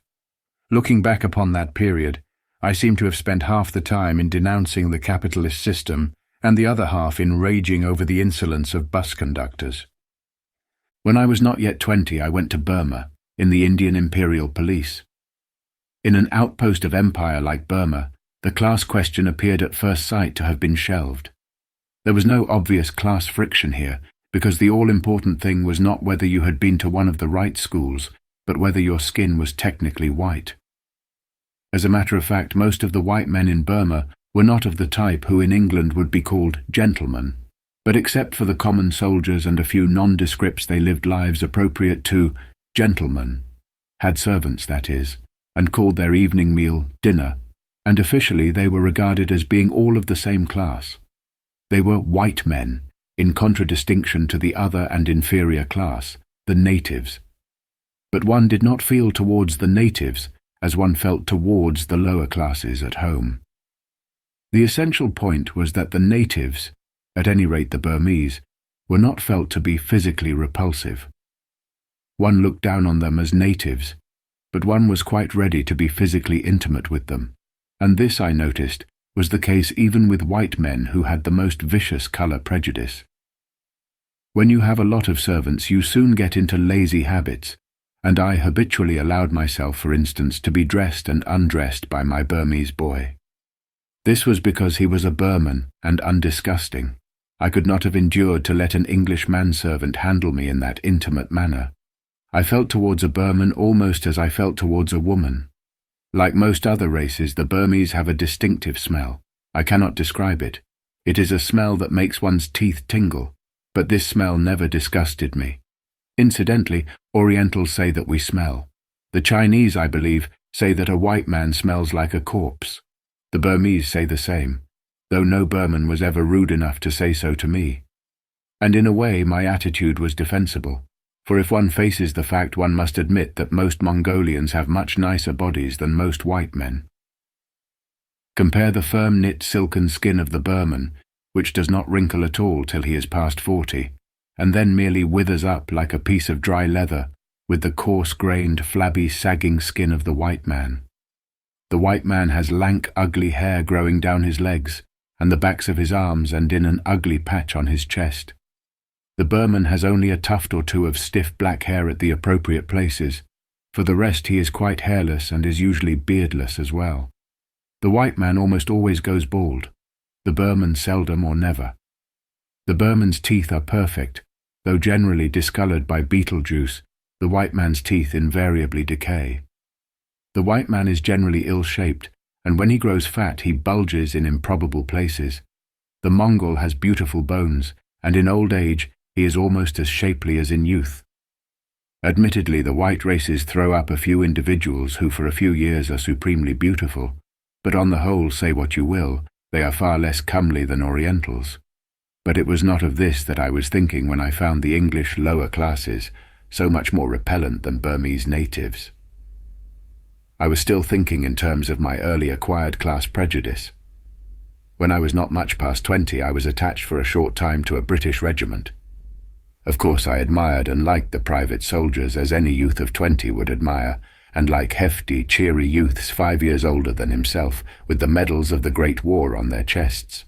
And yet, after all, they faintly repelled me. They were common people, and I did not care to be too close to them. In the hot mornings when the company marched down the road, myself in the rear with one of the junior subalterns, the steam of those 100 sweating bodies in front made my stomach turn. And this, you observe, was pure prejudice.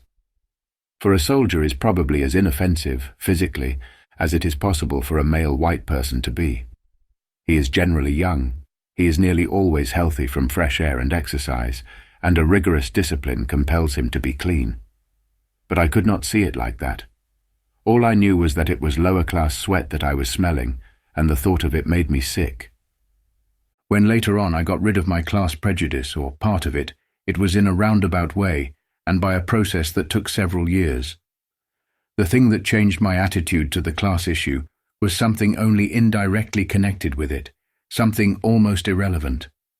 I was in the Indian police 5 years, and by the end of that time I hated the imperialism I was serving with a bitterness which I probably cannot make clear. In the free air of England, that kind of thing is not fully intelligible. In order to hate imperialism, you have got to be part of it. Seen from the outside, the British rule in India appears, indeed it is, benevolent and even necessary, and so no doubt are the French rule in Morocco and the Dutch rule in Borneo, for people usually govern foreigners better than they govern themselves. But it is not possible to be a part of such a system without recognizing it as an unjustifiable tyranny. Even the thickest-skinned Anglo-Indian is aware of this. Every native face he sees in the street brings home to him his monstrous intrusion. and the majority of Anglo-Indians, intermittently at least, are not nearly so complacent about their position as people in England believe. From the most unexpected people, from gin-pickled old scoundrels high up in the government service, I have heard some such remark as, "Of course we've no right in this blasted country at all. Only now we're here, for God's sake, let's stay here."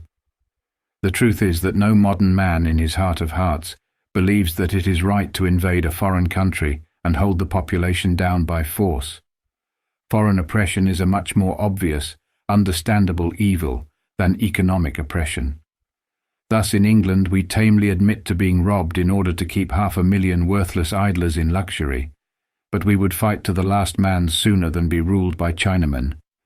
Similarly, people who live on unearned dividends without a single qualm of conscience see clearly enough that it is wrong to go and lord it in a foreign country where you are not wanted. The result is that every Anglo-Indian is haunted by a sense of guilt, which he usually conceals as best he can, because there is no freedom of speech, and merely to be overheard making a seditious remark may damage his career.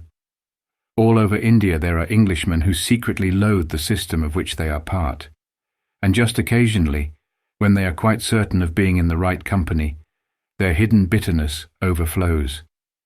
I remember a night I spent on the train with a man in the educational service, a stranger to myself whose name I never discovered. It was too hot to sleep, and we spent the night in talking. Half an hour's cautious questioning decided each of us that the other was safe. And then for hours, while the train jolted slowly through the pitch-black night, sitting up in our bunks with bottles of beer handy, we damned the British Empire, damned it from the inside, intelligently and intimately. It did us both good. But we had been speaking forbidden things, and in the haggard morning light when the train crawled into Mandalay, we parted as guiltily as any adulterous couple. So far as my observation goes, nearly all Anglo-Indian officials have moments when their conscience troubles them. The exceptions are men who are doing something which is demonstrably useful and would still have to be done whether the British were in India or not. Forest officers, for instance, and doctors and engineers. But I was in the police, which is to say that I was part of the actual machinery of despotism. Moreover, in the police you see the dirty work of empire at close quarters, and there is an appreciable difference between doing dirty work and merely profiting by it. Most people approve of capital punishment, but most people wouldn't do the hangman's job. Even the other Europeans in Burma slightly looked down on the police because of the brutal work they had to do. I remember once when I was inspecting a police station, an American missionary whom I knew fairly well came in for some purpose or other. Like most nonconformist missionaries, he was a complete ass but quite a good fellow. One of my native sub-inspectors was bullying a suspect. I described this scene in Burmese days. The American watched it, and then turning to me said thoughtfully, "I wouldn't care to have your job." It made me horribly ashamed. So that was the kind of job I had.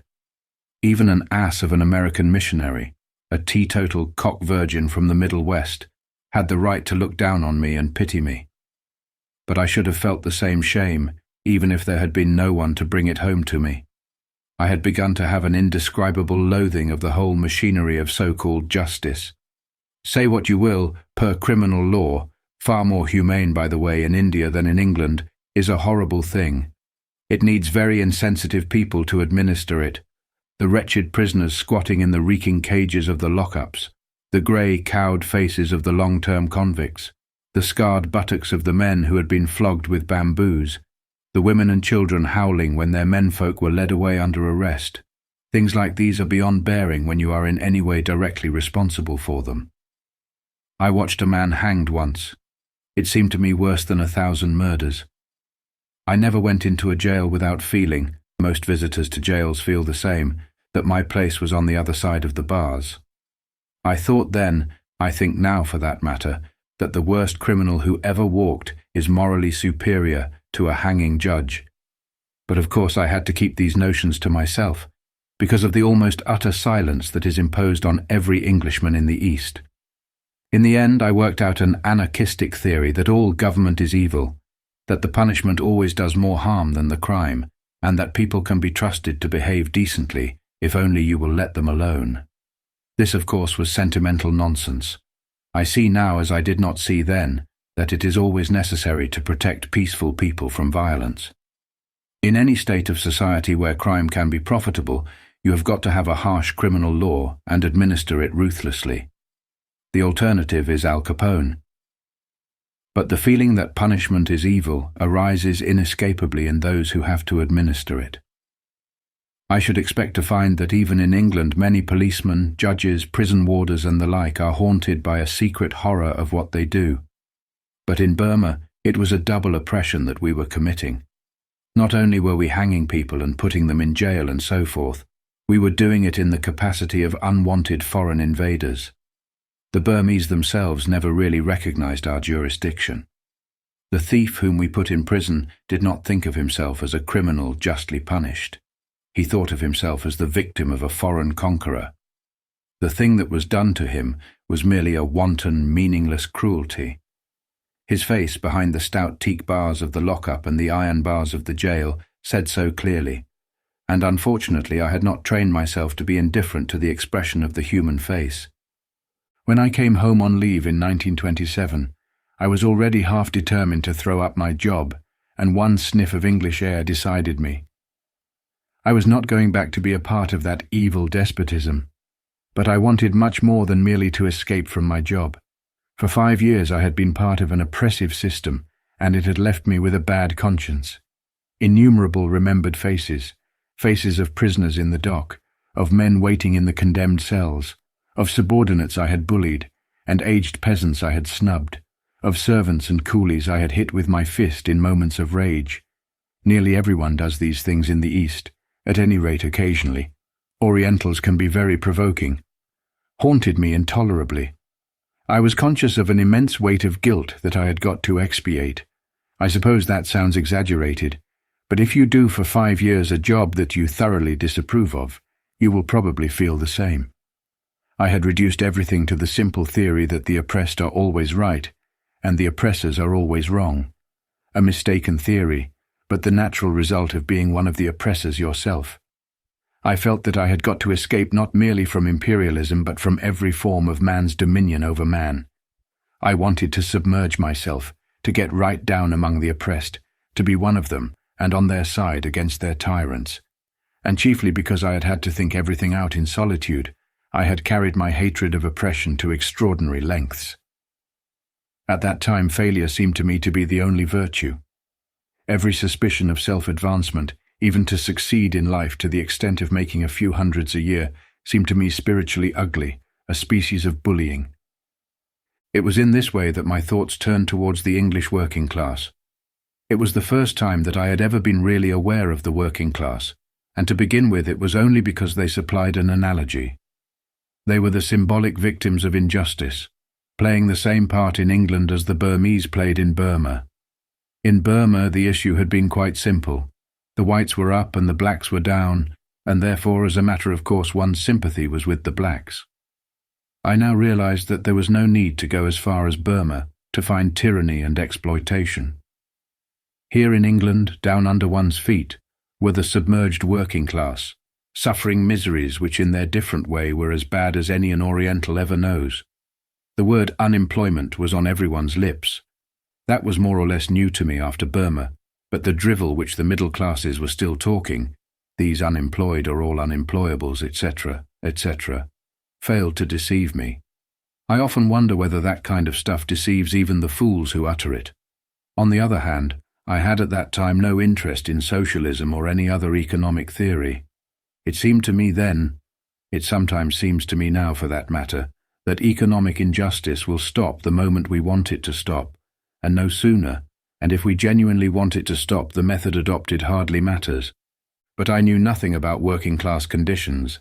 I had read the unemployment figures, but I had no notion of what they implied. Above all, I did not know the essential fact that respectable poverty is always the worst. The frightful doom of a decent working man suddenly thrown on the streets after a lifetime of steady work, his agonized struggles against economic laws which he does not understand, the disintegration of families, the corroding sense of shame. All this was outside the range of my experience. When I thought of poverty, I thought of it in terms of brute starvation. Therefore my mind turned immediately towards the extreme cases, the social outcasts, tramps, beggars, criminals, prostitutes. These were the lowest of the low, and these were the people with whom I wanted to get in contact. What I profoundly wanted at that time was to find some way of getting out of the respectable world altogether. I meditated upon it a great deal. I even planned parts of it in detail. How one could sell everything, give everything away, change one's name and start out with no money, and nothing but the clothes one stood up in. But in real life nobody ever does that kind of thing. Apart from the relatives and friends who have to be considered, it is doubtful whether an educated man could do it, if there were any other course open to him. But at least I could go among these people, see what their lives were like, and feel myself temporarily part of their world. Once I had been among them and accepted by them, I should have touched bottom, and this is what I felt. I was aware even then that it was irrational. Part of my guilt would drop from me. I thought it over and decided what I would do. I would go suitably disguised to Limehouse and Whitechapel and such places, and sleep in common lodging houses and pal up with dock labourers, street hawkers, derelict people, beggars, and, if possible, criminals. And I would find out about tramps and how you got in touch with them and what was the proper procedure for entering the casual ward.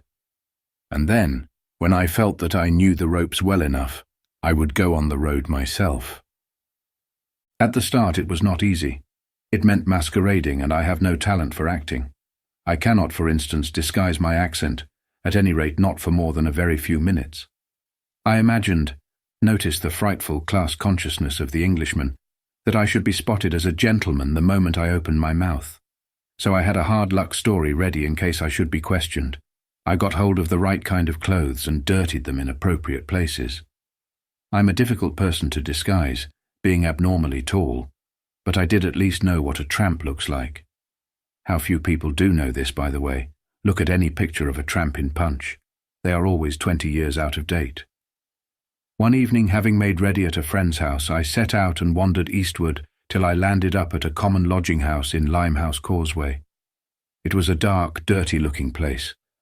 I knew it was a common lodging house by the sign "Good Beds for Single Men" in the window. Heavens, how I had to screw up my courage before I went in. It seems ridiculous now. But you see, I was still half afraid of the working class. I wanted to get in touch with them. I even wanted to become one of them, but I still thought of them as alien and dangerous. Going into the dark doorway of that common lodging house seemed to me like going down into some dreadful subterranean place, a sewer full of rats, for instance. I went in fully expecting a fight. The people would spot that I was not one of themselves and immediately infer that I had come to spy on them, and then they would set upon me and throw me out. That was what I expected. I felt that I had got to do it, but I did not enjoy the prospect. Inside the door a man in shirt-sleeves appeared from somewhere or other. This was the deputy, and I told him that I wanted a bed for the night. My accent did not make him stare, I noticed. He merely demanded 9pence and then showed me the way to a frowsy, fire-lit kitchen underground. There were stevedores and navvies and a few sailors sitting about and playing draughts and drinking tea. They barely glanced at me as I entered. But this was Saturday night, and a hefty young stevedore was drunk and was reeling about the room.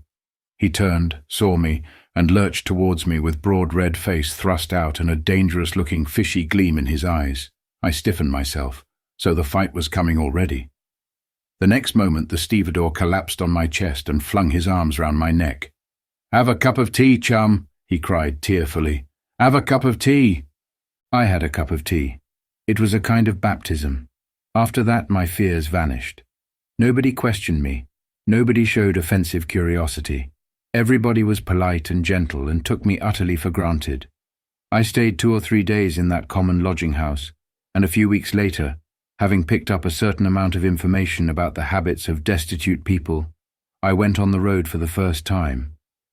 I have described all this in Down and Out in Paris and London. Nearly all the incidents described there actually happened, though they have been rearranged, and I do not want to repeat it. Later I went on the road for much longer periods, sometimes from choice, sometimes from necessity.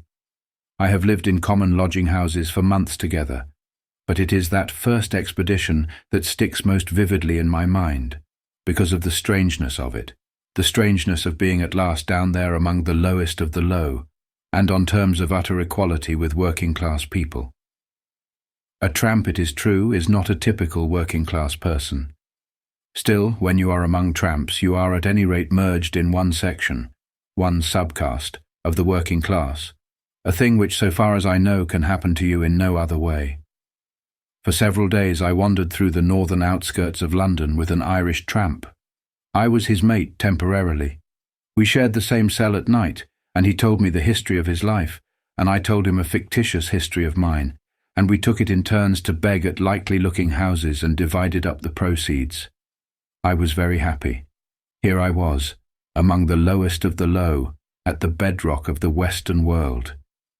The class bar was down, or seemed to be down, and down there in the squalid and, as a matter of fact, horribly boring subworld of the tramp I had a feeling of release, of adventure, which seems absurd when I look back, but which was sufficiently vivid at the time.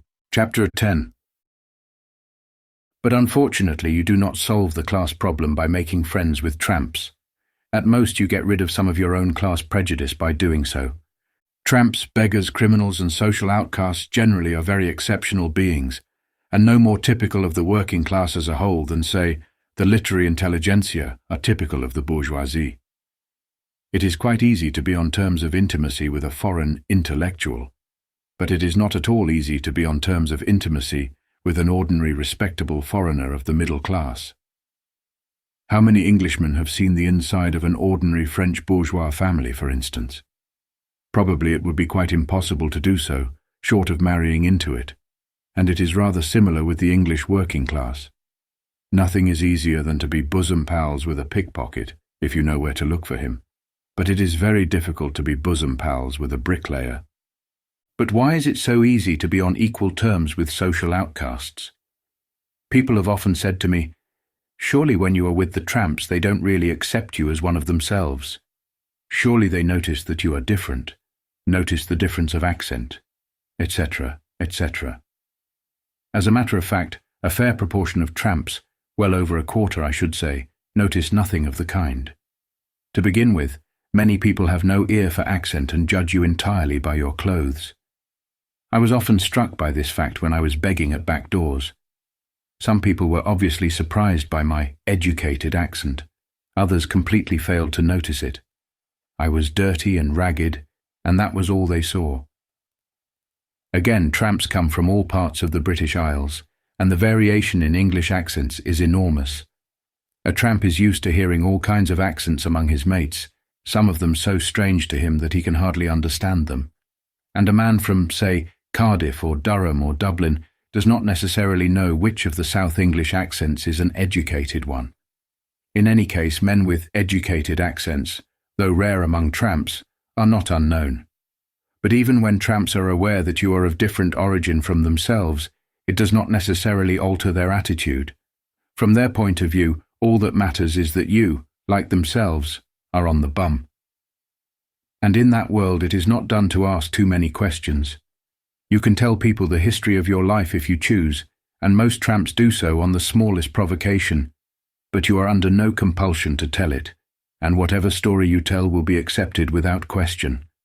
Even a bishop could be at home among tramps if he wore the right clothes, and even if they knew he was a bishop it might not make any difference, provided that they also knew or believed that he was genuinely destitute. Once you are in that world and seemingly of it, it hardly matters what you have been in the past. It is a sort of world within a world where everyone is equal, a small squalid democracy, perhaps the nearest thing to a democracy that exists in England. But when you come to the normal working class, the position is totally different. To begin with, there is no shortcut into their midst. You can become a tramp simply by putting on the right clothes and going to the nearest casual ward. But you can't become a navvy or a coal miner. You couldn't get a job as a navvy or a coal miner, even if you were equal to the work. Via socialist politics you can get in touch with the working class intelligentsia, but they are hardly more typical than tramps or burglars. For the rest, you can only mingle with the working class by staying in their houses as a lodger, which always has a dangerous resemblance to slumming. For some months I lived entirely in coal miners' houses. I ate my meals with the family. I washed at the kitchen sink. I shared bedrooms with miners, drank beer with them, played darts with them, talked to them by the hour together. But though I was among them, and I hope and trust they did not find me a nuisance, I was not one of them, and they knew it even better than I did. However much you like them, however interesting you find their conversation, there is always that accursed itch of class difference, like the pea under the princess's mattress. It is not a question of dislike or distaste, only of difference, but it is enough to make real intimacy impossible.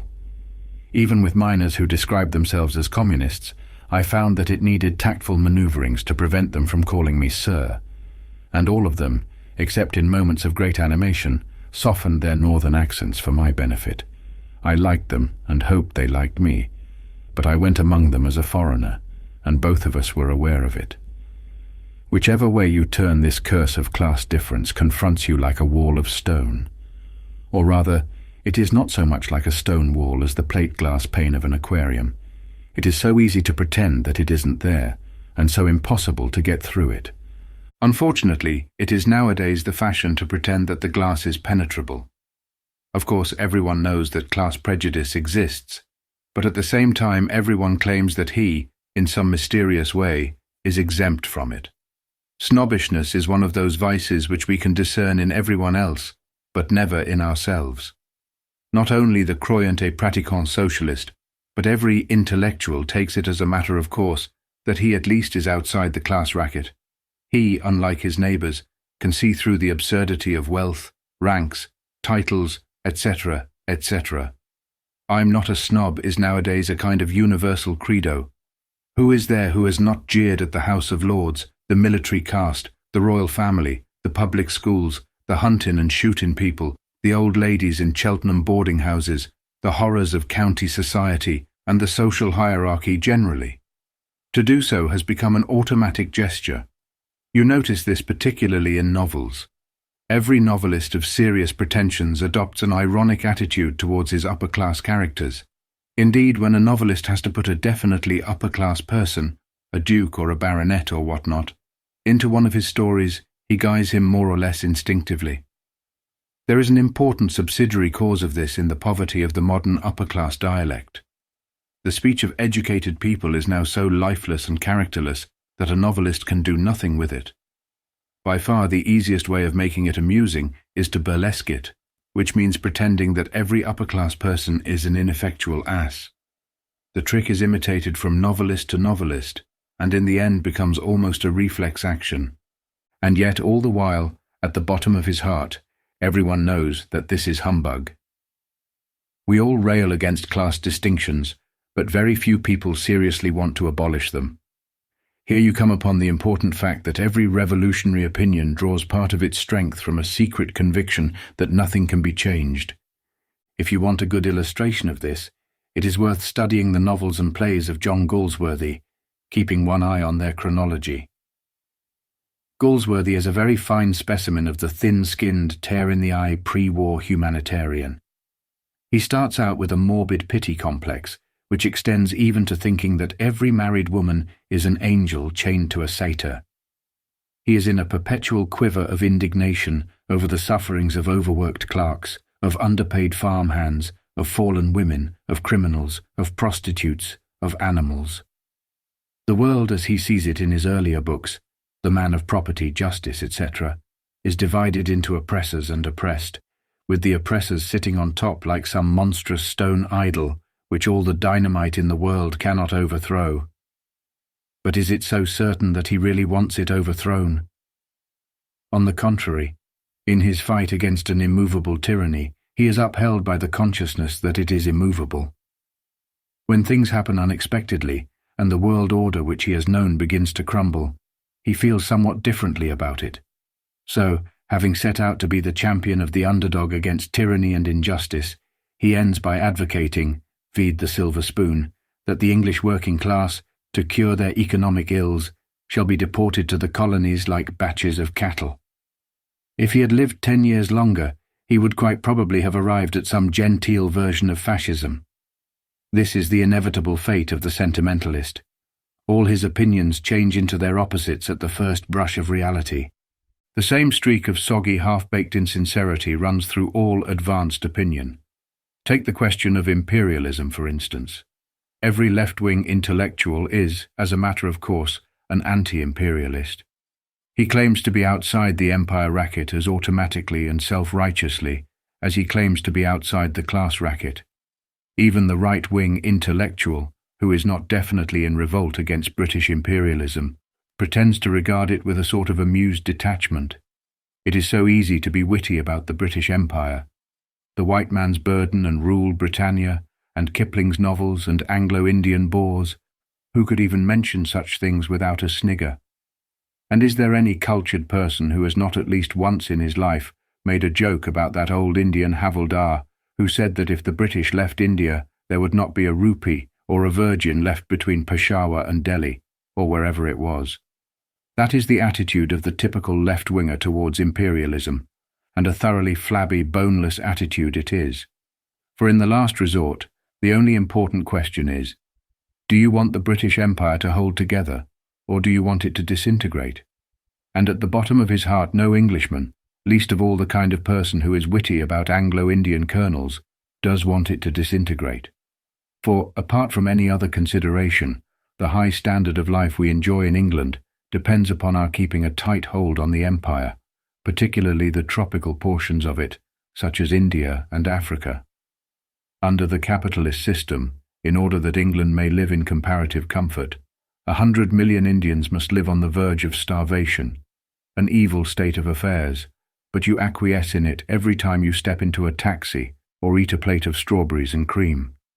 The alternative is to throw the empire overboard and reduce England to a cold and unimportant little island, where we should all have to work very hard and live mainly on herrings and potatoes. That is the very last thing that any left-winger wants. Yet the left-winger continues to feel that he has no moral responsibility for imperialism. He is perfectly ready to accept the products of empire and to save his soul by sneering at the people who hold the empire together.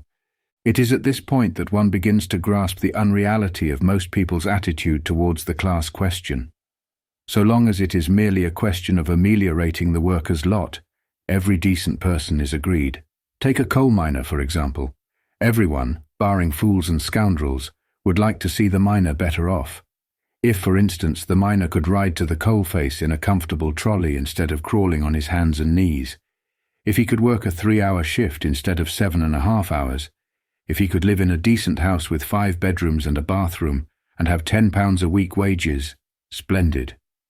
Moreover, anyone who uses his brain knows perfectly well that this is within the range of possibility. The world, potentially at least, is immensely rich. Develop it as it might be developed, and we could all live like princes, supposing that we wanted to. And to a very superficial glance, the social side of the question looks equally simple.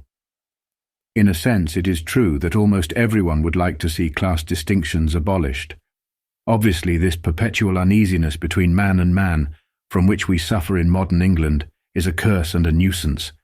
Hence the temptation few scoutmasterish bellows of goodwill. Stop calling me sir, you chaps. Surely we're all men. Let's pal up and get our shoulders to the wheel and remember that we're all equal. And what the devil does it matter if I know what kind of ties to wear and you don't? And I drink my soup comparatively quietly, and you drink yours with the noise of water going down a waste pipe. And so on and so on and so on. All of it the most pernicious rubbish, but quite alluring when it is suitably expressed. But unfortunately you get no further by merely wishing class distinctions away. More exactly, it is necessary to wish them away, but your wish has no efficacy unless you grasp what it involves. The fact that has got to be faced is that to abolish class distinctions means abolishing a part of yourself. Here am I, a typical member of the middle class. It is easy for me to say that I want to get rid of class distinctions, but nearly everything I think and do is a result of class distinctions. All my notions of good and evil, of pleasant and unpleasant, of funny and serious, of ugly and beautiful, are essentially middle-class notions. My taste in books and food and clothes, my sense of honor, my table manners, my turns of speech, my accent, even the characteristic movements of my body, are the products of a special kind of upbringing and a special niche about halfway up the social hierarchy.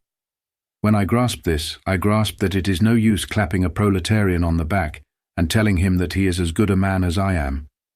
If I want real contact with him, I have got to make an effort for which very likely I am unprepared. For to get outside the class racket, I have got to suppress not merely my private snobbishness, but most of my other tastes and prejudices as well. I have got to alter myself so completely that at the end I should hardly be recognizable as the same person. What is involved is not merely the amelioration of working-class conditions, nor an avoidance of the more stupid forms of snobbery, but a complete abandonment of the upper-class and middle-class attitude to life. And whether I say yes or no probably depends upon the extent to which I grasp what is demanded of me. Many people, however, imagine that they can abolish class distinctions without making any uncomfortable change in their own habits and ideology. Hence the eager class-breaking activities which one can see in progress on all sides. Everywhere there are people of goodwill who quite honestly believe that they are working for the overthrow of class distinctions. The middle-class socialist enthuses over the proletariat and runs summer schools, where the proletarian and the repentant bourgeois are supposed to fall upon one another's necks and be brothers forever. And the bourgeois visitors come away saying how wonderful and inspiring it has all been. The proletarian ones come away saying something different. And then there is the outer suburban creeping Jesus, a hangover from the William Morris period, but still surprisingly common, who goes about saying, "Why must we level down? Why not level up?" and proposes to level the working class up to his own standard, by means of hygiene, fruit juice, birth control, poetry, etc. Even the Duke of York, now King George VI, runs a yearly camp where public school boys and boys from the slums are supposed to mix on exactly equal terms, and do mix for the time being, rather like the animals in one of those happy family cages where a dog, a cat, 2 ferrets, a rabbit, and 3 canaries preserve an armed truce while the showman's eye is on them. All such deliberate, conscious efforts at class breaking are, I am convinced, a very serious mistake. Sometimes they are merely futile, but where they do show a definite result, it is usually to intensify class prejudice. This, if you come to think of it, is only what might be expected. You have forced the pace and set up an uneasy, unnatural equality between class and class. The resultant friction brings to the surface all kinds of feelings that might otherwise have remained buried, perhaps forever. As I said apropos of Galsworthy, the opinions of the sentimentalist change into their opposites at the first touch of reality. Scratch the average pacifist and you find a jingo. The middle-class ILP and the bearded fruit juice drinker are all for a classless society, so long as they see the proletariat through the wrong end of the telescope. Force them into any real contact with a proletarian. Let them get into a fight with a drunken fish porter on Saturday night, for instance, and they are capable of swinging back to the most ordinary middle-class snobbishness. Most middle-class socialists, however, are very unlikely to get into fights with drunken fish porters. When they do make a genuine contact with the working class, it is usually with the working-class intelligentsia. But the working-class intelligentsia is sharply divisible into 2 different types. There is the type who remains working class, who goes on working as a mechanic or a dock labourer or whatever it may be, and does not bother to change his working class accent and habits, but who improves his mind in his spare time and works for the ILP or the Communist Party. And there is the type who does alter his way of life, at least externally, and who by means of state scholarship succeeds in climbing into the middle class. The first is one of the finest types of man we have. I can think of some I have met whom not even the most hidebound Tory could help liking and admiring. The other type, with exceptions, D.H. Lawrence, for example, is less admirable. To begin with, it is a pity, though it is a natural result of the scholarship system, that the proletariat should tend to interpenetrate the middle class via the literary intelligentsia, for it is not easy to crash your way into the literary intelligentsia if you happen to be a decent human being. The modern English literary world, at any rate the highbrow section of it, is a sort of poisonous jungle where only weeds can flourish. It is just possible to be a literary gent and to keep your decency if you are a definitely popular writer, a writer of detective stories, for instance. But to be a highbrow, with a footing in the snootier magazines, means delivering yourself over to horrible campaigns of wire-pulling and backstairs crawling. In the highbrow world, you get on, if you get on at all, not so much by your literary ability as by being the life and soul of cocktail parties and kissing the bums of verminous little lions. This, then, is the world that most readily opens its doors to the proletarian who is climbing out of his own class. The clever boy of a working-class family, the sort of boy who wins scholarships and is obviously not fitted for a life of manual labor, may find other ways of rising into the class above. A slightly different type, for instance, rises via Labour Party politics. But the literary way is by far the most usual. Literary London now teems with young men who are of proletarian origin and have been educated by means of scholarships. Many of them are very disagreeable people, quite unrepresentative of their class. And it is most unfortunate that when a person of bourgeois origin does succeed in meeting a proletarian face-to-face on equal terms, this is the type he most commonly meets. For the result is to drive the bourgeois, who has idealized the proletariat so long as he knew nothing about them, back into frenzies of snobbishness.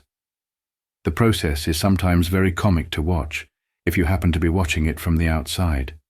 The poor well-meaning bourgeois, eager to embrace his proletarian brother, leaps forward with open arms, and only a little while later he is in retreat, minus a borrowed £5, and exclaiming dolefully, "But dash it, the fellow's not a gentleman." The thing that disconcerts the bourgeois in a contact of this kind is to find certain of his own professions being taken seriously. I have pointed out that the left-wing opinions of the average intellectual are mainly spurious. From pure imitativeness, he jeers at things which in fact he believes in. As one example out of many, take the public school code of honor with its team spirit and "don't hit a man when he's down," and all the rest of that familiar bunkum. Who has not laughed at it? Who, calling himself an intellectual, would dare not to laugh at it? But it is a bit different when you meet somebody who laughs at it from the outside.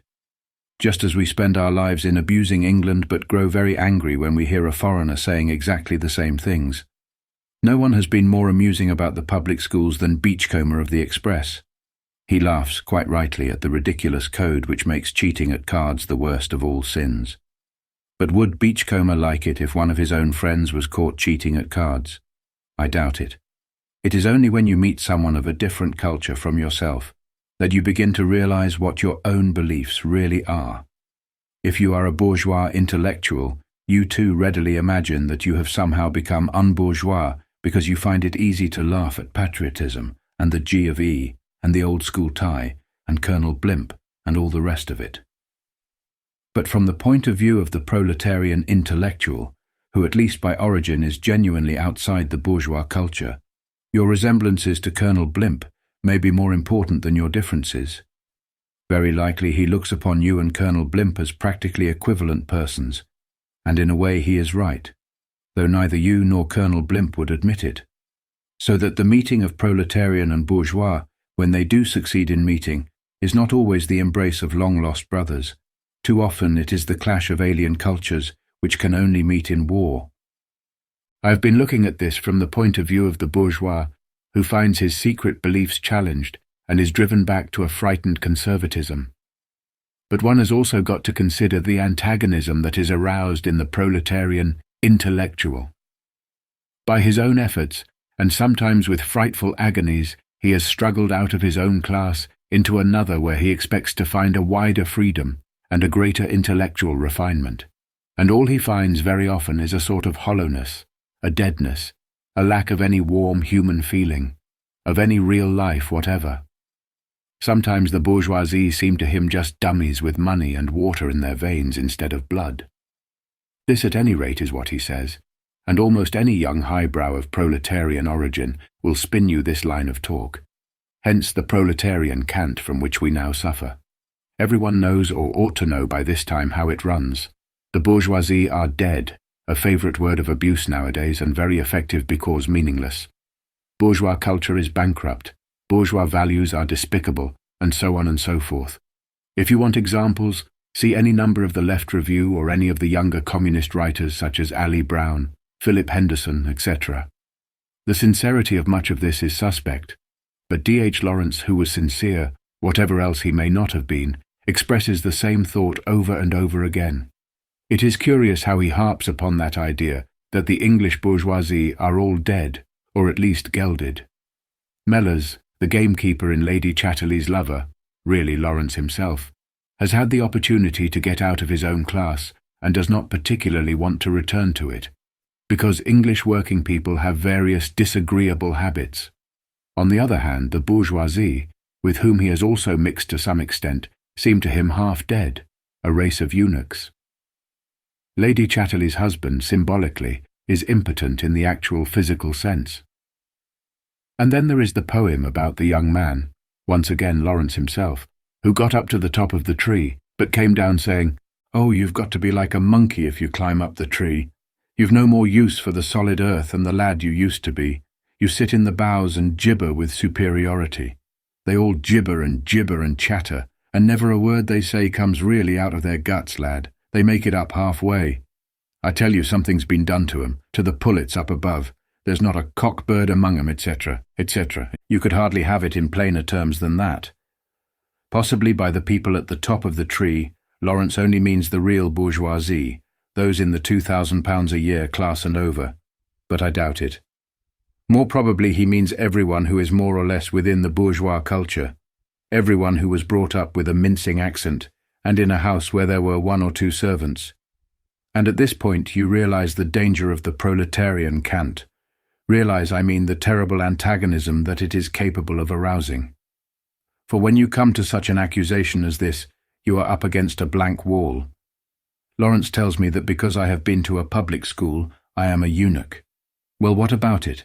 I can produce medical evidence to the contrary, but what good will that do? Lawrence's condemnation remains. If you tell me I am a scoundrel, I may mend my ways, but if you tell me I am a eunuch, you are tempting me to hit back in any way that seems feasible. If you want to make an enemy of a man, tell him that his ills are incurable. This, then, is the net result of most meetings between proletarian and bourgeois. They lay bare a real antagonism which is intensified by the proletarian cant, itself the product of forced contacts between class and class. The only sensible procedure is to go slow and not force the pace. If you secretly think of yourself as a gentleman, and as such the superior of the greengrocer's errand boy, it is far better to say so than to tell lies about it. Ultimately, you have got to drop your snobbishness, but it is fatal to pretend to drop it before you are really ready to do so. Meanwhile, one can observe on every side that dreary phenomenon, the middle-class person who is an ardent socialist at 25 and a sniffish conservative at 35. In a way, his recoil is natural enough. At any rate, one can see how his thoughts run.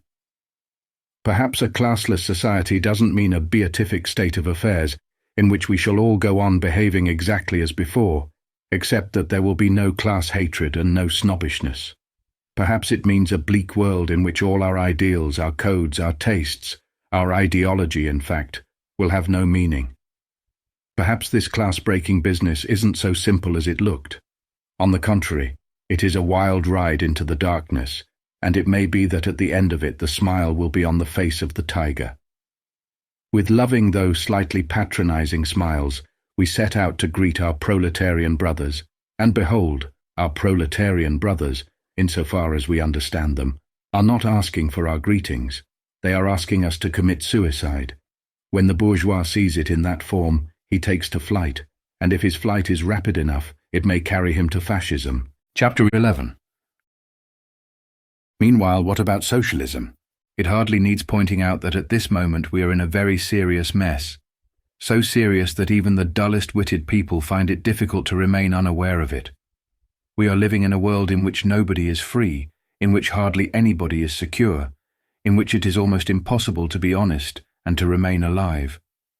For enormous blocks of the working class, the conditions of life are such as I have described in the opening chapters of this book, and there is no chance of those conditions showing any fundamental improvement. The very best the English working class can hope for is an occasional temporary decrease in unemployment, when this or that industry is artificially stimulated by, for instance, rearmament. Even the middle classes, for the first time in their history, are feeling the pinch. They have not known actual hunger yet, but more and more of them find themselves floundering in a sort of deadly net of frustration, in which it is harder and harder to persuade yourself that you are either happy, active, or useful.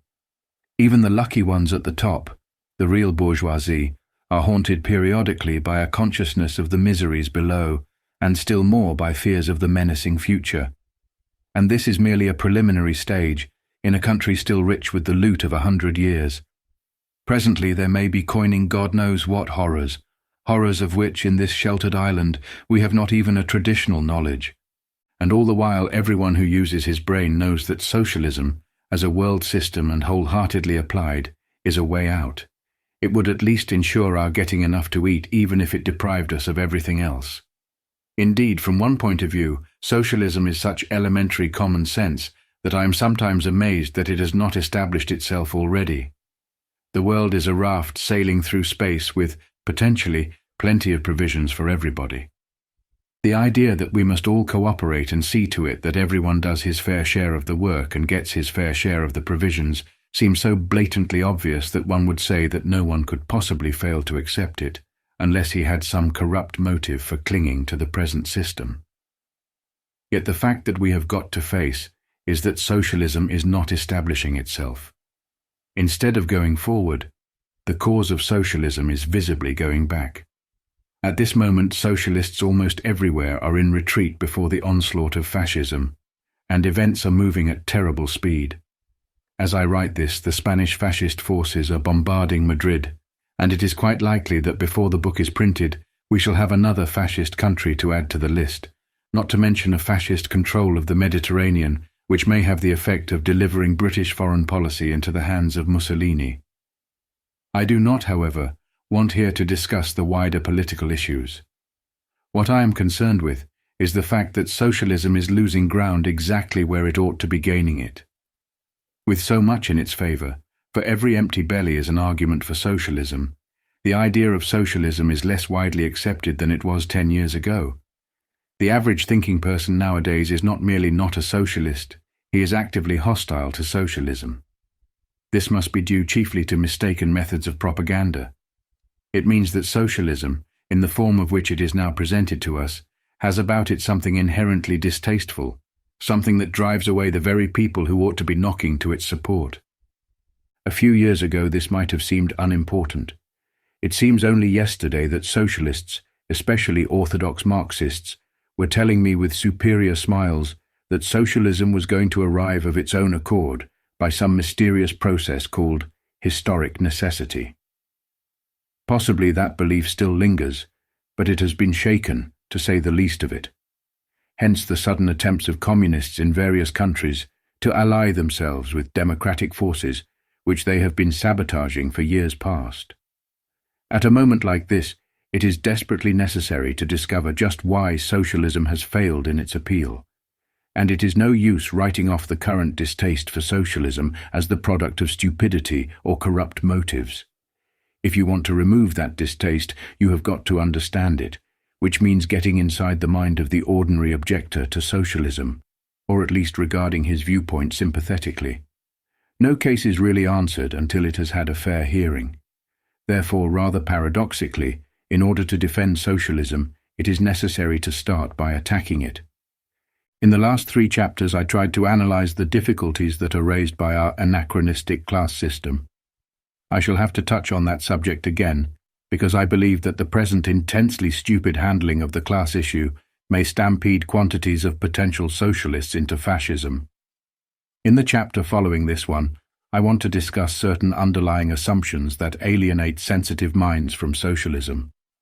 But in the present chapter, I am merely dealing with the obvious preliminary objections, the kind of thing that the person who is not a socialist, I don't mean the "where's the money to come from" type, always starts by saying when you tax him on the subject. Some of these objections may appear frivolous or self-contradictory, but that is beside the point. I am merely discussing symptoms. Anything is relevant which helps to make clear why socialism is not accepted. And please notice that I am arguing for socialism, not against it. But for the moment, I am advocatus diaboli. I am making out a case for the sort of person who is in sympathy with the fundamental aims of socialism, who has the brains to see that socialism would work, but who in practice always takes to flight when socialism is mentioned. Question a person of this type, and you will often get the semi-frivolous answer, "I don't object to socialism, but I do object to socialists." Logically, it is a poor argument, but it carries weight with many people. As with the Christian religion, the worst advertisement for socialism is its adherents. The first thing that must strike any outside observer is that socialism, in its developed form, is a theory confined entirely to the middle classes. The typical socialist is not, as tremulous old ladies imagine, a ferocious-looking working man with greasy overalls and a raucous voice. He is either a youthful snob Bolshevik, who in 5 years' time will quite probably have made a wealthy marriage and been converted to Roman Catholicism, or, still more typically, a prim little man with a white-collar job, usually a secret teetotaler, and often with vegetarian leanings, with a history of nonconformity behind him, and above all, with a social position which he has no intention of forfeiting. This last type is surprisingly common in socialist parties of every shade. It has perhaps been taken over en bloc from the old Liberal Party. In addition to this, there is the horrible, the really disquieting prevalence of cranks wherever socialists are gathered together. One sometimes gets the impression that the mere words socialism and communism draw towards them with magnetic force every fruit juice drinker, nudist, sandal wearer, sex maniac, Quaker, nature cure quack, pacifist, and feminist in England. One day this summer, I was riding through Letchworth when the bus stopped, and two dreadful-looking old men got onto it. They were both about 60, both very short, pink and chubby, and both hatless. One of them was obscenely bald, the other had long grey hair bobbed in the Lloyd George style. They were dressed in pistachio-coloured shirts and khaki shorts, into which their huge bottoms were crammed so tightly that you could study every dimple. Their appearance created a mild stir of horror on top of the bus. The man next to me, a commercial traveller I should say, glanced at me, at them, and back again at me, and murmured socialists, as who should say, Red Indians. He was probably right. The ILP were holding their summer school at Letchworth, but the point is that to him, as an ordinary man, a crank meant a socialist and a socialist meant a crank. Any socialist, he probably felt, could be counted on to have something eccentric about him, and some such notion seems to exist even among socialists themselves. For instance, I have here a prospectus from another summer school which states its terms per week, and then asks me to say whether my diet is ordinary or vegetarian. They take it for granted, you see, that it is necessary to ask this question. This kind of thing is by itself sufficient to alienate plenty of decent people, and their instinct is perfectly sound, for the food crank is by definition a person willing to cut himself off from human society in hopes of adding 5 years on to the life of his carcass. That is, a person but of touch with common humanity. To this you have got to add the ugly fact that most middle-class socialists, while theoretically pining for a classless society, cling like glue to their miserable fragments of social prestige. I remember my sensations of horror on first attending an ILP branch meeting in London. It might have been rather different in the north, where the bourgeoisie are less thickly scattered. Are these mingy little beasts, I thought, the champions of the working class? For every person there, male and female, bore the worst stigmata of sniffish middle-class superiority. If a real working man, a miner dirty from the pit for instance, had suddenly walked into their midst, they would have been embarrassed, angry, and disgusted. Some, I should think, would have fled holding their noses. You can see the same tendency in socialist literature, which, even when it is not openly written de haut en bas, is always completely removed from the working class in idiom and manner of thought. The Coles, Webbs, Strachets, etc. are not exactly proletarian writers. It is doubtful whether anything describable as proletarian literature now exists. Even the Daily Worker is written in standard South English. But a good music hall comedian comes nearer to producing it than any socialist writer I can think of. As for the technical jargon of the communists, it is as far removed from the common speech as the language of a mathematical textbook. I remember hearing a professional communist speaker address a working-class audience. His speech was the usual bookish stuff, full of long sentences and parentheses and notwithstanding, and be that as it may, besides the usual jargon of ideology and class consciousness and proletarian solidarity and all the rest of it. After him, a Lancashire working man got up and spoke to the crowd in their own broad lingo. There was not much doubt which of the two was nearer to his audience, but I do not suppose for a moment that the Lancashire working man was an orthodox communist, for it must be remembered that a working man, so long as he remains a genuine working man, is seldom or never a socialist in the complete, logically consistent sense. Very likely he votes Labour, or even communist if he gets the chance, but his conception of socialism is quite different from that of the book-trained socialist higher up. To the ordinary working man, the sort you would meet in any pub on Saturday night, socialism does not mean much more than better wages and shorter hours, and nobody bossing you about. To the more revolutionary type, the type who is a hunger marcher and is blacklisted by employers, the word is a sort of rallying cry against the forces of oppression, a vague threat of future violence. But so far as my experience goes, no genuine working man grasps the deeper implications of socialism. Often, in my opinion, he is a truer socialist than the orthodox Marxist, because he does remember, what the other so often forgets, that socialism means justice and common decency. But what he does not grasp is that socialism cannot be narrowed down to mere economic justice, and that a reform of that magnitude is bound to work immense changes in our civilization and his own way of life. His vision of the socialist future is a vision of present society with the worst abuses left out, and with interests centering round the same things as at present: family life, the pub, football, and local politics. As for the philosophic side of Marxism, the pea and thimble trick with those three mysterious entities, thesis, antithesis, and synthesis, I have never met a working man who had the faintest interest in it.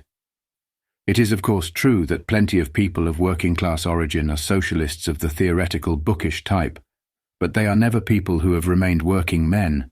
They don't work with their hands, that is. They belong either to the type I mentioned in the last chapter, the type who squirms into the middle class via the literary intelligentsia, or the type who becomes a Labour MP or a high-up trade union official. This last type is one of the most desolating spectacles the world contains. He has been picked out to fight for his mates, and all it means to him is a soft job and the chance of bettering himself. Not merely while, but by fighting the bourgeoisie, he becomes a bourgeois himself. And meanwhile it is quite possible that he has remained an orthodox Marxist. But I have yet to meet a working miner, steel worker, cotton weaver, docker, navvy, or whatnot who was ideologically sound. One of the analogies between communism and Roman Catholicism is that only the educated are completely orthodox. The most immediately striking thing about the English Roman Catholics, I don't mean the real Catholics, I mean the converts, Ronald Knox, Arnold Lunn et hoc genus, is their intense self-consciousness. Apparently they never think, certainly they never write, about anything but the fact that they are Roman Catholics.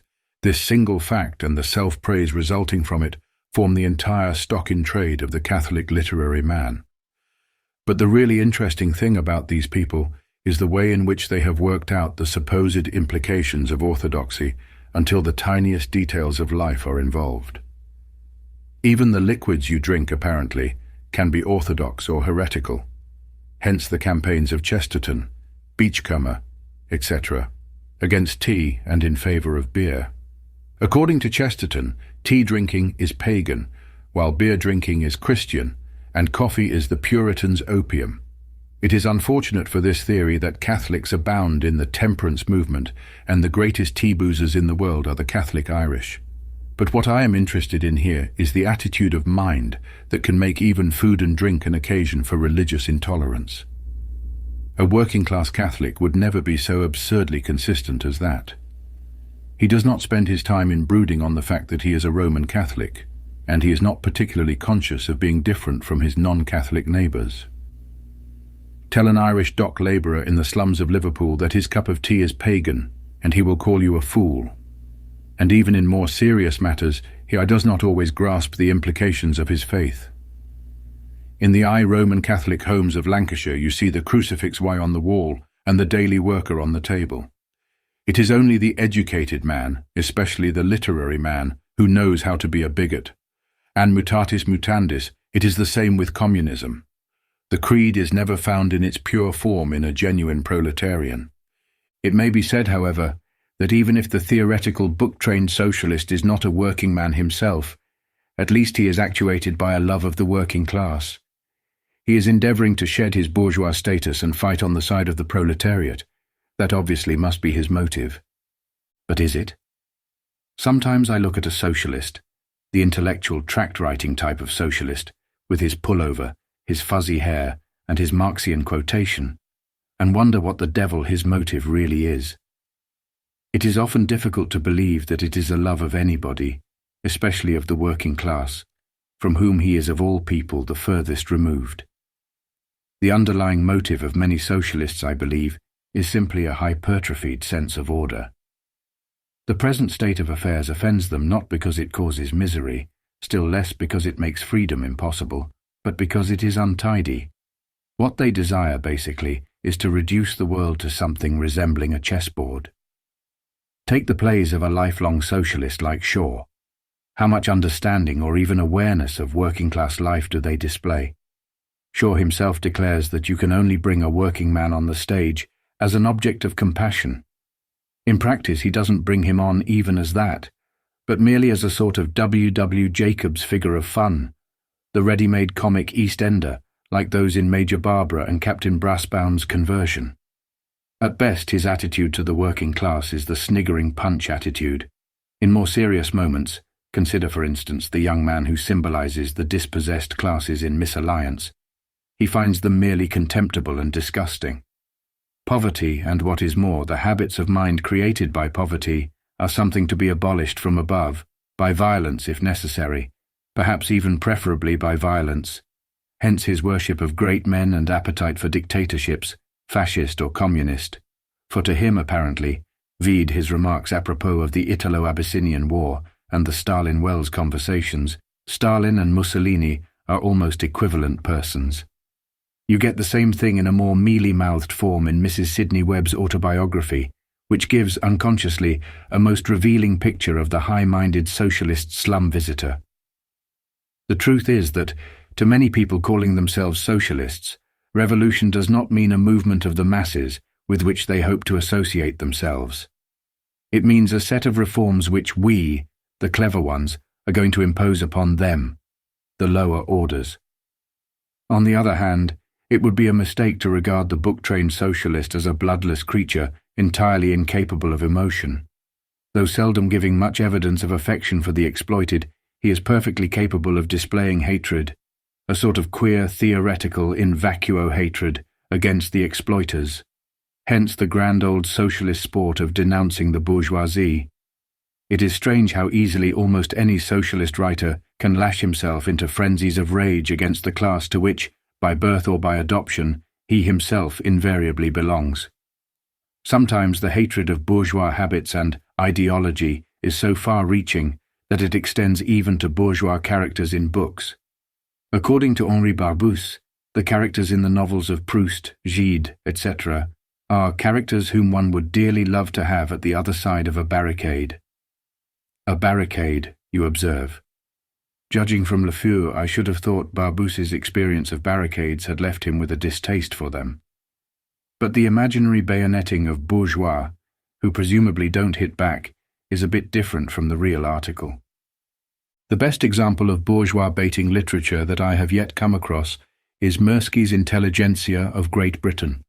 This is a very interesting and ably written book, and it should be read by everyone who wants to understand the rise of fascism.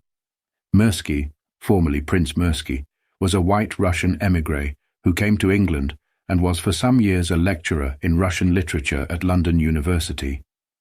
Later he was converted to communism, returned to Russia, and produced his book as a sort of show-up of the British intelligentsia from a Marxist standpoint. It is a viciously malignant book, with an unmistakable note of, "Now I'm out of your reach, I can say what I like about you," running all through it. And apart from a general distortion, it contains some quite definite and probably intentional misrepresentation, as, for instance, when Conrad is declared to be no less imperialist than Kipling, and D.H. Lawrence is described as writing bare-bodied pornography and as having succeeded in erasing all clues to his proletarian origin, as though Lawrence had been a pork butcher climbing into the House of Lords. This kind of thing is very disquieting when one remembers that it is addressed to a Russian audience who have no means of checking its accuracy. But what I am thinking of at the moment is the effect of such a book on the English public.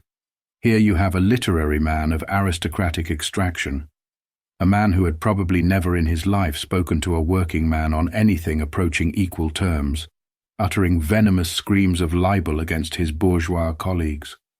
Why? So far as appearances go from pure malignity, he is battling against the British intelligentsia, but what is he battling for? Within the book itself there is no indication. Hence the net effect of books like this is to give outsiders the impression that there is nothing in communism except hatred.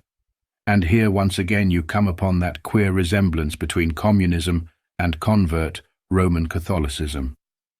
If you want to find a book as evil-spirited as the intelligentsia of Great Britain, the likeliest place to look is among the popular Roman Catholic apologists. You will find there the same venom and the same dishonesty, though, to do the Catholic justice, you will not usually find the same bad manners. Queer that Comrade Mirsky's spiritual brother should be father. The communist and the Catholic are not saying the same thing. In a sense, they are even saying opposite things, and each would gladly boil the other in oil if circumstances permitted. But from the point of view of an outsider, they are very much alike. The fact is that socialism, in the form in which it is now presented, appeals chiefly to unsatisfactory or even inhuman types. On the one hand, you have the warm-hearted, unthinking socialist, the typical working-class socialist, who only wants to abolish poverty and does not always grasp what this implies. On the other hand, you have the intellectual, book-trained socialist, who understands that it is necessary to throw our present civilization down the sink and is quite willing to do so. And this type is drawn, to begin with, entirely from the middle class, and from a rootless town-bred section of the middle class at that. Still more unfortunately, it includes, so much so that to an outsider it even appears to be composed of, the kind of people I have been discussing, the foaming denouncers of the bourgeoisie, and the more water-in-your-beer reformers of whom Shaw is the prototype, and the astute young social literary climbers who are communists now, as they will be fascists 5 years hence, because it is all the go, and all that dreary tribe of high-minded women and sandal-wearers and bearded fruit-juice drinkers who come knocking towards the smell of progress like blue bottles to a dead cat. The ordinary decent person who is in sympathy with the essential aims of socialism is given the impression that there is no room for his kind in any socialist party that means business. Worse, he is driven to the cynical conclusion that socialism is a kind of doom, which is probably coming but must be staved off as long as possible. Of course, as I have suggested already, it is not strictly fair to judge a movement by its adherents. But the point is that people invariably do so, and that the popular conception of socialism is colored by the conception of a socialist as a dull or disagreeable person. Socialism is pictured as a state of affairs in which our more vocal socialists would feel thoroughly at home. This does great harm to the cause. The ordinary man may not flinch from a dictatorship of the proletariat, if you offer it tactfully. Offer him a dictatorship of the prigs, and he gets ready to fight. There is a widespread feeling that any civilization in which socialism was a reality would bear the same relation to our own as a brand new bottle of colonial Burgundy bears to a few spoonfuls of first-class Beaujolais. We live, admittedly, amid the wreck of a civilization, but it has been a great civilization in its day, and in patches it still flourishes almost undisturbed. It still has its bouquet, so to speak, whereas the imagined socialist future, like the colonial Burgundy, tastes only of iron and water. Hence the fact, which is really a disastrous one, that artists of any consequence can never be persuaded into the socialist fold. This is particularly the case with the writer whose political opinions are more directly and obviously connected with his work than those of, say, a painter. If one faces facts, one must admit that nearly everything describable as socialist literature is dull, tasteless, and bad. Consider the situation in England at the present moment. A whole generation has grown up more or less in familiarity with the idea of socialism, and yet the higher watermark, so to speak, of socialist literature is W.H. Auden, a sort of gutless Kipling. Orwell somewhat retracted this remark later. See Inside the Whale, England Your England, p. 120, Seeker and Warburg collected edition, and the even feebler poets who are associated with him. Every writer of consequence and every book worth reading is on the other side. I am willing to believe that it is otherwise in Russia, about which I know nothing, however, for presumably in post-revolutionary Russia, the mere violence of events would tend to throw up a vigorous literature of sorts. But it is certain that in Western Europe, socialism has produced no literature worth having. A little while ago, when the issues were less clear, there were writers of some vitality who called themselves socialists, but they were using the word as a vague label. Thus, if Ibsen and Zola described themselves as socialists, it did not mean much more than that they were progressives, while in the case of Anatole France, it meant merely that he was an anti-clerical. The real socialist writers, the propagandist writers, have always been dull, empty windbags: Shaw, Barbusse, Upton Sinclair, William Morris, Waldo Frank, etc., etc. I'm not, of course, suggesting that socialism is to be condemned because literary gents don't like it. I am not even suggesting that it ought necessarily to produce literature on its own account, though I do think it a bad sign that it has produced no songs worth singing. I am merely pointing to the fact that writers of genuine talent are usually indifferent to socialism, and sometimes actively and mischievously hostile. And this is a disaster, not only for the writers themselves, but for the cause of socialism, which has great need of them. This, then, is the superficial aspect of the ordinary man's recoil from socialism. I know the whole dreary argument very thoroughly, because I know it from both sides. Everything that I say here I have both said to ardent socialists who were trying to convert me, and had said to me by bored non-socialists whom I was trying to convert. The whole thing amounts to a kind of malaise produced by dislike of individual socialists, especially of the cocksure Marx quoting type. Is it childish to be influenced by that kind of thing? Is it silly? Is it even contemptible? It is all that, but the point is that it happens, and therefore it is important to keep it in mind. Chapter 12.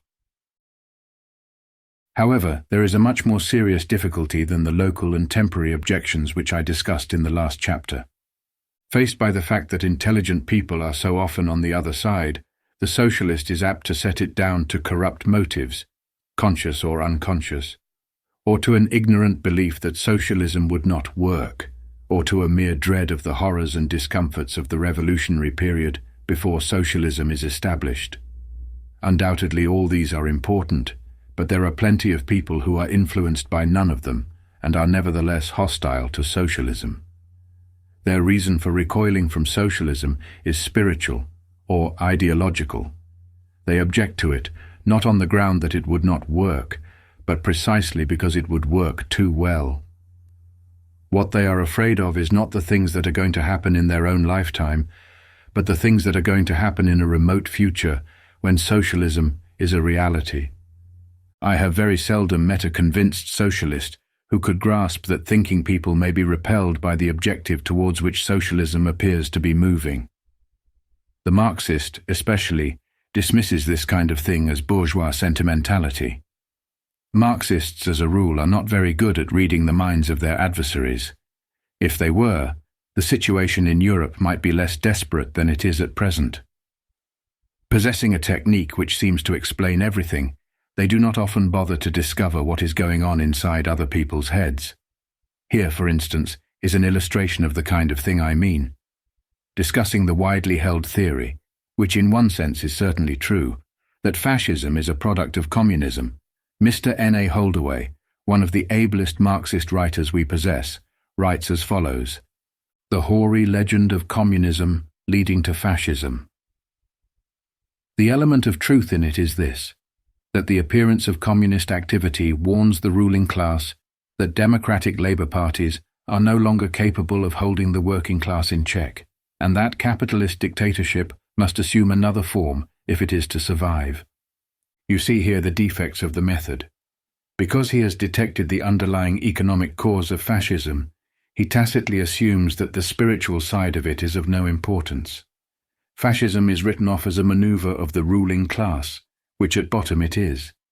But this in itself would only explain why fascism appeals to capitalists. What about the millions who are not capitalists, who in a material sense have nothing to gain from fascism and are often aware of it, and who, nevertheless, are fascists? Obviously, their approach has been purely along the ideological line. They could only be stampeded into fascism because communism attacked, or seemed to attack certain things, patriotism, religion, etc., which lay deeper than the economic motive, and in that sense it is perfectly true that communism leads to fascism. It is a pity that Marxists nearly always concentrate on letting economic cats out of ideological bags.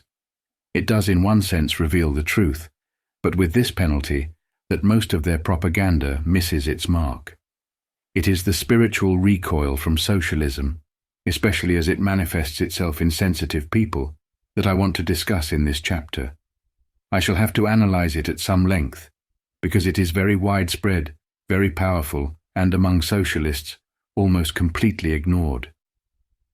The first thing to notice is that the idea of socialism is bound up, more or less inextricably, with the idea of machine production.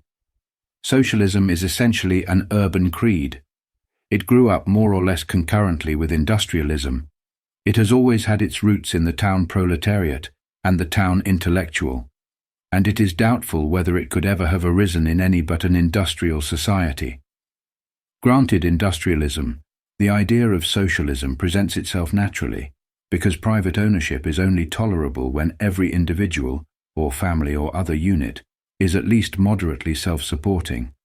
But the effect of industrialism is to make it impossible for anyone to be self-supporting even for a moment. Industrialism, once it rises above a fairly low level, must lead to some form of collectivism, not necessarily to socialism, of course.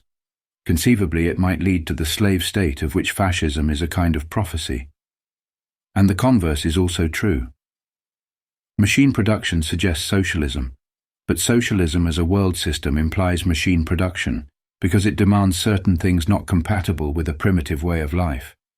It demands, for instance, constant intercommunication and exchange of goods between all parts of the earth. It demands some degree of centralized control.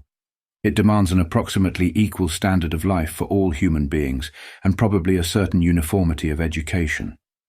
We may take it, therefore, that any world in which socialism was a reality would be at least as highly mechanized as the United States at this moment, probably much more so. In any case, no socialist would think of denying this. The socialist world is always pictured as a completely mechanized, immensely organized world, depending on the machine as the civilizations of antiquity depend on the slave. So far so good, or so bad. Many, perhaps a majority of thinking people are not in love with machine civilization, but everyone who is not a fool knows that it is nonsense to talk at this moment about scrapping the machine. But the unfortunate thing is that socialism, as usually presented, is bound up with the idea of mechanical progress, not merely as a necessary development, but as an end in itself, almost as a kind of religion.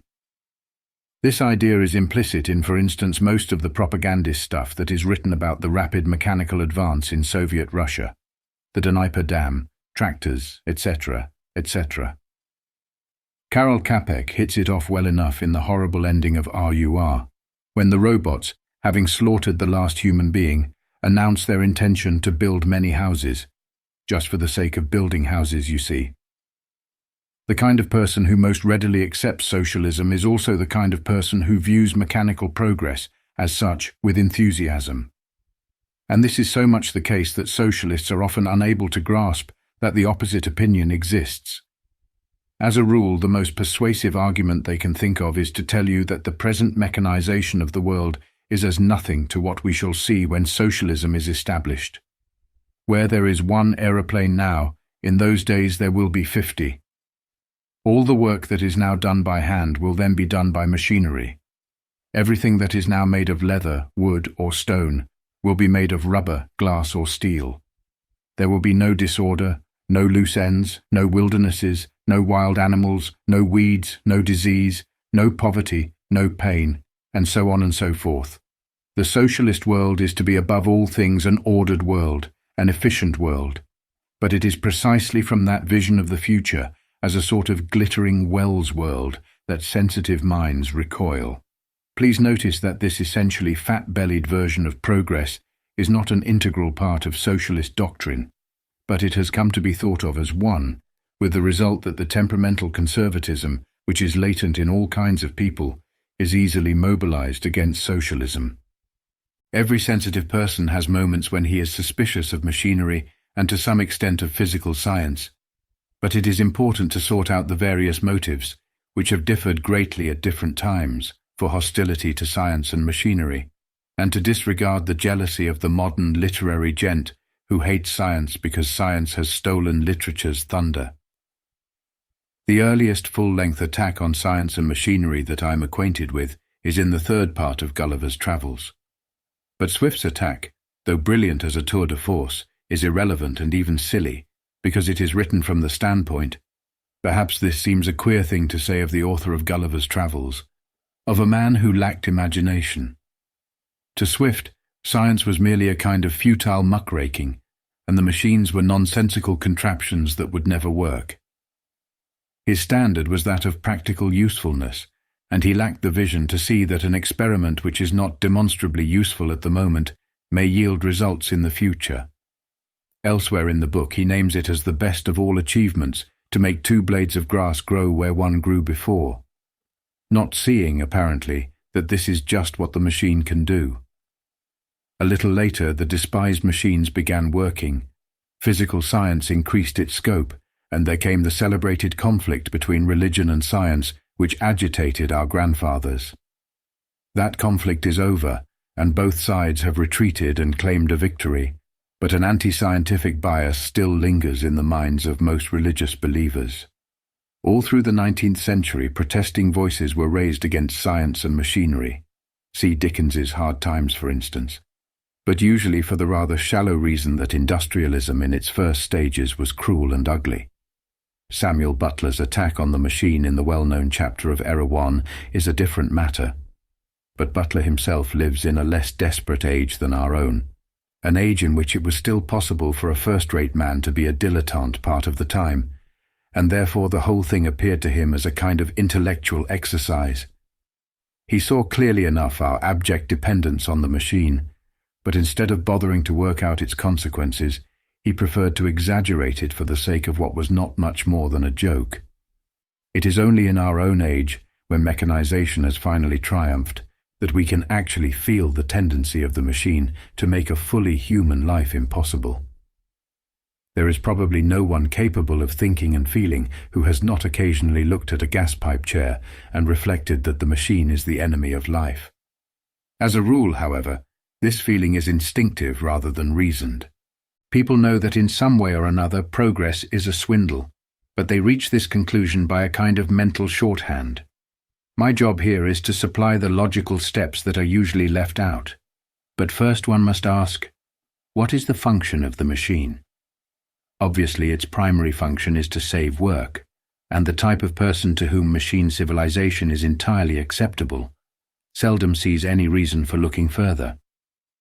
Here, for instance, is a person who claims, or rather screams, that he is thoroughly at home in the modern mechanized world. I am quoting from World Without Faith by Mr. John Beevers. This is what he says. It is plain lunacy to say that the average £2 10s to £4 a week man of today is a lower type than an 18th century farm labourer, or than the labourer or peasant of any exclusively agricultural community now or in the past. It just isn't true. It is so damn silly to cry out about the civilizing effects of work in the fields and farmyards, as against that done in a big locomotive works or an automobile factory. Work is a nuisance. We work because we have to, And all work is done to provide us with leisure and the means of spending that leisure as enjoyably as possible. And again, man is going to have time enough and power enough to hunt for his own heaven on earth without worrying about the supernatural one. The earth will be so pleasant a place that the priest and the parson won't be left with much of a tale to tell. Half the stuffing is knocked out of them by one neat blow, etc., etc., etc. There is a whole chapter to this effect, Chapter 4 of Mr. Beavers's book, and it is of some interest as an exhibition of machine worship in its most completely vulgar, ignorant and half-baked form. It is the authentic voice of a large section of the modern world. Every aspirin eater in the outer suburbs would echo it fervently. Notice the shrill wail of anger, "It just isn't true, oh," etc., with which Mr. Beavers meets the suggestion that his grandfather may have been a better man than himself, and the still more horrible suggestion that if we return to a simpler way of life, he might have to toughen his muscles with a job of work. Work, you see, is done to provide us with leisure. Leisure for what? Leisure to become more like Mr. Beavers, presumably. Though as a matter of fact, from that line of talk about heaven on earth, you can make a fairly good guess at what he would like civilization to be.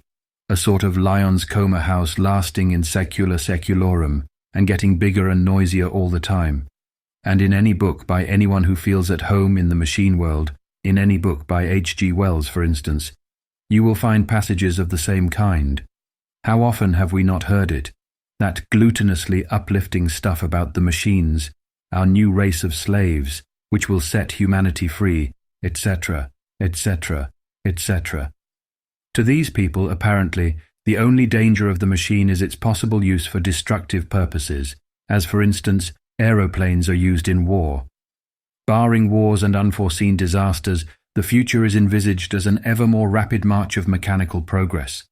Machines to save work, machines to save thought, machines to save pain, hygiene, efficiency, organization, more hygiene, more efficiency, more organization, more machines, until finally you land up in the by now familiar Wellsian utopia, aptly caricatured by Huxley in Brave New World, the paradise of little fat men.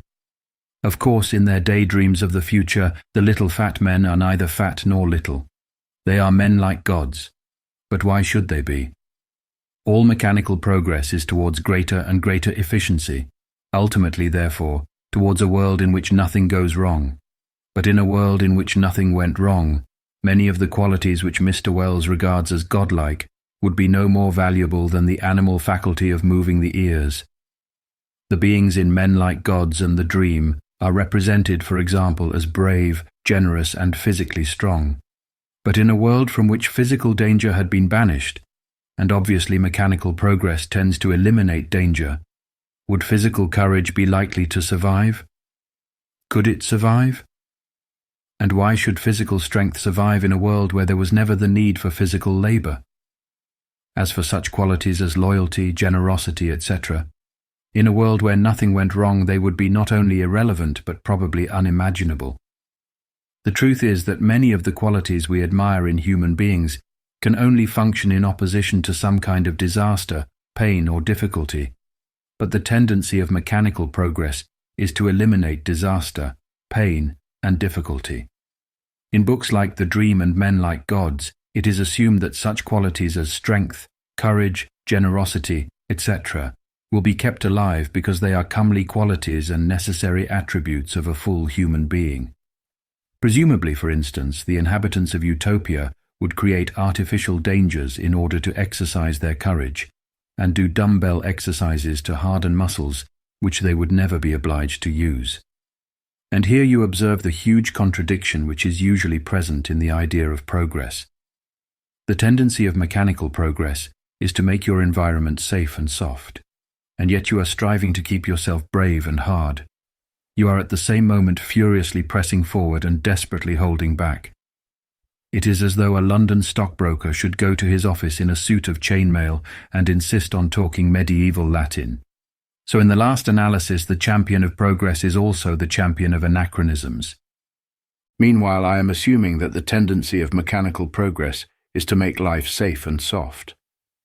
This may be disputed because at any given moment the effect of some recent mechanical invention may appear to be the opposite. Take, for instance, the transition from horses to motor vehicles. At a first glance one might say, considering the enormous toll of road deaths, that the motor car does not exactly tend to make life safer. Moreover, it probably needs as much toughness to be a first-rate dirt track rider as to be a Bronco buster or to ride in the Grand National. Nevertheless, the tendency of all machinery is to become safer and easier to handle. The danger of accidents would disappear if we chose to tackle our road planning problem seriously, as we shall do sooner or later. And meanwhile, the motor car has evolved to a point at which anyone who is not blind or paralytic can drive it after a few lessons. Even now it needs far less nerve and skill to drive a car ordinarily well than to ride a horse ordinarily well. In 20 years' time it may need no nerve or skill at all. Therefore one must say that taking society as a whole, the result of the transition from horses to cars has been an increase in human softness. Presently somebody comes along with another invention, the aeroplane for instance, which does not at first sight appear to make life safer. The first men who went up in aeroplanes were superlatively brave, and even today it must need an exceptionally good nerve to be a pilot. But the same tendency as before is at work. The aeroplane, like the motor car, will be made foolproof. 1 million engineers are working, almost unconsciously, in that direction. Finally, this is the objective, though it may never quite be reached. You will get an aeroplane whose pilot needs no more skill or courage than a baby needs in its perambulator. And all mechanical progress is and must be in this direction. A machine evolves by becoming more efficient, that is, more foolproof.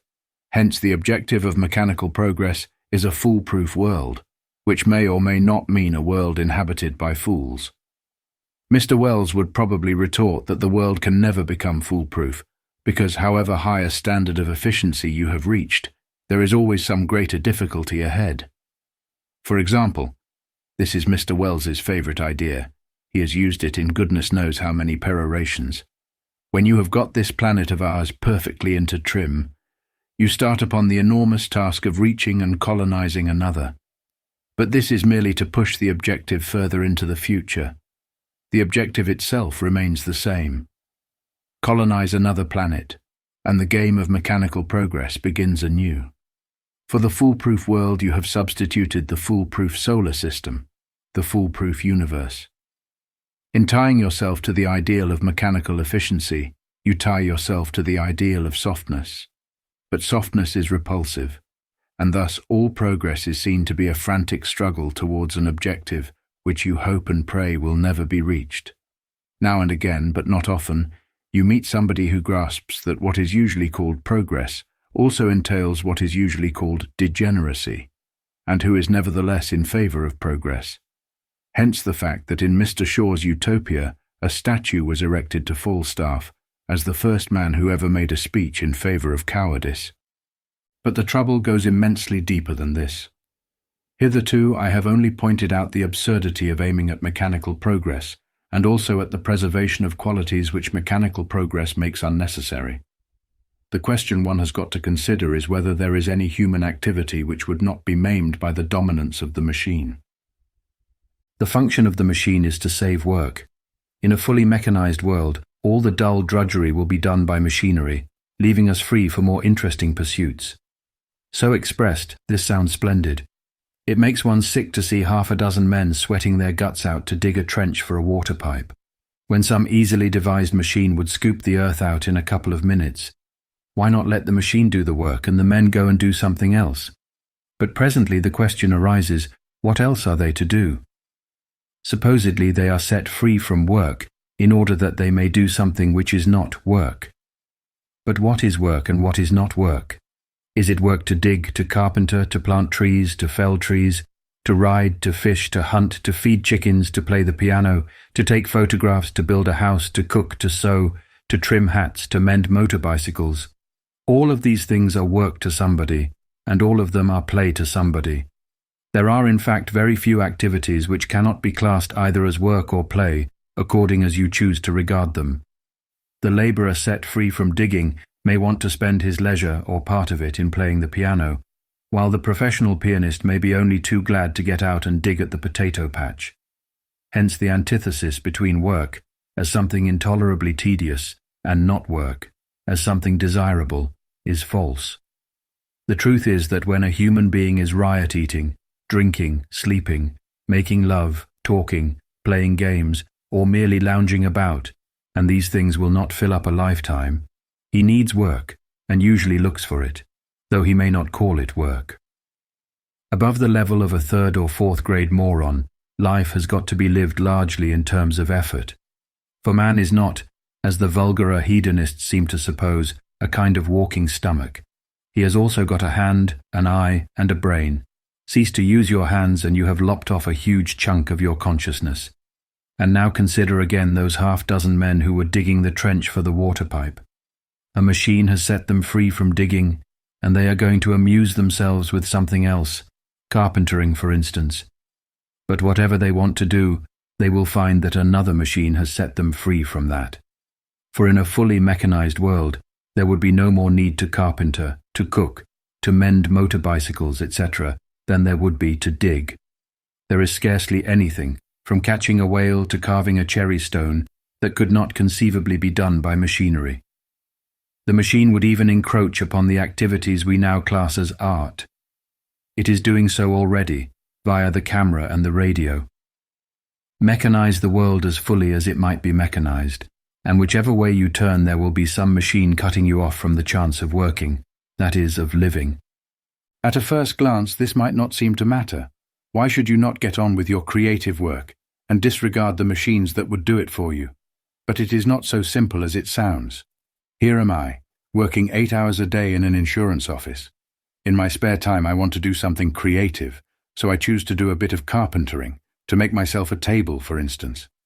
Notice that from the very start there is a touch of artificiality about the whole business, for the factories can turn me out a far better table than I can make for myself. But even when I get to work on my table, it is not possible for me to feel towards it as the cabinet maker of 100 years ago felt towards his table, still less as Robinson Crusoe felt towards his. For before I start, most of the work has already been done for me by machinery. The tools I use demand the minimum of skill. I can get, for instance, planes which will cut out any moulding. The cabinet maker of 100 years ago would have had to do the work with chisel and gouge, which demanded real skill of eye and hand. The boards I buy are ready planed and the legs are ready turned by the lathe.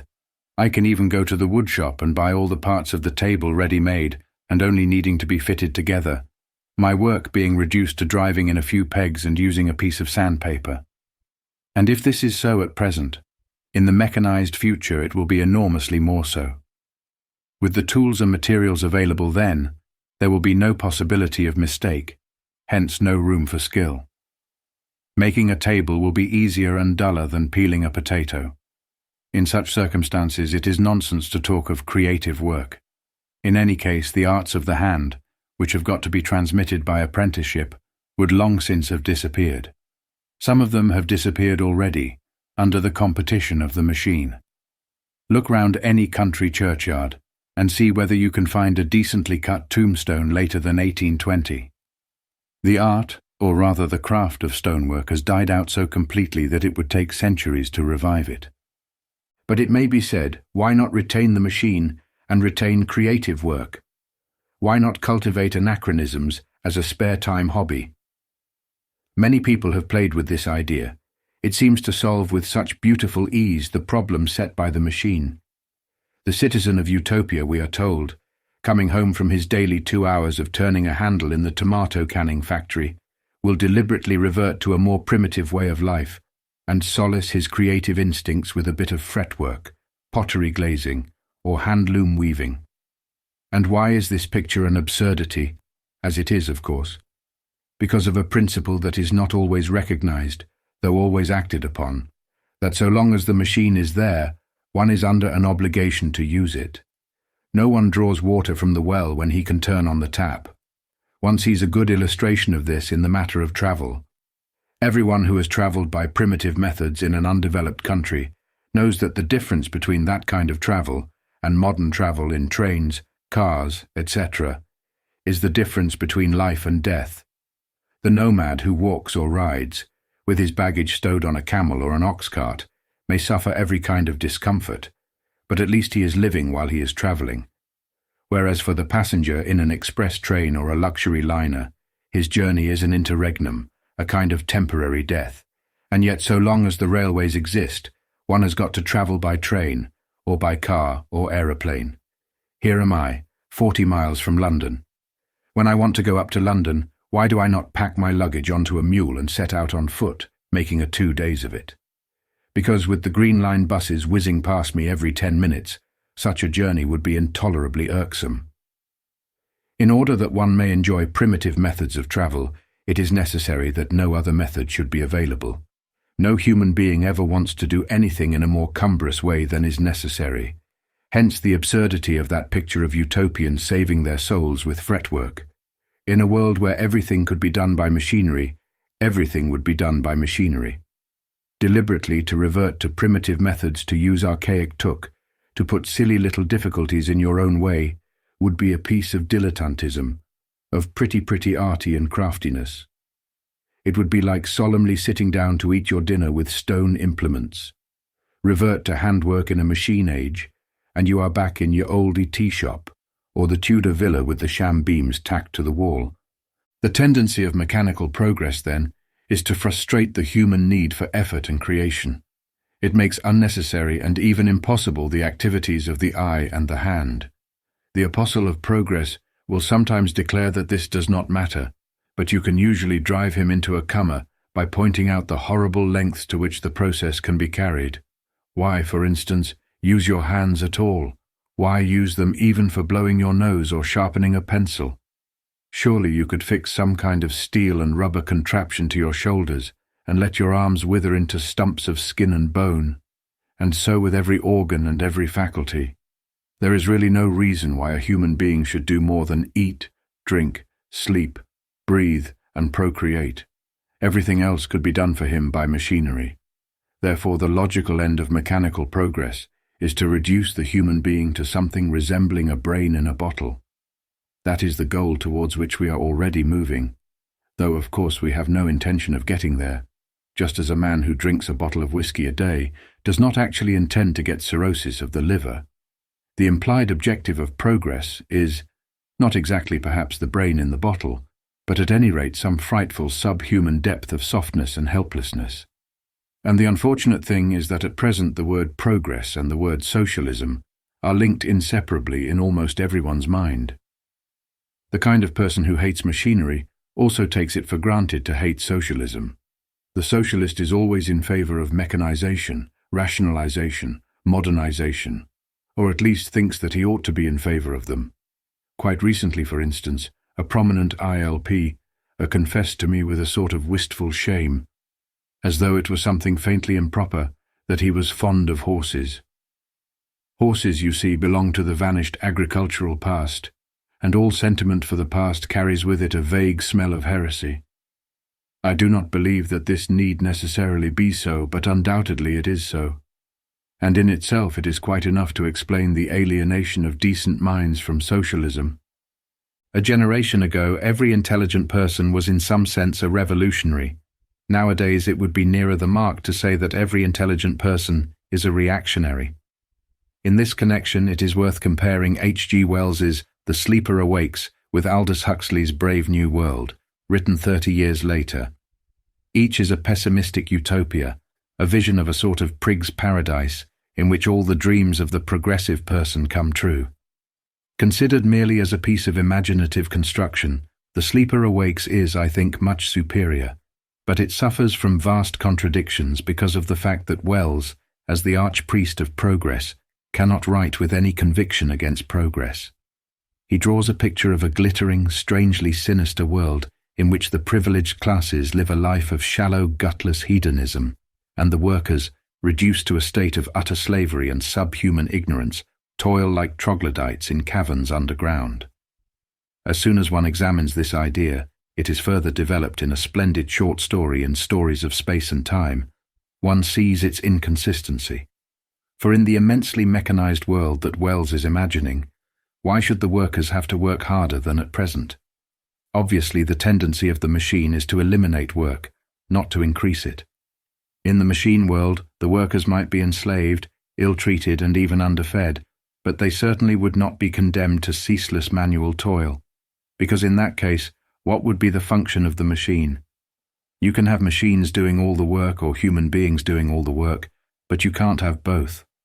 Those armies of underground workers, with their blue uniforms and their debased half-human language, are only put in to make your flesh creep. Wells wants to suggest that progress might take a wrong turning, but the only evil he cares to imagine is inequality, one class grabbing all the wealth and power and oppressing the others, apparently out of pure spite. Give it quite a small twist, he seems to suggest. Overthrow the privileged class. Change over from world capitalism to socialism, in fact, and all will be well. The machine civilization is to continue, but its products are to be shared out equally. The thought he dare not face is that the machine itself may be the enemy. So in his more characteristic utopias, The Dream, Men Like Gods, etc., he returns to optimism and to a vision of humanity, liberated by the machine, as a race of enlightened sunbathers whose sole topic of conversation is their own superiority to their ancestors. Brave New World belongs to a later time and to a generation which has seen through the swindle of progress. It contains its own contradictions. The most important of them is pointed out in Mr. John Strachey's The Coming Struggle for Power.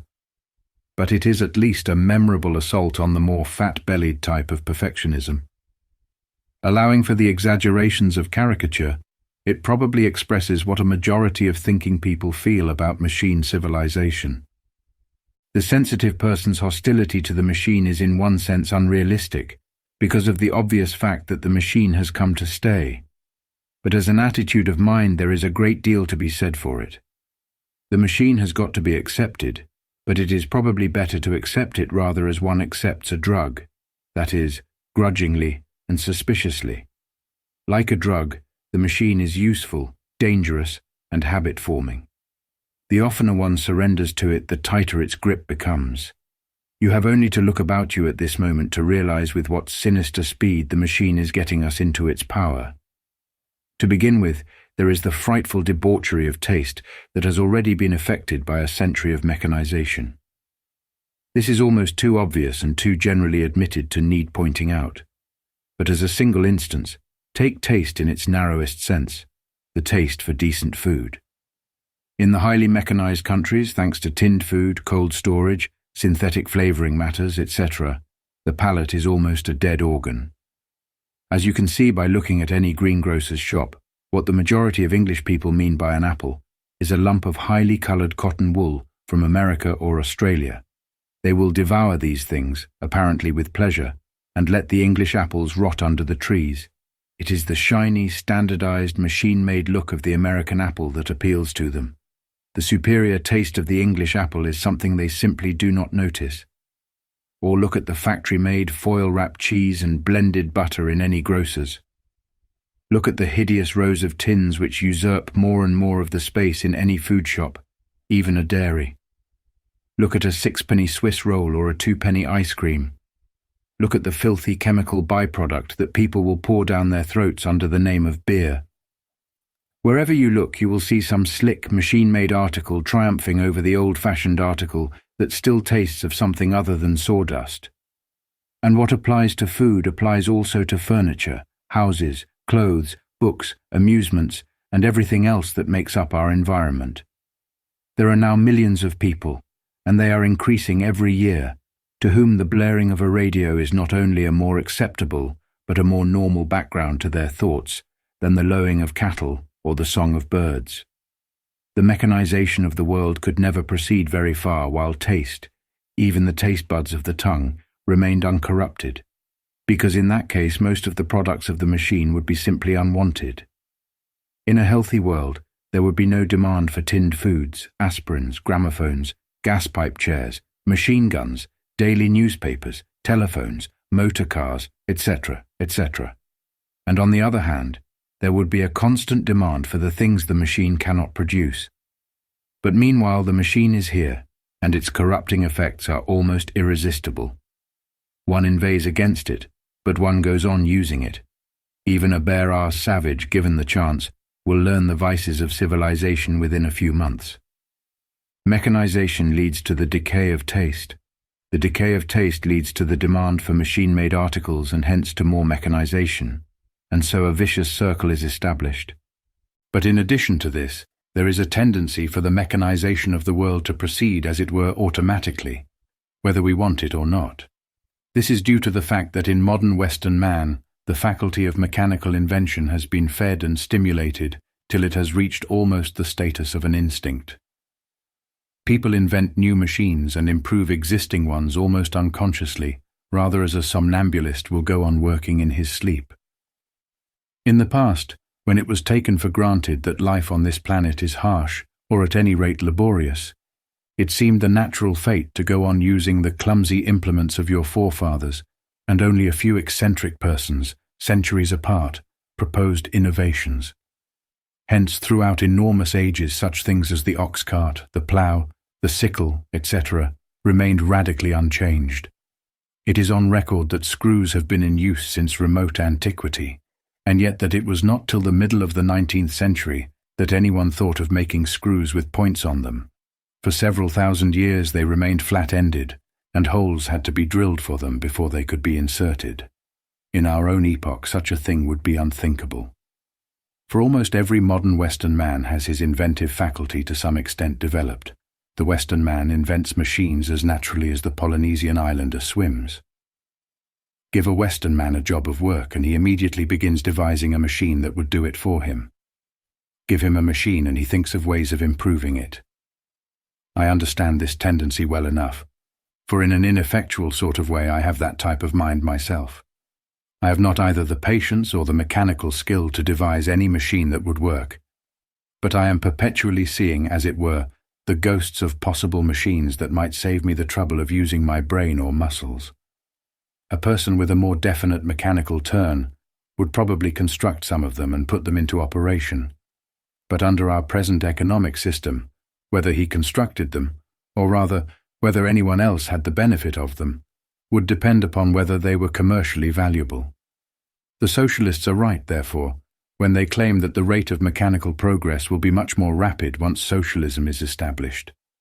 Given a mechanical civilization, the process of invention and improvement will always continue, but the tendency of capitalism is to slow it down, because under capitalism, any invention which does not promise fairly immediate profits is neglected. Some, indeed, which threaten to reduce profits are suppressed almost as ruthlessly as the flexible glass mentioned by Petronius. For example, some years ago someone invented a gramophone needle that would last for decades. One of the big gramophone companies bought up the patent rights, and that was the last that was ever beard of it. Establish socialism, remove the profit principle, and the inventor will have a free hand. The mechanization of the world, already rapid enough, would be, or at any rate could be enormously accelerated. And this prospect is a slightly sinister one, because it is obvious even now that the process of mechanization is out of control. It is happening merely because humanity has got the habit. A chemist perfects a new method of synthesizing rubber, or a mechanic devises a new pattern of gudgeon pin. Why? Not for any clearly understood purpose, but simply from the impulse to invent and improve, which has now become instinctive. Put a pacifist to work in a bomb factory, and in 2 months he will be devising a new type of bomb. Hence the appearance of such diabolical things as poison gases, which are not expected even by their inventors to be beneficial to humanity. Our attitude towards such things as poison gases ought to be the attitude of the King of Brobdingnag towards gunpowder. But because we live in a mechanical and scientific age, we are infected with the notion that, whatever else happens, progress must continue, and knowledge must never be suppressed. Verbally, no doubt, we would agree that machinery is made for man, and not man for machinery.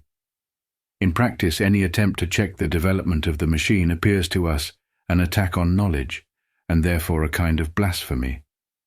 And even if the whole of humanity suddenly revolted against the machine and decided to escape to a simpler way of life, the escape would still be immensely difficult. It would not do, as in Butler's Erewhon, to smash every machine invented after a certain date. We should also have to smash the habit of mind that would, almost involuntarily, devise fresh machines as soon as the old ones were smashed. And in all of us, there is at least a tinge of that habit of mind. In every country in the world, the large army of scientists and technicians, with the rest of us panting at their heels, are marching along the road of progress with the blind persistence of a column of ants. Comparatively few people want it to happen. Plenty of people actively want it not to happen, and yet it is happening. The process of mechanization has itself become a machine, a huge glittering vehicle whirling us we are not certain where, but probably towards the padded Wells world and the brain in the bottle. This, then, is the case against the machine. Whether it is a sound or unsound case hardly matters.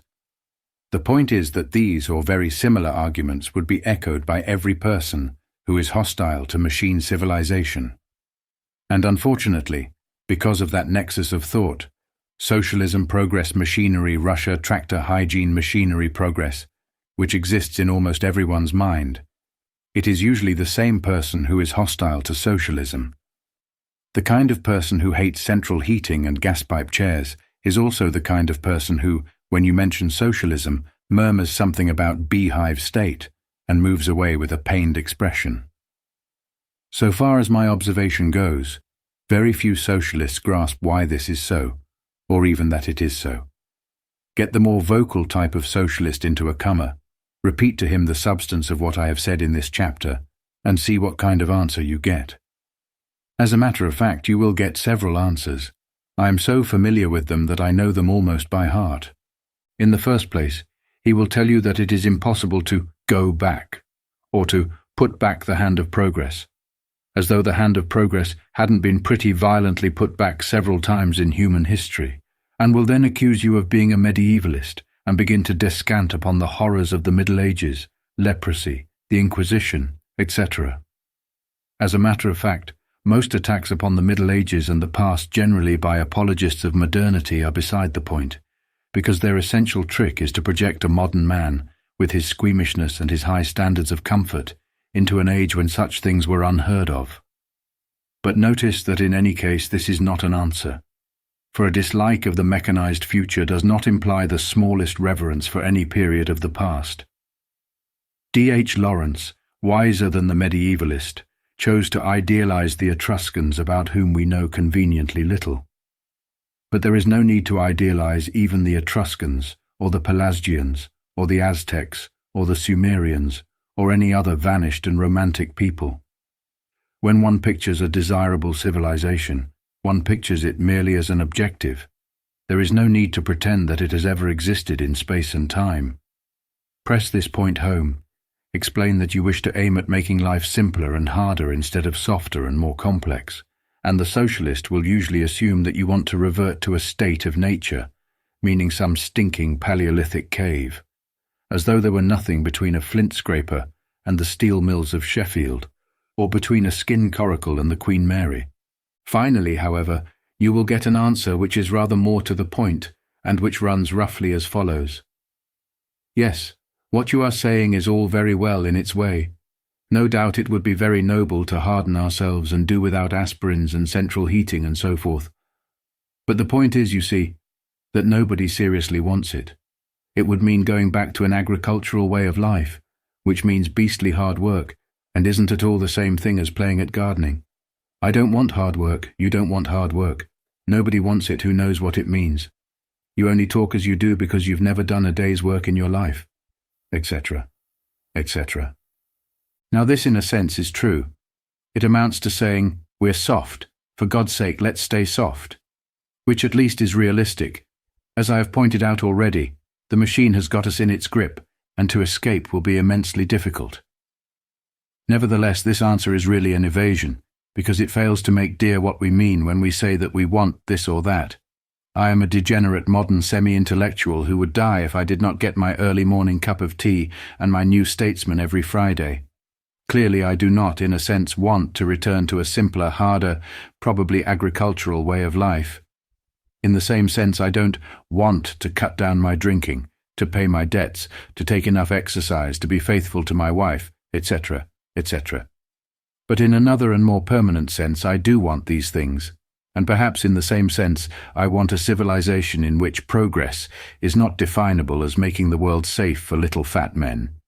These that I have outlined are practically the only arguments that I have been able to get from socialists. Thinking, book-trained socialists, when I have tried to explain to them just how they are driving away possible adherents. Of course, there is also the old argument that socialism is going to arrive anyway, whether people like it or not, because of that trouble-saving thing, historic necessity.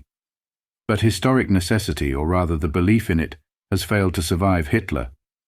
Meanwhile, the thinking person, by intellect usually left-wing but by temperament often right-wing, hovers at the gate of the socialist fold. He is no doubt aware that he ought to be a socialist, but he observes first the dullness of individual socialists, then the apparent flabbiness of socialist ideals, and veers away. Till quite recently it was natural to veer towards indifferentism. 10 years ago, even 5 years ago, the typical literary gent wrote books on Baroque architecture and had a soul above politics. But that attitude is becoming difficult and even unfashionable. The times are growing harsher, the issues are clearer, the belief that nothing will ever change, that is, that your dividends will always be safe, is less prevalent. The fence on which the literary gent sits, once as comfortable as the plush cushion of a cathedral stall, is now pinching his bottom intolerably. More and more he shows a disposition to drop off on one side or the other. It is interesting to notice how many of our leading writers, who a dozen years ago were art for art's saking for all they were worth, and would have considered it too vulgar for words even to vote at a general election, are now taking a definite political standpoint, while most of the younger writers, at least those of them who are not mere footlers, have been political from the start. I believe that when the pinch comes, there is a terrible danger that the main movement of the intelligentsia will be towards fascism. Just how soon the pinch will come, it is difficult to say. It depends, probably, upon events in Europe, but it may be that within 2 years or even a year we shall have reached the decisive moment. That will also be the moment when every person with any brains or any decency will know in his bones that he ought to be on the socialist side. But he will not necessarily come there of his own accord. There are too many ancient prejudices standing in the way. He will have to be persuaded, and by methods that imply an understanding of his viewpoint. Socialists cannot afford to waste any more time in preaching to the converted. Their job now is to make socialists as rapidly as possible, instead of which, all too often, they are making fascists. When I speak of fascism in England, I am not necessarily thinking of Mosley and his pimpled followers. English fascism, when it arrives, is likely to be of a sedate and subtle kind. Presumably, at any rate at first, it won't be called fascism. And it is doubtful whether a Gilbert and Sullivan heavy dragoon of Mosley's stamp would ever be much more than a joke to the majority of English people. Though even Mosley will bear watching, for experience shows, vied the careers of Hitler, Napoleon III, that to a political climber it is sometimes an advantage not to be taken too seriously at the beginning of his career. But what I am thinking of at this moment is the fascist attitude of mind, which beyond any doubt is gaining ground among people who ought to know better. Fascism, as it appears in the intellectual, is a sort of mirror image, not actually of socialism, but of a plausible travesty of socialism. It boils down to a determination to do the opposite of whatever the mythical socialist does. If you present socialism in a bad and misleading light, if you let people imagine that it does not mean much more than pouring European civilization down the sink at the command of Marxist prigs, you risk driving the intellectual into fascism. You frighten him into a sort of angry defensive attitude in which he simply refuses to listen to the socialist case. Some such attitude is already quite clearly discernible in writers like Pound, Wyndham Lewis, Roy Campbell, etc., in most of the Roman Catholic writers and many of the Douglas Credit group, in certain popular novelists, and even, if one looks below the surface, in so superior conservative highbrows, like Eliot and his countless followers. If you want some unmistakable illustrations of the growth of fascist feeling in England, have a look at some of the innumerable letters that were written to the press during the Abyssinian War, approving the Italian action, and also the howl of glee that went up from both Catholic and Anglican pulpits. See the Daily Mail of the 17th of August 1936, over the fascist rising in Spain. In order to combat fascism, it is necessary to understand it, which involves admitting that it contains some good as well as much evil. In practice, of course, it is merely an infamous tyranny, and its methods of attaining and holding power are such that even its most ardent apologists prefer to talk about something else.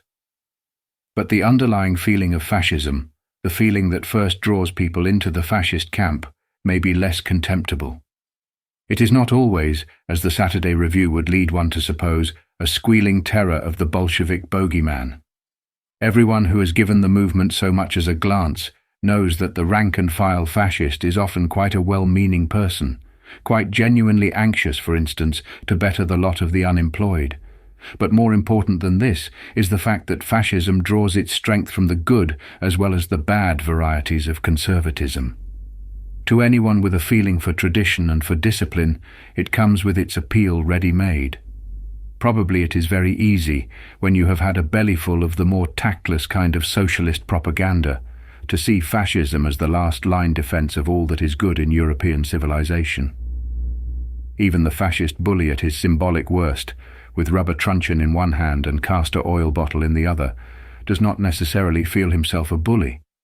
More probably he feels like Roland in the pass at Roncevaux, defending Christendom against the barbarian. We have got to admit that if fascism is everywhere advancing, this is largely the fault of socialists themselves. Partly it is due to the mistaken communist tactic of sabotaging democracy, that is, sawing off the branch you are sitting on. But still more to the fact that socialists have, so to speak, presented their case wrong side foremost. They have never made it sufficiently clear that the essential aims of socialism are justice and liberty.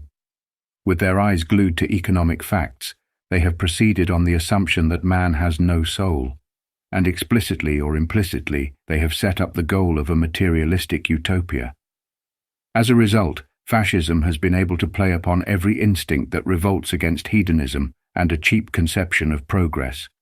It has been able to pose as the upholder of the European tradition, and to appeal to Christian belief, to patriotism, and to the military virtues.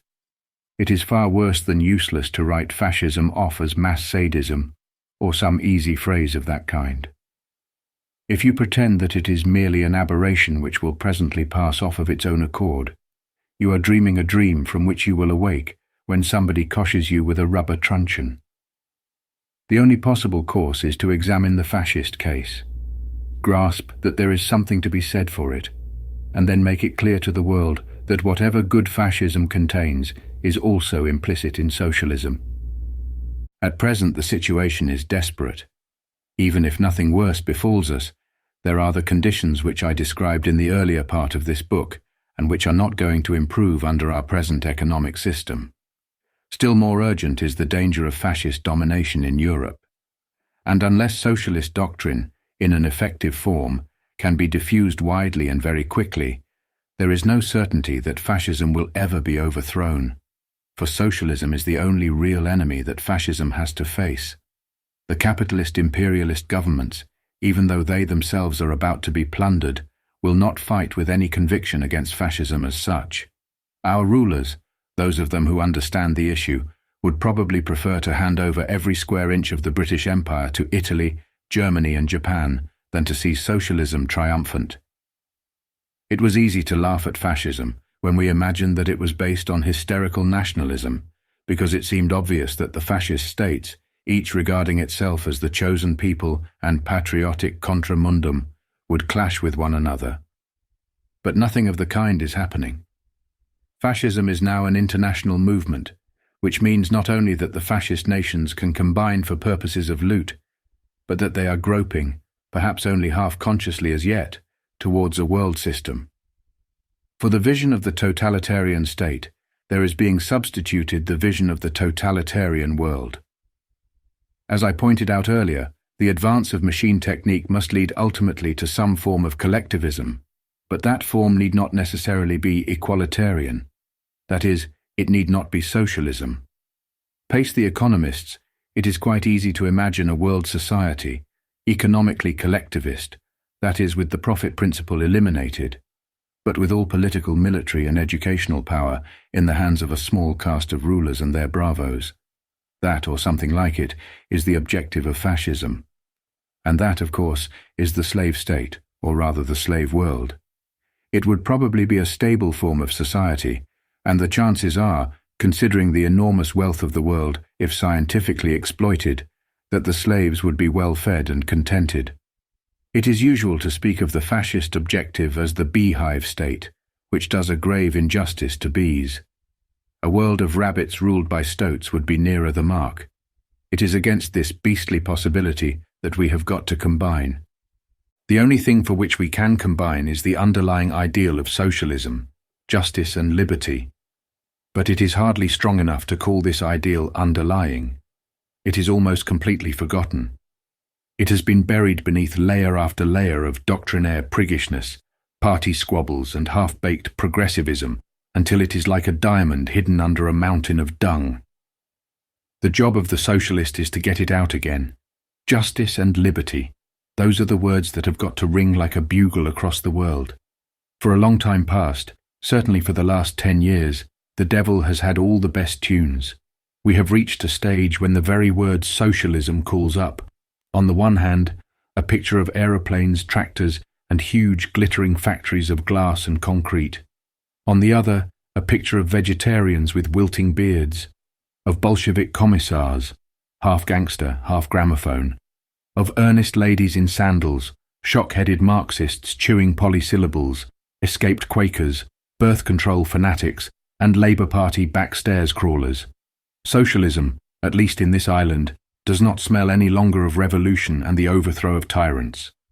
It smells of crankishness, machine worship, and the stupid cult of Russia. Unless you can remove that smell, and very rapidly, fascism may win. Chapter 13. And finally, is there anything one can do about it? In the first part of this book, I illustrated, by a few brief sidelights, the kind of mess we are in.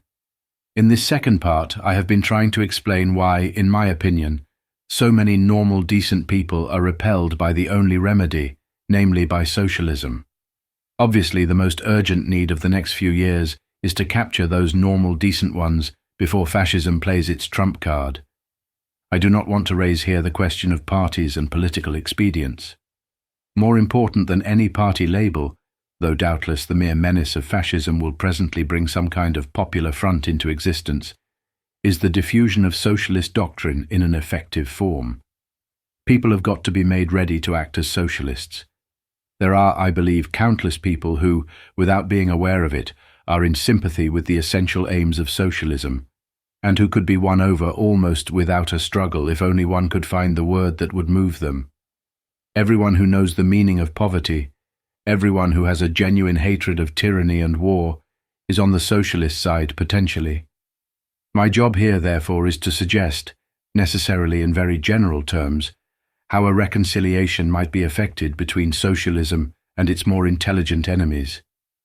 First, as to the enemies themselves, I mean all those people who grasp that capitalism is evil, but who are conscious of a sort of queasy, shuddering sensation when socialism is mentioned. As I have pointed out, this is traceable to two main causes. One is the personal inferiority of many individual socialists. The other is the fact that socialism is too often coupled with a fat-bellied, godless conception of progress, which revolts anyone with a feeling for tradition or the rudiments of an aesthetic sense. Let me take the second point first.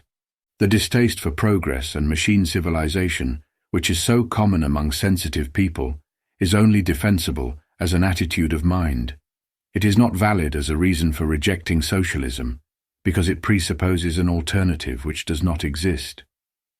When you say, I object to mechanization and standardization, therefore I object to socialism, you are saying in effect, I am free to do without the machine if I choose, which is nonsense. We are all dependent upon the machine, and if the machine stopped working, most of us would die. You may hate the machine civilization, probably you are right to hate it, but for the present there can be no question of accepting or rejecting it. The machine civilization is here, and it can only be criticized from the inside, because all of us are inside it. It is only romantic fools who natter themselves that they have escaped, like the literary gent in his Tudor cottage with bathroom H&C, and the he-man who goes off to live a primitive life in the jungle with a Mannlicher rifle and 4 wagon loads of tinned food. And almost certainly the machine civilization will continue to triumph. There is no reason to think that it will destroy itself or stop functioning of its own accord.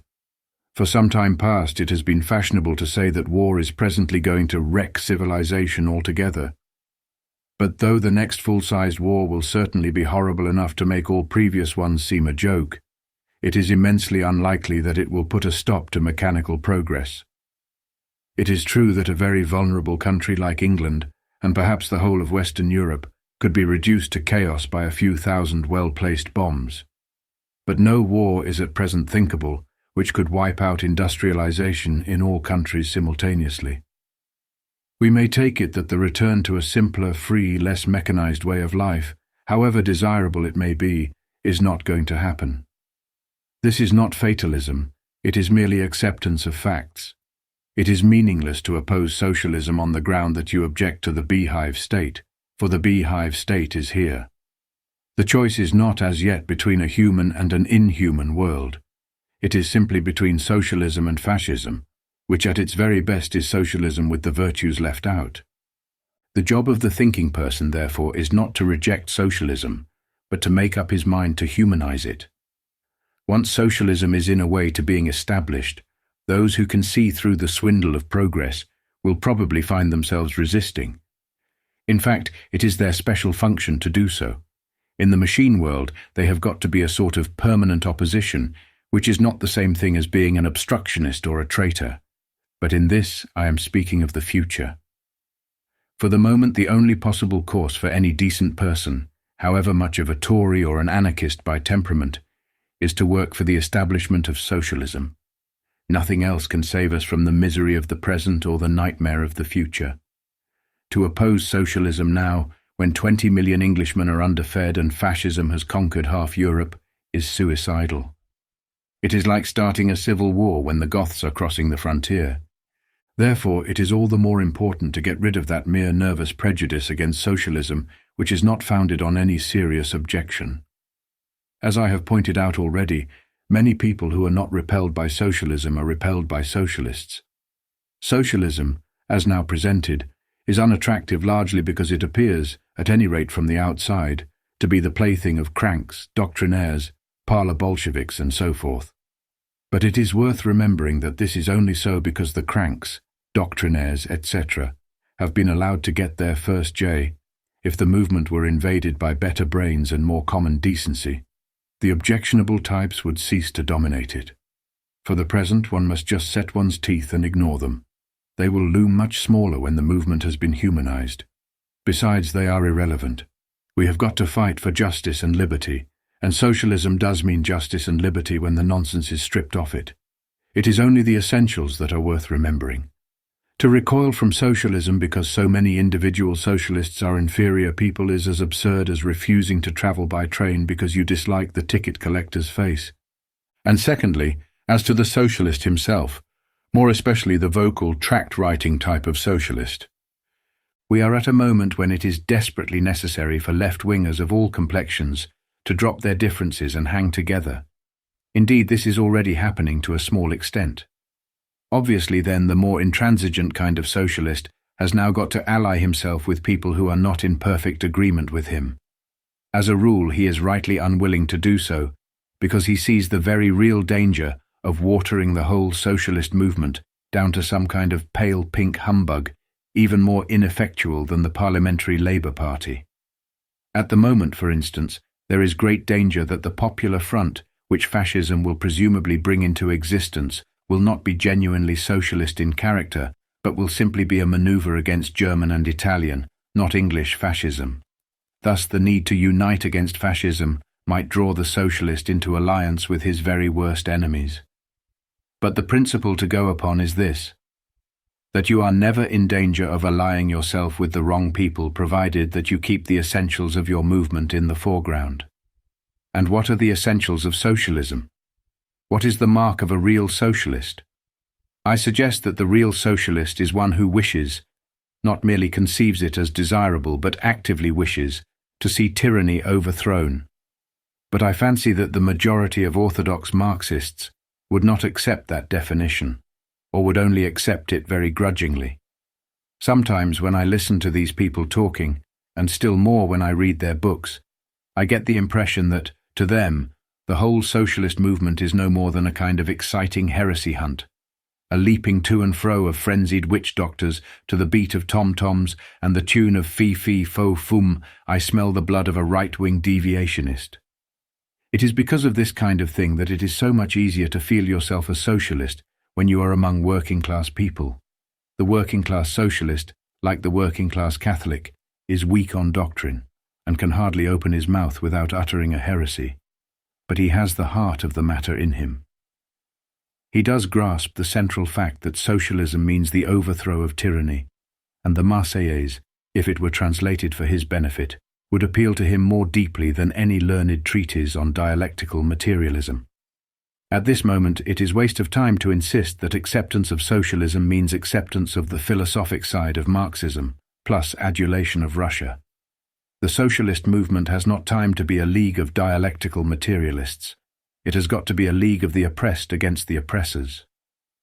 You have got to attract the man who means business, and you have got to drive away the mealy-mouthed liberal who wants foreign fascism destroyed in order that he may go on drawing his dividends peacefully, the type of humbug who passes resolutions against fascism and communism, that is, against rats and rat poison. Socialism means the overthrow of tyranny, at home as well as abroad. So long as you keep that fact well to the front, you will never be in much doubt as to who are your real supporters. As for minor differences, and the profoundest philosophical difference is unimportant compared with saving the 20 million Englishmen whose bones are rotting from malnutrition, the time to argue about them is afterwards. I do not think the socialist need make any sacrifice of essentials, but certainly he will have to make a great sacrifice of externals. It would help enormously, for instance, if the smell of crankishness which still clings to the socialist movement could be dispelled. If only the sandals and the pistachio-coloured shirts could be put in a pile and burnt, and every vegetarian, teetotaler, and creeping Jesus sent home to Welwyn Garden City to do his yoga exercises quietly. But that, I am afraid, is not going to happen. What is possible, however, is for the more intelligent kind of socialist to stop alienating possible supporters in silly and quite irrelevant ways. There are so many minor priggishness which could so easily be dropped. Take, for instance, the dreary attitude of the typical Marxist towards literature. Out of the many that come into my mind, I will give just one example. It sounds trivial, but it isn't. In the old Workers' Weekly, one of the forerunners of the Daily Worker, there used to be a column of literary chat of the books on the editor's table type. For several weeks miming there had been a certain amount of talk about Shakespeare, whereupon an incensed reader wrote to say, "Dear comrade, we don't want to hear about these bourgeois writers like Shakespeare. Can't you give us something a bit more proletarian?" etc., etc. The editor's reply was simple. "If you will turn to the index of Marx's Capital," he wrote, "you will find that Shakespeare is mentioned several times. And please notice that this was enough to silence the objector. Once Shakespeare had received the benediction of Marx, he became respectable. That is the mentality that drives ordinary sensible people away from the socialist movement. You do not need to care about Shakespeare to be repelled by that kind of thing." Again, there is the horrible jargon that nearly all socialists think it necessary to employ. When the ordinary person hears phrases like bourgeois ideology and proletarian solidarity and expropriation of the expropriators, he is not inspired by them. He is merely disgusted. Even the single word comrade has done its dirty little bit towards discrediting the socialist movement. How many a waverer has halted on the brink, gone perhaps to some public meeting and watched self-conscious socialists dutifully addressing one another as comrade, and then slid away, disillusioned, into the nearest four-ale bar. And his instinct is sound, for where is the sense of sticking onto yourself a ridiculous label which even after long practice can hardly be mentioned without a gulp of shame? It is fatal to let the ordinary inquirer get away with the idea that being a socialist means wearing sandals and burbling about dialectical materialism. You have got to make it clear that there is room in the socialist movement for human beings, or the game is up. And this raises a great difficulty. It means that the issue of class, as distinct from mere economic status, has got to be faced more realistically than it is being faced at present. I devoted 3 chapters to discussing the class difficulty. The principal fact that will have emerged, I think, is that though the English class system has outlived its usefulness, it has outlived it and shows no signs of dying. It greatly confuses the issue to assume, as the orthodox Marxist so often does, see for instance Mr. Ailey Brown's in some ways interesting book, The Fate of the Middle Classes, that social status is determined solely by income. Economically, no doubt, there are only 2 classes, the rich and the poor, but socially there is a whole hierarchy of classes, and the manners and traditions learned by each class in childhood are not only very different but, this is the essential point, generally persist from birth to death. Hence the anomalous individuals that you find in every class of society. You find writers like Wells and Bennett who have grown immensely rich and have yet preserved intact their lower middle-class nonconformist prejudices. You find millionaires who cannot pronounce their H's. You find petty shopkeepers whose income is far lower than that of the bricklayer, and who, nevertheless, consider themselves, and are considered, the bricklayer's social superiors. You find board school boys ruling Indian provinces, and public school men touting vacuum cleaners. If social stratification corresponded precisely to economic stratification, the public school man would assume a Cockney accent the day his income dropped below £200 a year. But does he? On the contrary, he immediately becomes 20 times more public school than before. He clings to the old school tie as to a lifeline. And even the H-less millionaire, though sometimes he goes to an elocutionist and learns a BBC accent, seldom succeeds in disguising himself as completely as he would like to. It is in fact very difficult to escape culturally from the class into which you have been born. As prosperity declines, social anomalies grow commoner. You don't get more H-less millionaires, but you do get more and more public school men touting vacuum cleaners and more small shopkeepers driven into the workhouse. Large sections of the middle class are being gradually proletarianized. But the important point is that they do not, at any rate in the first generation, adopt a proletarian outlook. Here am I, for instance, with a bourgeois upbringing and a working-class income. Which class do I belong to? Economically, I belong to the working class, but it is almost impossible for me to think of myself as anything but a member of the bourgeoisie. And supposing I had to take sides, whom should I side with? The upper class which is trying to squeeze me out of existence, or the working class whose manners are not my manners? It is probable that I personally, in any important issue, would side with the working class. But what about the tens or hundreds of thousands of others who are in approximately the same position? And what about that far larger class, running into millions this time, the office workers and black-coated employees of all kinds, whose traditions are less definitely middle class, but who would certainly not thank you if you called them proletarians? All of these people have the same interests and the same enemies as the working class. All are being robbed and bullied by the same system. Yet how many of them realize it? When the pinch came, nearly all of them would side with their oppressors and against those who ought to be their allies. It is quite easy to imagine a middle class crushed down to the worst depths of poverty and still remaining bitterly anti-working class in sentiment. This being, of course, a ready-made fascist party. Obviously, the socialist movement has got to capture the exploited middle class before it is too late. Above all, it must capture the office workers, who are so numerous and, if they knew how to combine, so powerful. Equally obviously, it has so far failed to do so. The very last person in whom you can hope to find revolutionary opinions is a clerk or a commercial traveller. Why? Very largely, I think, because of the proletarian cant with which socialist propaganda is mixed up. In order to symbolize the class war, there has been set up the more or less mythical figure of a proletarian, a muscular but downtrodden man in greasy overalls, in contradistinction to a capitalist, a fat, wicked man in a top hat and fur coat. It is tacitly assumed that there is no one in between, the truth being, of course, that in a country like England, about a quarter of the population is in between. If you're going to harp on the dictatorship of the proletariat, it is an elementary precaution to start by explaining who the proletariat are. But because of the socialist tendency to idealize the manual worker as such, this has never been made sufficiently clear. How many of the wretched, shivering army of clerks and shop walkers, who in some ways are actually worse off than a miner or a dockhand, think of themselves as proletarians? A proletarian, so they have been taught to think, means a man without a collar, so that when you try to move them by talking about class war, you only succeed in scaring them. They forget their incomes and remember their accents and fly to the defense of the class that is exploiting them. Socialists have a big job ahead of them here. They have got to demonstrate, beyond possibility of doubt, just where the line of cleavage between exploiter and exploited comes. Once again, it is a question of sticking to essentials, and the essential point here is that all people with small, insecure incomes are in the same boat and ought to be fighting on the same side.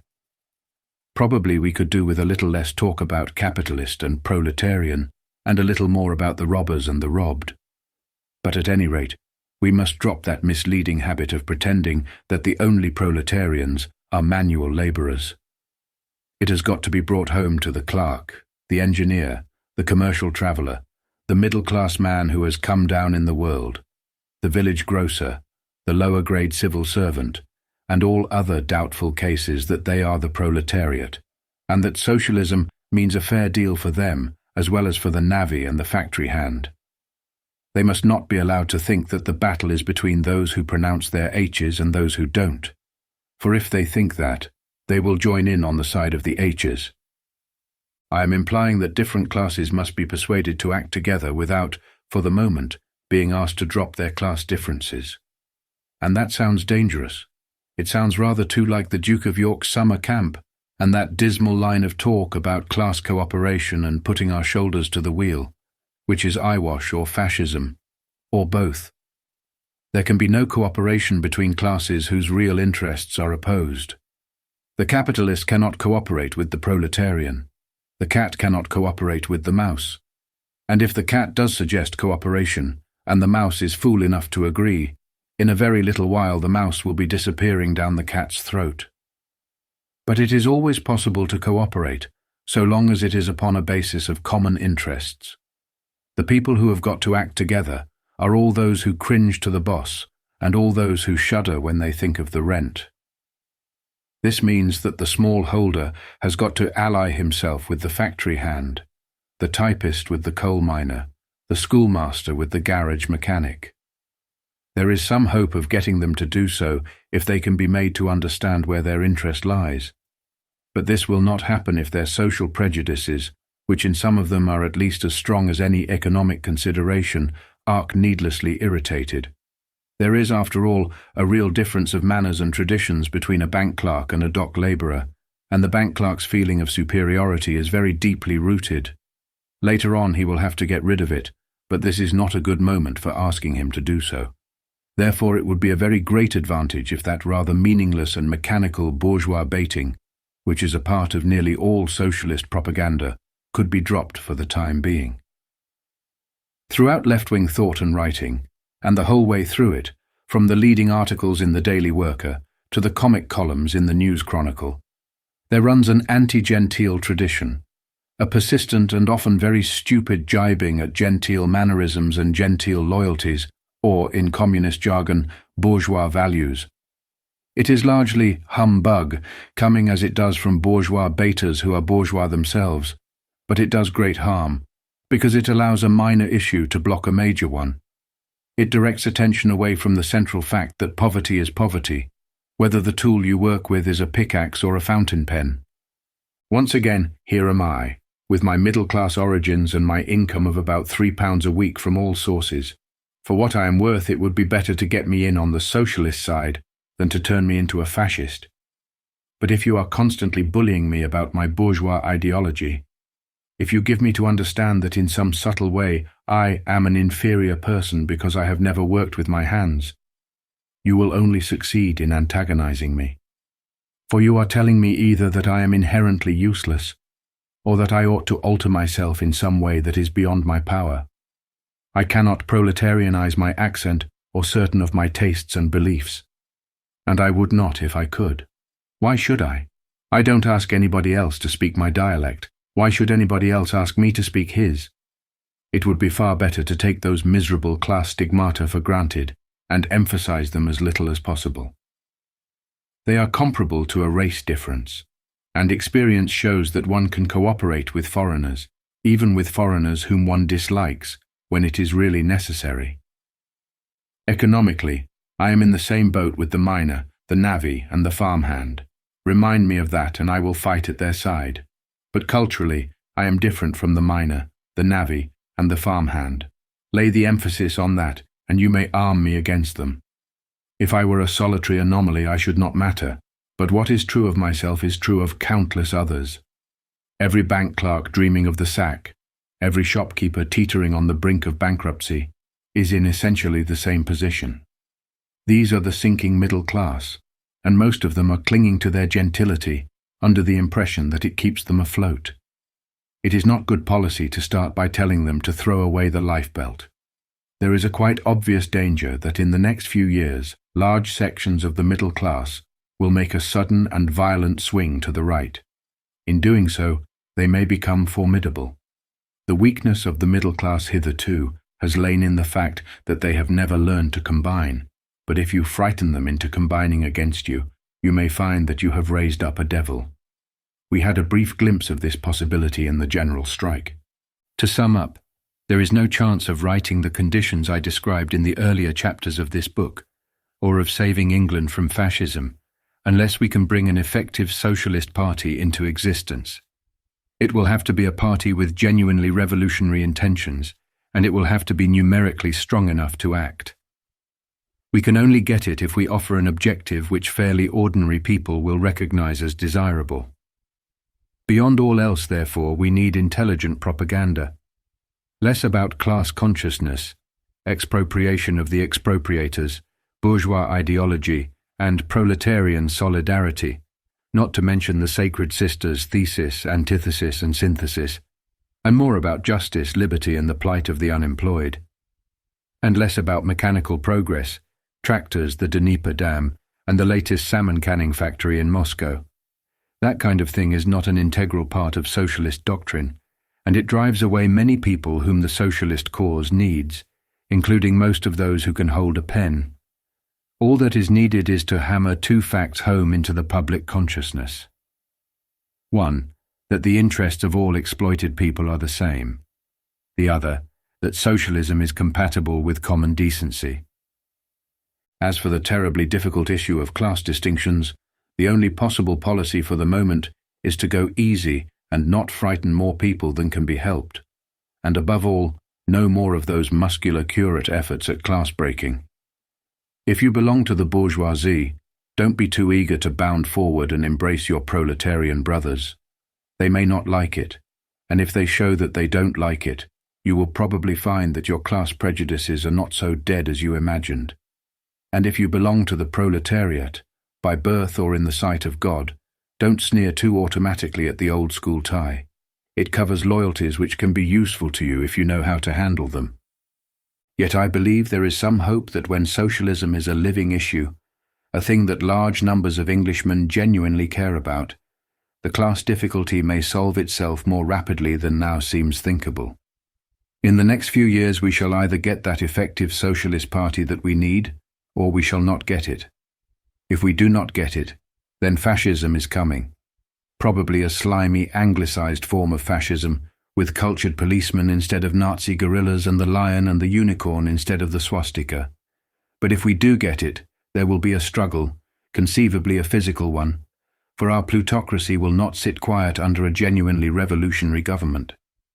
And when the widely separate classes who necessarily would form any real socialist party have fought side by side, they may feel differently about one another.